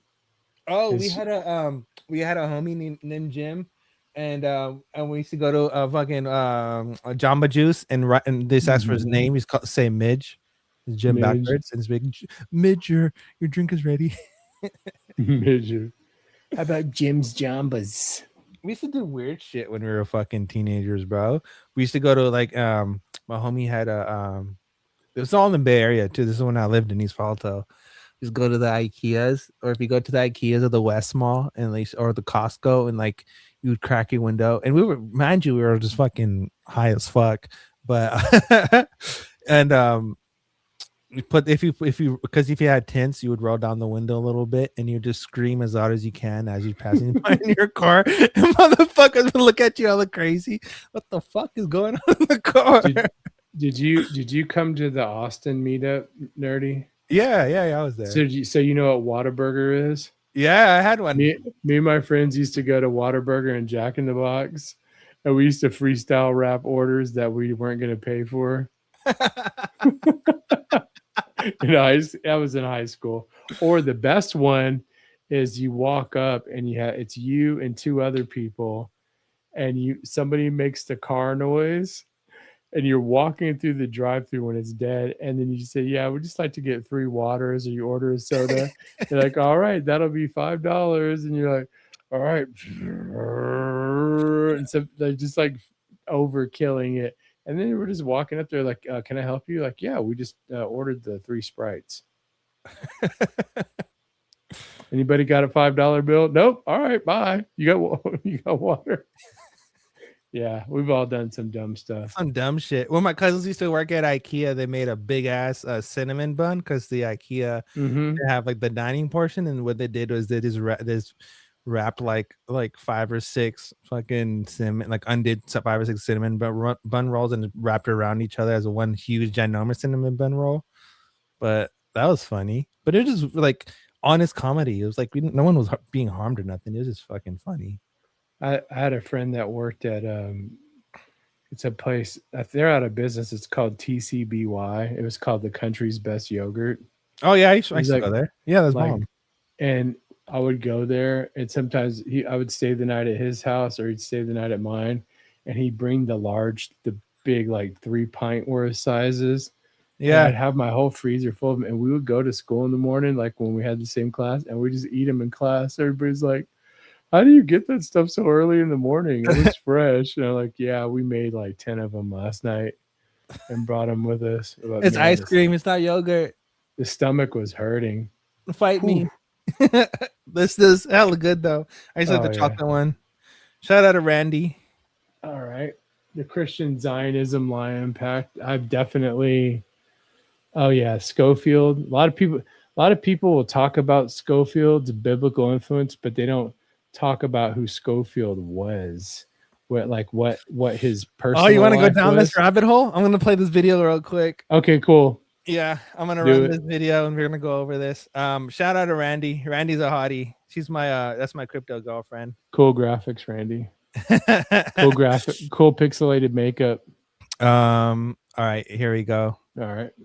This is the key to today's video, because this dispensationalist theology was a movement that wasn't accurate to the King James Bible everyone knows. At the heart of dispensationalism is a framework that views the Bible not as one continuous story, but as a sequence of distinct eras. And to understand how influential Brooks was to Schofield, he is quoted with calling him, quote, a father in the faith. So this is where Schofield begins to absorb this dispensationalism framework that will be all over his Bible commentary. In this system, a dispensation is a specific period of time. It is an era where God gives humanity a set of rules and tests. From the Garden of Eden to the coming kingdom, each stage marks a new way God interacts with the world. So at its core, dispensationalism rests on 3 pillars. First, a literal interpretation of every prophecy. Second, a belief that the primary goal of history is God's glory. And third, the most crucial idea is that God has 2 separate plans, one for the nation of Israel and one for the Christian church. You can already see where there's a bit of a paradox building here. But where did this complex map of the end times begin? While its roots draw from ancient themes, the movement as we know it was born in the early 1800s. Its architect was John Nelson Darby, an Anglo-Irish lawyer turned preacher. So Darby, disillusioned with the established church, Darby began teaching that the age of grace was a temporary parentheses. He was the first to popularize the rapture, the idea that believers would be snatched away before a period of global tribulation. One, the literalist theological method. The most critical reason for this focus was a shift in how the Bible was read. There was a rejection of allegory. Historically, many churches used replacement theology, teaching that the church had replaced Israel and that Old Testament promises were now just metaphors for this spiritual church, which seems to be the most consistent interpretation among Christian theologians today on what Jesus represented. He was the sacrificed lamb, the metaphorical church, and fulfilled the prophecies of the Old Testament when he died for everyone's sins and then rose again 3 days later. That's the pure interpretation, we'll call it. This dispensationalist pivot is this James H. Brooks and Schofield promoted a strictly literal grammatical historical interpretation. If God promised Abraham specific land in Genesis, they argue, he must literally give that land to his physical descendants, the Jews, or God would be a liar.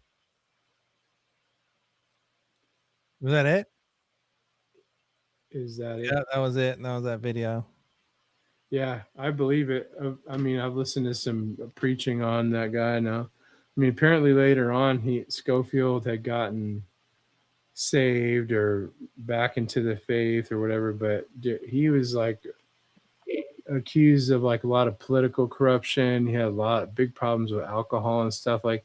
He was not what the Bible would not, the scripture would not consider him worthy to have his own study and translation.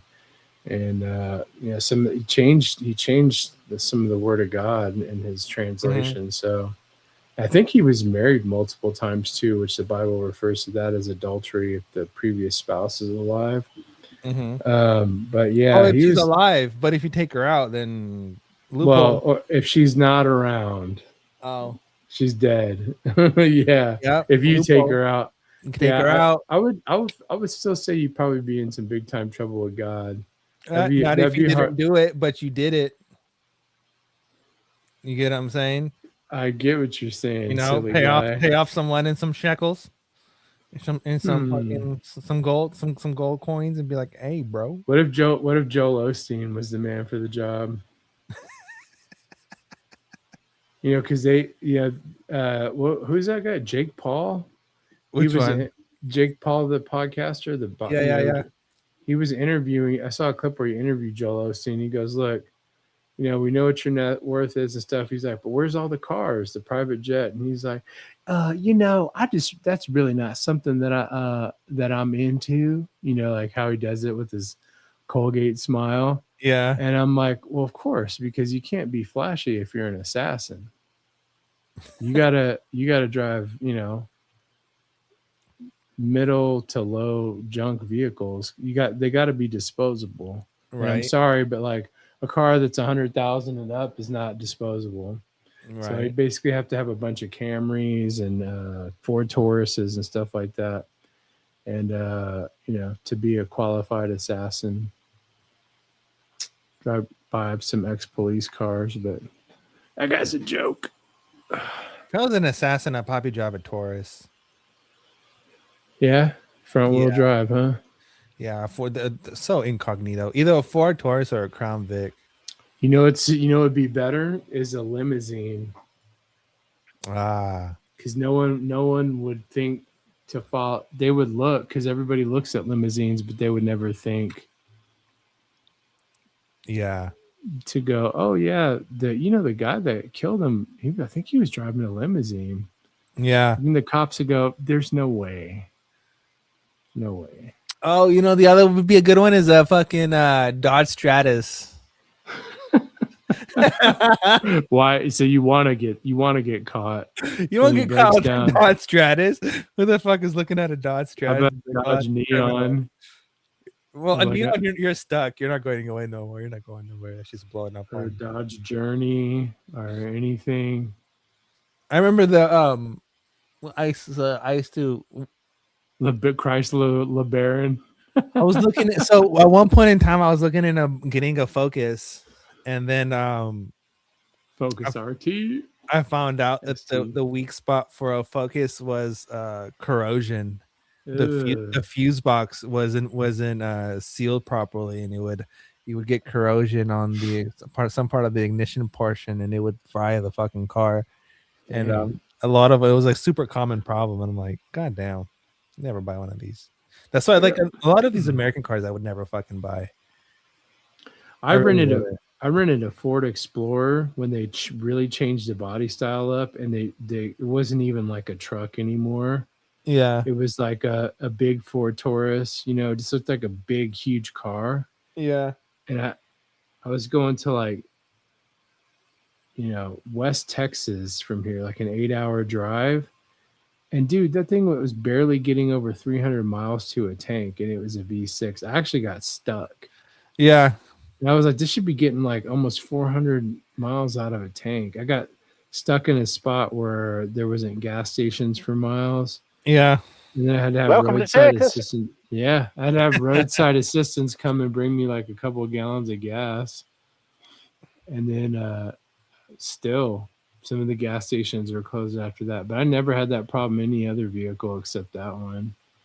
I mean, that's like, I gotta give a shout out to Tony Bags. Tony Bags probably got one of the sickest fucking trucks I've ever seen in my life. yeah, Yeah, that shit's tight as fuck. That kind shit's of tight as truck. fuck. It's Tundra. You tell them, Tony. The new one, the new Tundras, the 22s Newish. and up. It's newish, and yeah, it's fucking nice. And Tony makes some bomb ass jerk chicken, just random ass fact. It's pretty good. Yeah, I love Tundras. They're great. SSR. Oh yeah, Thunderbird. Those are pretty cool. Those are the pretty Chevy fucking SSR, cool. the truck. Yeah, with the Corvette engine. You know what other one was really cool? The fucking GMC Cyclone. Oh yeah, those ones are tight as fuck. I remember when I Or- was on the freeway and I had one of those trucks pass to me and it was smashing. I'm like, holy fuck, that little truck is fast. That little thing got some pep in its step. Or a Buick Grand National. You know, the Grand Nationals are tight.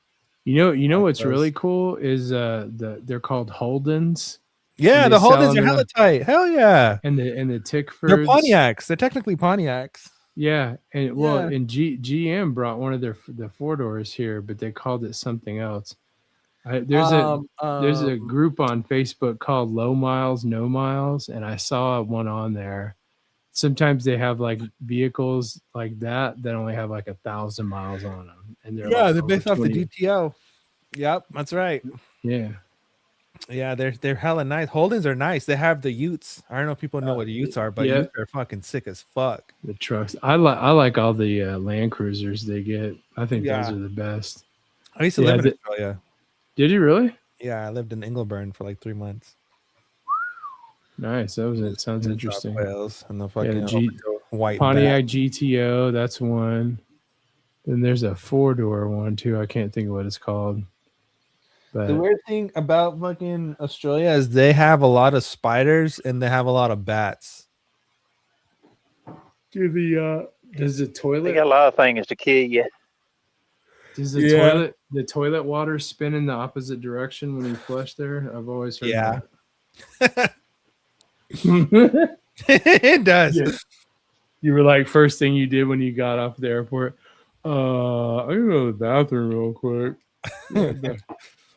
Oh, check out this guy. This fucking clown.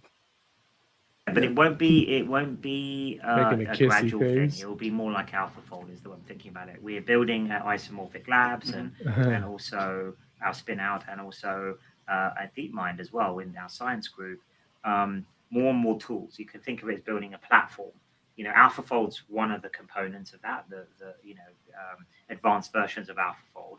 But as you know, protein structure is only one component. It's an important component, but it's only one step in the drug discovery process. So we're building, you can think, another half dozen to a dozen AlphaFold level models that are on different parts of the drug discovery process. And then we've got to put that all together and, of course, test it on some disease profiles, which is what we're doing now in preclinical stage. And then once we've proven that out, which I think will take a few more years, then we may have an engine that can be applied to, a platform that can be applied to almost any disease area. That's the hope. So a bit like with AlphaFold 2, you get it accurate enough, and then suddenly you can fold all 200 million proteins in 1 year. So it's going to be more like that. Maybe what this guy's doing, he says, once platform works, biology will become programmable. And this guy's the CEO of DeepMind. He says AI did drug discovery won't progress gradually. So they're literally like alternating. They want to create humans. They want to play God. It's all It's a Scientology fucking agenda. And then they'll want to pose it for like craft and artisan childbirth, where you can remove certain genomes. I think they're already doing that. Yeah, now. it's called personalized health. Yeah. Personalized healthcare. You can pick if your baby will be tall or small. I think they did a movie about that. I can't remember. I want to know. I want to know if the chat. Do you guys know about that? Are you guys informed about that? About personalized healthcare? That they're really legit trying to alter DNA so they can make medicine just for your genotype. Well, I know that there's a doctor in the Houston area. It's Stafford, Texas, I think. And his name is Dr. Brzezinski, and he does gene-targeted therapy for cancer treatments. So he'll use chemo, but like in a oral form or something like that. Because sometimes like and he's been around for a long time, the Texas Medical Board tried to shut him down. There's a whole documentary about him. It's really good, but he discovered that you could, with some people based on doing gene testing, that you might be able to take a breast cancer chemotherapy and it will actually work on somebody with a brain tumor. So they might, like, what normally would be used for a brain tumor would not work with them, but they're just basically repurposing stuff. Yeah, Mattman, it's the same last name, Brzezinski, but no relation to Mika Brzezinski. That's her dad's name is Zbigniew Brzezinski. They're pretty wicked people. But yeah, let me get you all the link for that. Oh, here I found it. Come on, hustle XRP, hustle hard. Are you gonna join? Is that what you're saying? Fucking join, motherfucker. So we need 3 more fellas. Well, I figure we'll have enough 2 more after you join. Here, watch this, Okay. motherfuckers.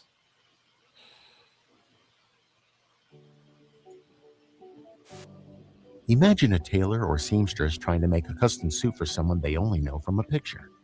Now, an experienced tailor can make educated guesses on size and will almost always be able to choose the most popular fabrics and colors. But without being able to take precision measurements or talk to their customers, there's little chance they'll be able to match what their clients need. And for years, that's how it was with cancer treatments.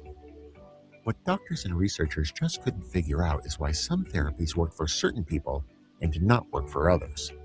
But the reason they couldn't personalize the treatment is because they didn't have access to all the right measurements, just like that tailor. Fortunately, molecular profiling is changing all that. Molecular profiling uses various technologies to get a better look at your genes, which are the one-of-a-kind set of instructions for your cells. These technologies help doctors review what genes have been changed or mutated due to a person's environment, biology, or lifestyle. Molecular profiling also helps doctors identify cancer biomarkers, which are molecules that show either normal or abnormal signs or processes in the body. So what do these genetic mutations and cancer biomarkers tell your doctors? Well, this is where the medicine really gets personalized.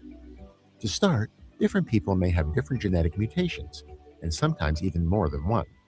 Researchers have discovered that certain treatments work better for people with specific mutations, but may not work for people with different ones. Same thing with biomarkers. A patient's unique biomarkers give doctors insight into how a patient might respond to certain treatment approaches. The more a doctor knows about your biomarkers and the exact number and kind of genetic mutations you have, the better they can prevent, diagnose, and treat your disease. Personalized medicine is leading to more effective treatments that cause fewer side effects and have a better chance to cure or manage a disease. All right, so you guys get the point, right? So that's the first part is where they match your genome. Right. And then the second part is, I'm not gonna play this whole video because it's fucking 9 minutes long, but just so you can get the point across. 9 minutes? I'm not gonna play the whole thing. Oh, come on, dude. No, just so you get the picture of what's really going down. Fine. RNA-based therapeutics have the potential to revolutionize healthcare. By being able to treat diseases at the source of the problem, RNA-based therapeutics have the potential to not only treat many different types of diseases, but also cure them. This is possible because rather than targeting symptoms, it gives us a way to control proteins, and as a result, control processes. We can already see how we can target various parts of the cell to change the conditions and therefore the state of the disease. There are various types of RNA that can each be used in unique ways to target and regulate different processes in the cell. mRNA, or messenger RNA, is the blueprint that is read by cellular machinery to create proteins from, and as a result, we can target messenger RNA as most proteins are made from them. So you guys get the point. So as far as they match your genome, and after they match your genome, they use mRNA to make you personalized medicine based off of that, and they basically create a way to where you won't be sick against that disease ever again because they train they insert something into your genome that makes your body fight or some shit. They do that, something like that, for the form of cancer that I have, where it costs like $250,000 without insurance, but it's called like SCT, where they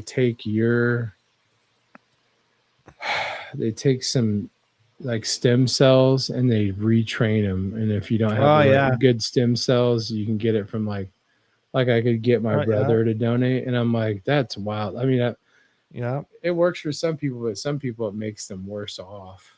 Did you watch that one video with Mythbusters and Adam Corral, the guy from Mythbusters, and his co-host that did the experiment of stem therapy? They did a whole segment on Discovery Channel about stem cell therapy and how it can benefit people in the future of growing, being able to grow organs or ligaments or something like that.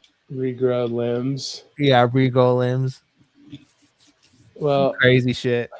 Apparently, for years now, the Japanese have been working on that for teeth, experimenting with shark DNA. I do know that your kidneys and your liver will regrow. Like if you cut your liver in half, like if you got like all filled up with tumors, it'll regrow within like a year or so. It's same with kidneys. So like when people get like, and I've been learning a lot about it because what I've got affects the kidneys as well. But if you don't, even if you get in pretty bad shape, you can still, your kidney issues can be solved, like to where you don't have to have one removed. Because they were trying to put me on dialysis just because one of my kidneys was swollen by 1 to 2 centimeters and the other one is. I'm like, can you wait and can you let a few days go by? Because they were going to put a stent in me to see if it relieved it.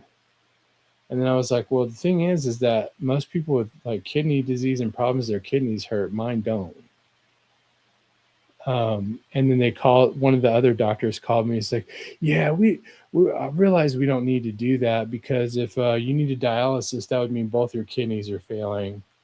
And that's not the case. So be careful if you go to the hospital, guys. We just want to experiment a little. That's all. Don't worry. Yeah, that's all you want to do. Use you as a guinea pig. I was like, well, my feet are hanging out from under the sheet. If you guys want to take both of them off in the middle of the night, I mean, come on. Check this one out, Papa. Lab-grown hearts. He's working to extend the life of our stem cells, to trick them into growing long after their natural lifespan. Operating at the very limits of our scientific knowledge, he's trying to produce lab-grown human organs for transplant. What exactly are you doing, Aaron? Well, Chris, what you're looking at here is a human heart donated for research. Donated, quote unquote. The human heart is a complex structure and one that would be almost impossible to grow from scratch in the lab. We flush the organ with detergent to remove all cells from this heart by using the organ's own vascular system. So where blood would normally flow through the muscle, now detergent is flowing through, and that's stripping the cells away. Exactly. Dr. Oz is left with a protein shell. All the capillaries and structure of the heart is preserved. But without functioning cells, the heart can't do its job. It's a bit like an office without staff. It looks the same, but it lacks the vital components to become functional. So the next job is to use stem cells to seed this structure with healthy heart cells.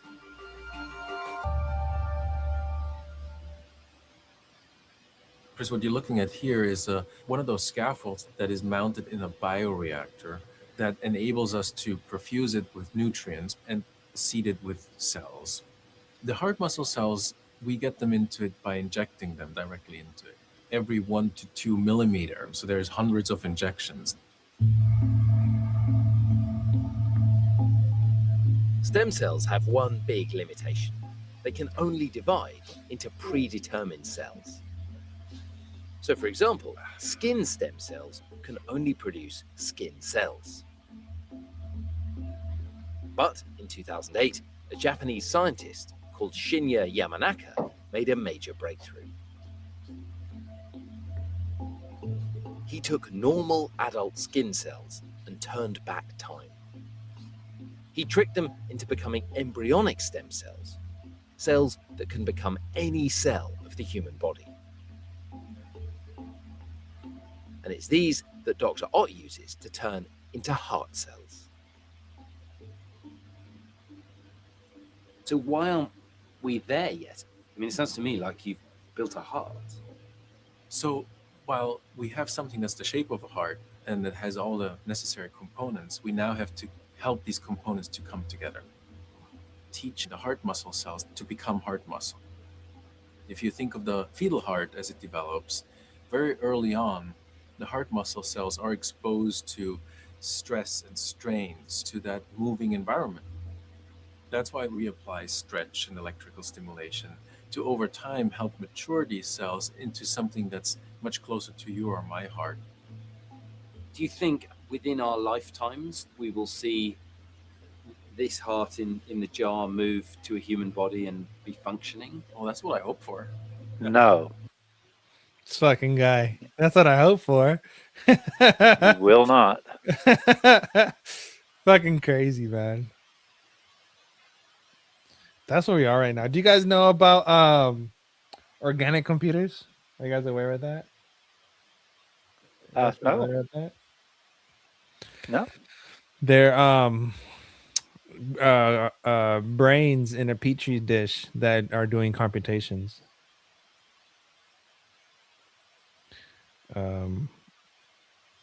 Organic, hold on. Organic brain computer. Yeah, let me see. Here all this time, I thought that's what I was. They want to use it for AI. Oh yeah, everything's for AI. It's all for AI. Oh hell, AI, bow down now. Oh, here it is. I found it. This whole system is fucking trippy, guys. This is so crazy. This blew my mind, to be honest with you. All right. Let me see. Let's watch this one. It's not that This long. is the world's first commercial biological computer running on living human cells. The CL1 computer is the brainchild of Melbourne-based Cortical Labs. This is where the neurons would be embedded in. CEO and founder Han-Wang Chong says it fuses cell-derived neurons with silicon, creating a new class of AI known as synthetic biological intelligence. Unlike using artificial neural networks, we grow real biological neurons into networks onto computer chips.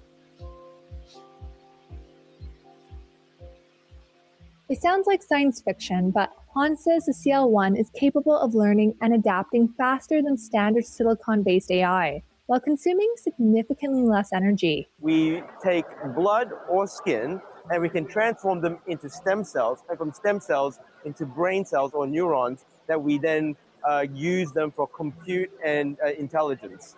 Han says the neurons grow on silicon chip with tiny electrical contacts connecting them to the digital hardware. And it's equipped with an artificial life support system to keep the cells healthy. We have pumps like the heart, waste feeding reservoirs, filtration units like the kidneys, and we have a gas mixer to take carbon dioxide, oxygen, and nitrogen. Han says the CL1 could revolutionize drug testing and personalized medicine. With this kind of technology, we potentially could grow neurons taken from patients with, say, a dementia or with epilepsy, and test compounds and drugs that would then be personalized and tailored to that patient. But Han believes the CL1's potential doesn't end there, saying it could usher in a new age of AI. In the short term is we can use it for life sciences, for personalized medicine, for drug discovery and development. But the longer term vision of the company here is to pioneer a new form of computing, where we can actually use these neurons that can process information with much quicker speed, with much less data, and with much more efficiency, so that we can get to intelligence, but without the significant costs associated with it. CL1 computers are destined for laboratories and research cultivating their own cells. They'll be manufactured to order and ready to ship later this year. Later this year. What did I miss?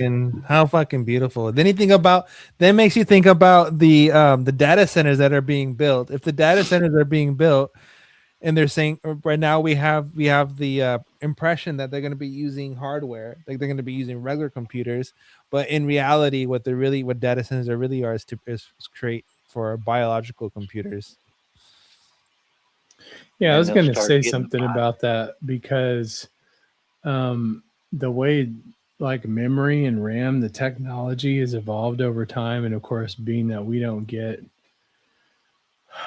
all the real stuff as soon as it comes out, I was like, there's no way they need like data centers like all over the United States for that. It can't just be about that. It also makes me mad because I wanted to buy bigger RAM and some extra SSDs for this laptop, and I just can't do it I refuse to spend that much money for like 64 gigs. It's crazy. For RAM prices are stupid. Like $600 for like a regular brand like Crucial. Stupid. Yeah, because I didn't know this, so I looked it up because like my my laptop can run a little bit hot because it's a ProArt series. Okay. And it's got a full GTX GPU in it. Mm-hmm. But I was like, I wonder if I upgraded the RAM. And I read it's like, yeah, if you upgrade the RAM on almost any laptop, it'll keep it cooler. It's more efficient that way. Yeah. So this has an adjustable fan. It's got like 3 or 4 settings. So I've got it on high right now. And I don't really game much on this one, even though this is the better out of all of what I've got. But I would like to not spend that much money on RAM and SSDs. I think it's now you say PSYOP. I think that's a PSYOP. I think that's just inflation. It's a PSYOP for inflation on computer stuff. They don't want people to be able to afford like better technology. They want you on like Chromebooks and tablets. Mm-hmm. They want to limit people from creating their own data centers. Yeah. I remember when NVMe's used to be super cheap. Now even those are expensive too now. I bought a Samsung one when they first came out, and it was like $600 for a 2 terabyte, and then they went down to like 300. And then now I don't even know what they are now. Maybe I'll look on B&H real quick. Bro, building computers in this time period right now is fucking. You have to be rich. Like, there's no other way. Yeah, you just have to do it and not even blink. Yeah, I couldn't justify spending $2,000 on building a PC just for it to be outdated in the next couple months. Like, for the most part, this laptop, like I said, it's the newest computer that I have. I have like 4 at home. Like one I use it in the living room, one in the bedroom, which I haven't used in a year. Mm-hmm. And it's the same. Like they're all Dell XPS desktops, like Costco specials. And then I just I've got GTX GPUs for them. Changed it up. I even took the old little crappy like 790 GPU and put it in an old Acer that I had, and it made it better. And, I was like, okay, may as well see if it works. I was just trying to play around because I don't really get into builds and stuff. But yeah, man, once we like get off this live, the chances of me opening this laptop again until Sunday are pretty much 0.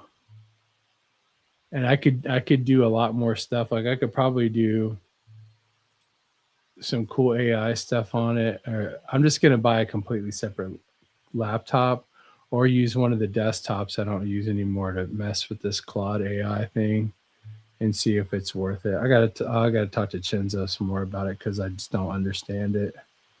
Yeah. I mean, I'm sure I can get it, but I don't know anything about it. There's a new one. And so if you don't want to use Clawbot, there's one called Hermes or Hermes. Hermes. It came out. It has image of like this anime chick. But that's another system that just came out. I know Claw had a lot of flaws and vulnerabilities to it because it was doing some weird shit and a lot of people moved away from it. Yeah, the one I wanted to mess with at first, but because I saw some cool stuff done on it, and I don't know if you could even use this for anything crypto related, was I just forgot the name of it. It starts with an M. Oh, come on. Merlin? No. Hang on, let me see. Oh, Midjourney. Oh, yeah, Midjourney's tight. That's more for graphics and yeah. It's more media, right? But you're Mhm. that's not what you would be doing with like Claude AI. No, You're no, training no. bots. Yeah. No, you would Yeah. integrate. You would use Midjourney. Well, let's say like you would use if you wanted to do locally, just like local image processing. You would basically you download this one program called Comfy UI, and Okay. that's specifically aimed towards video and image generation, and then you would use Midjourney's model within that to create things, and you can also use like Google's Nano Banana and like other ones. I think Kling is another one. You would use those models to generate your images.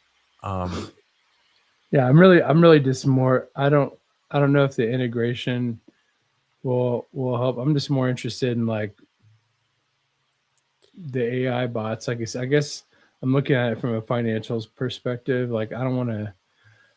Maybe I would do it for fun, but I don't want to get into messing with like imagery and stuff like that because um, some of the pictures I used to take when I would do photography, I just don't do it now because it's hard for me to like stand for long periods of time.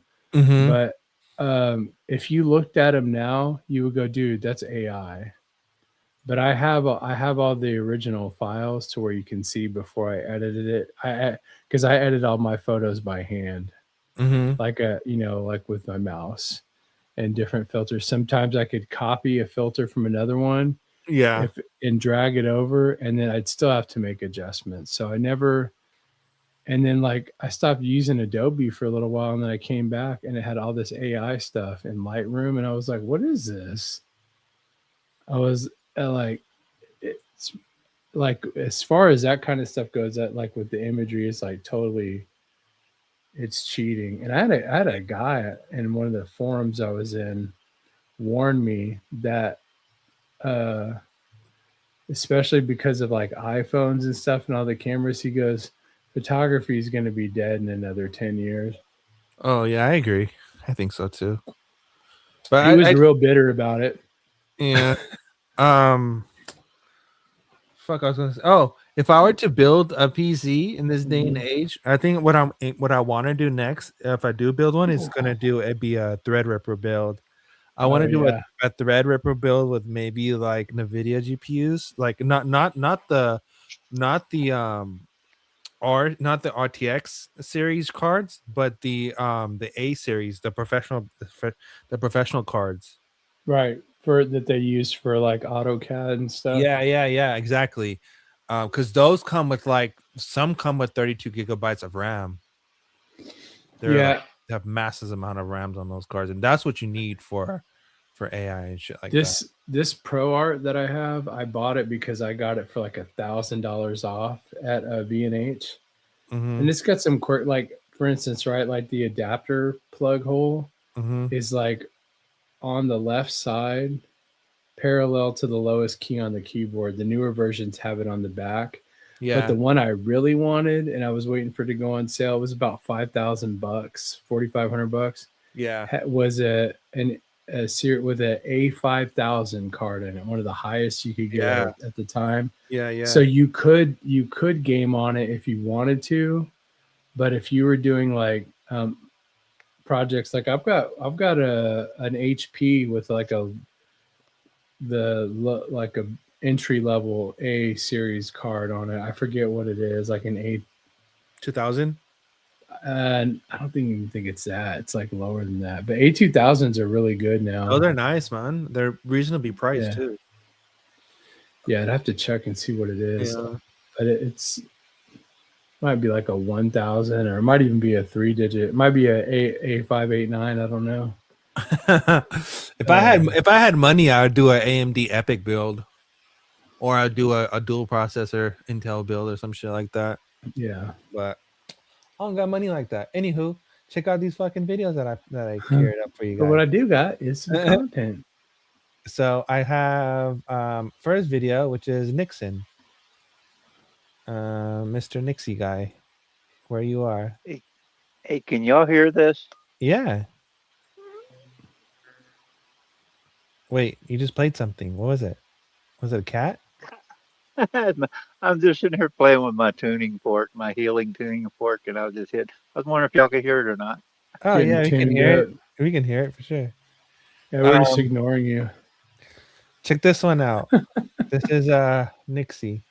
Let me explain something about what is called the Jewish lobby in this country. In the first place, Jews, understandably in the United States, because of what happened in World War II, because of the Holocaust, are going to be put first priority on the survival of Israel. Now, as good Americans as they are, they believe that America's survival and security is directly related to Israel's. Their belief is that being for Israel first means that that does not mean you're putting America second, because they think it goes together. An American president, however, has to approach it in a different way, in my opinion. He's got always to think first of what is best for America. And that's true whether it has to do with the Israelis or whether it has to do with the Irish or the Germans or what have you, or the Poles, etc. Usually what is best for America is also best for Israel and vice versa. But on occasions, an American president must make a decision that does not in effect give the Israelis a blank check.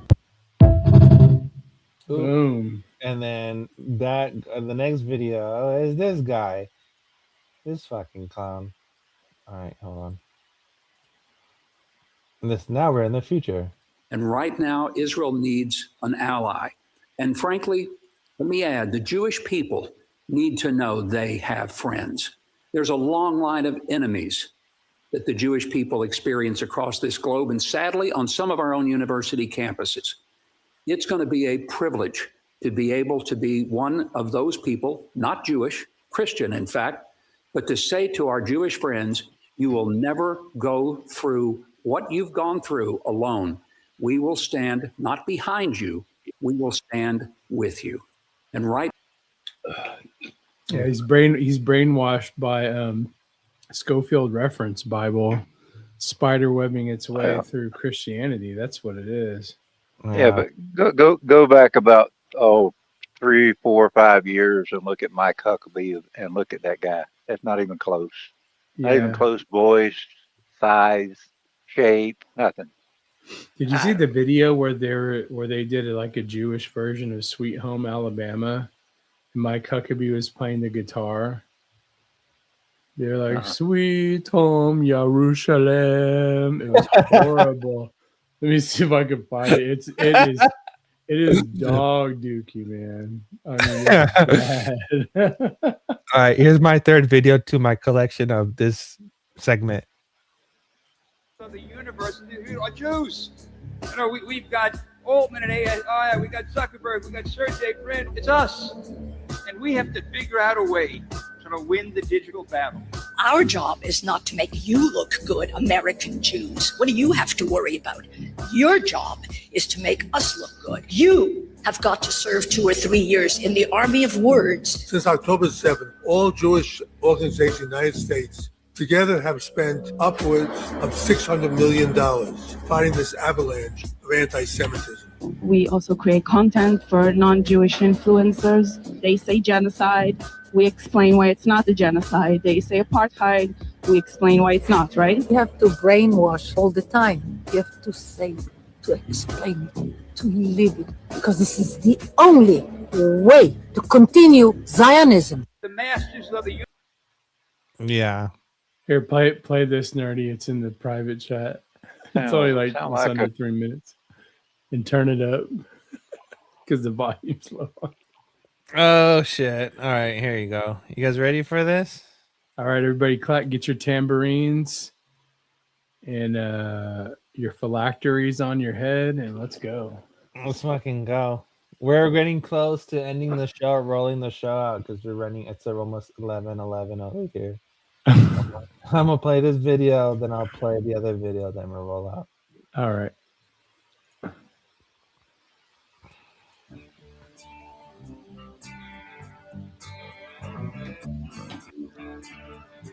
Video's definitely getting taken. Live's definitely getting taken down.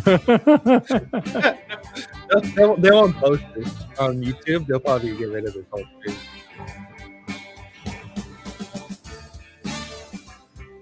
Wait till that guy starts singing there with the tiny hat on. Oh, it's garbage. I'd rather listen to Bernie Sanders sing.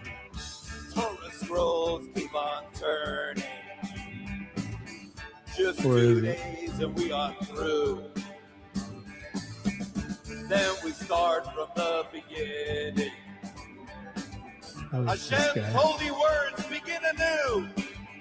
Not even trying. We all have come to I know, at help least be on like us rhythm or something. and we want to help it thrive. Like Huckabee's like, help. I don't know how to play the guitar. I want to help. City. Throughout this land, it's saving lives. Sweet home, Yerushalayim. What the fuck? Dude, that guy deserves to be shamed in public for singing like that. Sweet home, Yerushalayim. Lord, I'm coming home to you. Like I said, get away from me, Jesus. Friends don't think it's Jewish. Oh my god. It's so strange. You could probably just kill the video now. It's so bad. Oh my god. Oh, should thank play you. it- Good God. That's You should so play. fucking You should play it at cringe, 50. bro. You should play it at 50% speed. I bet it sounds great. So fucking cringe. What Like the slow. fuck? Holy shit. This fucking guys. Fucking bunch of fucking weirdos. I'll never say anything about my singing again. That guy was like, no life or nothing. Yeah, he was a Shabbat. He was definitely a Shabbat. Is that what you call it instead of a robot? Is a We call Shabbat? them, they're Shabbats. Shabbats. Shabbat. All right, guys. Any last words? Thank you to everybody who showed up. And thanks for watching. Thanks for the encouragement. We all got to encourage each other. Even if you don't believe, I hope the Lord Jesus Christ blesses you and reveals himself to you. And that's all I got. What do you mean reveal himself? You mean like someone coming in the middle of the night and flashing me, or? Well, no, but like some people from other backgrounds, they have like dreams. Oh, Good I night. wanted to clarify it all. There comes Jeffrey Dahmer. Good night, Nephilim lovers. Except for me, JD Nephilim. JD Nephilim. All right, here's the video. Papa, you have any last words? Yes, I do. What is it? You are all frequency healed now. There. Oh, hell yeah. I feel recharged. Man, he got quiet. I thought those were his last words for a second. My last words. I won't be here Big tomorrow. booty Nephilim. You guys are nuts to some of the stuff this guy says. BBN. What is that? A babin? Fucking hilarious. Big booty Nephilim. Would you smash Jeffrey? Would you smash a big booty Nephilim? Oh, dude, come on. Would you smash one though? That's the question.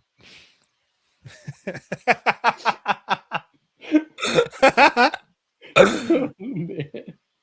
I'm gonna have a bad dream tonight. I know it. I'd go up on her.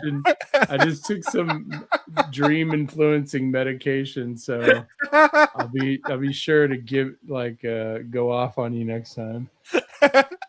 Dumb. Oh my god! If you guys had a chance to smash an alien, would you smash an alien? Would you smash? Yeah, with my fists.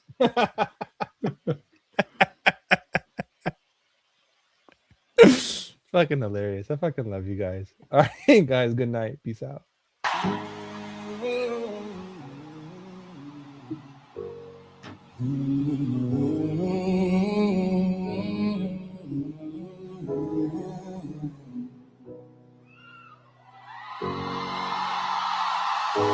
My family thinks less of me because I told them to buy XRP, and all my friends quit texting me cause all I talk about's the XCT. When the price rose, it was just like ecstasy, but then it crashed so unexpectedly, and no one's standing next to me. Cause I still tell them to buy XRP.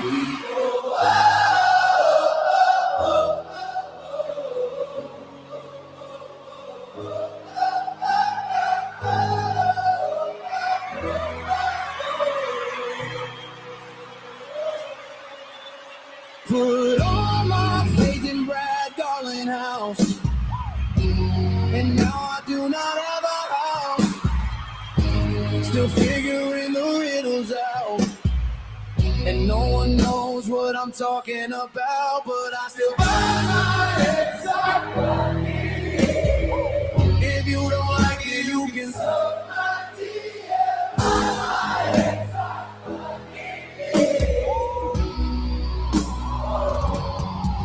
I guess that's just how it goes. It genders, nobody knows. And it's like the things that happen are all part of a show. You either see it or don't. You either will or you won't. But when the price is really low, I fucking back up the boat. And I'm a buy my XRP. If you don't like it, you can suck my DM. Buy my XRP. They call me bag holder number one.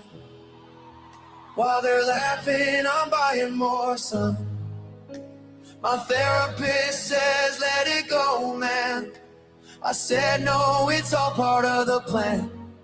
And when the flipping turns the page, I'll be laughing from my yacht's range. Cause every time they say it's dead, I load my fucking wallet up instead. And I'm a buy my XRP. If you don't like it, you can suck my DM. Buy my XRP.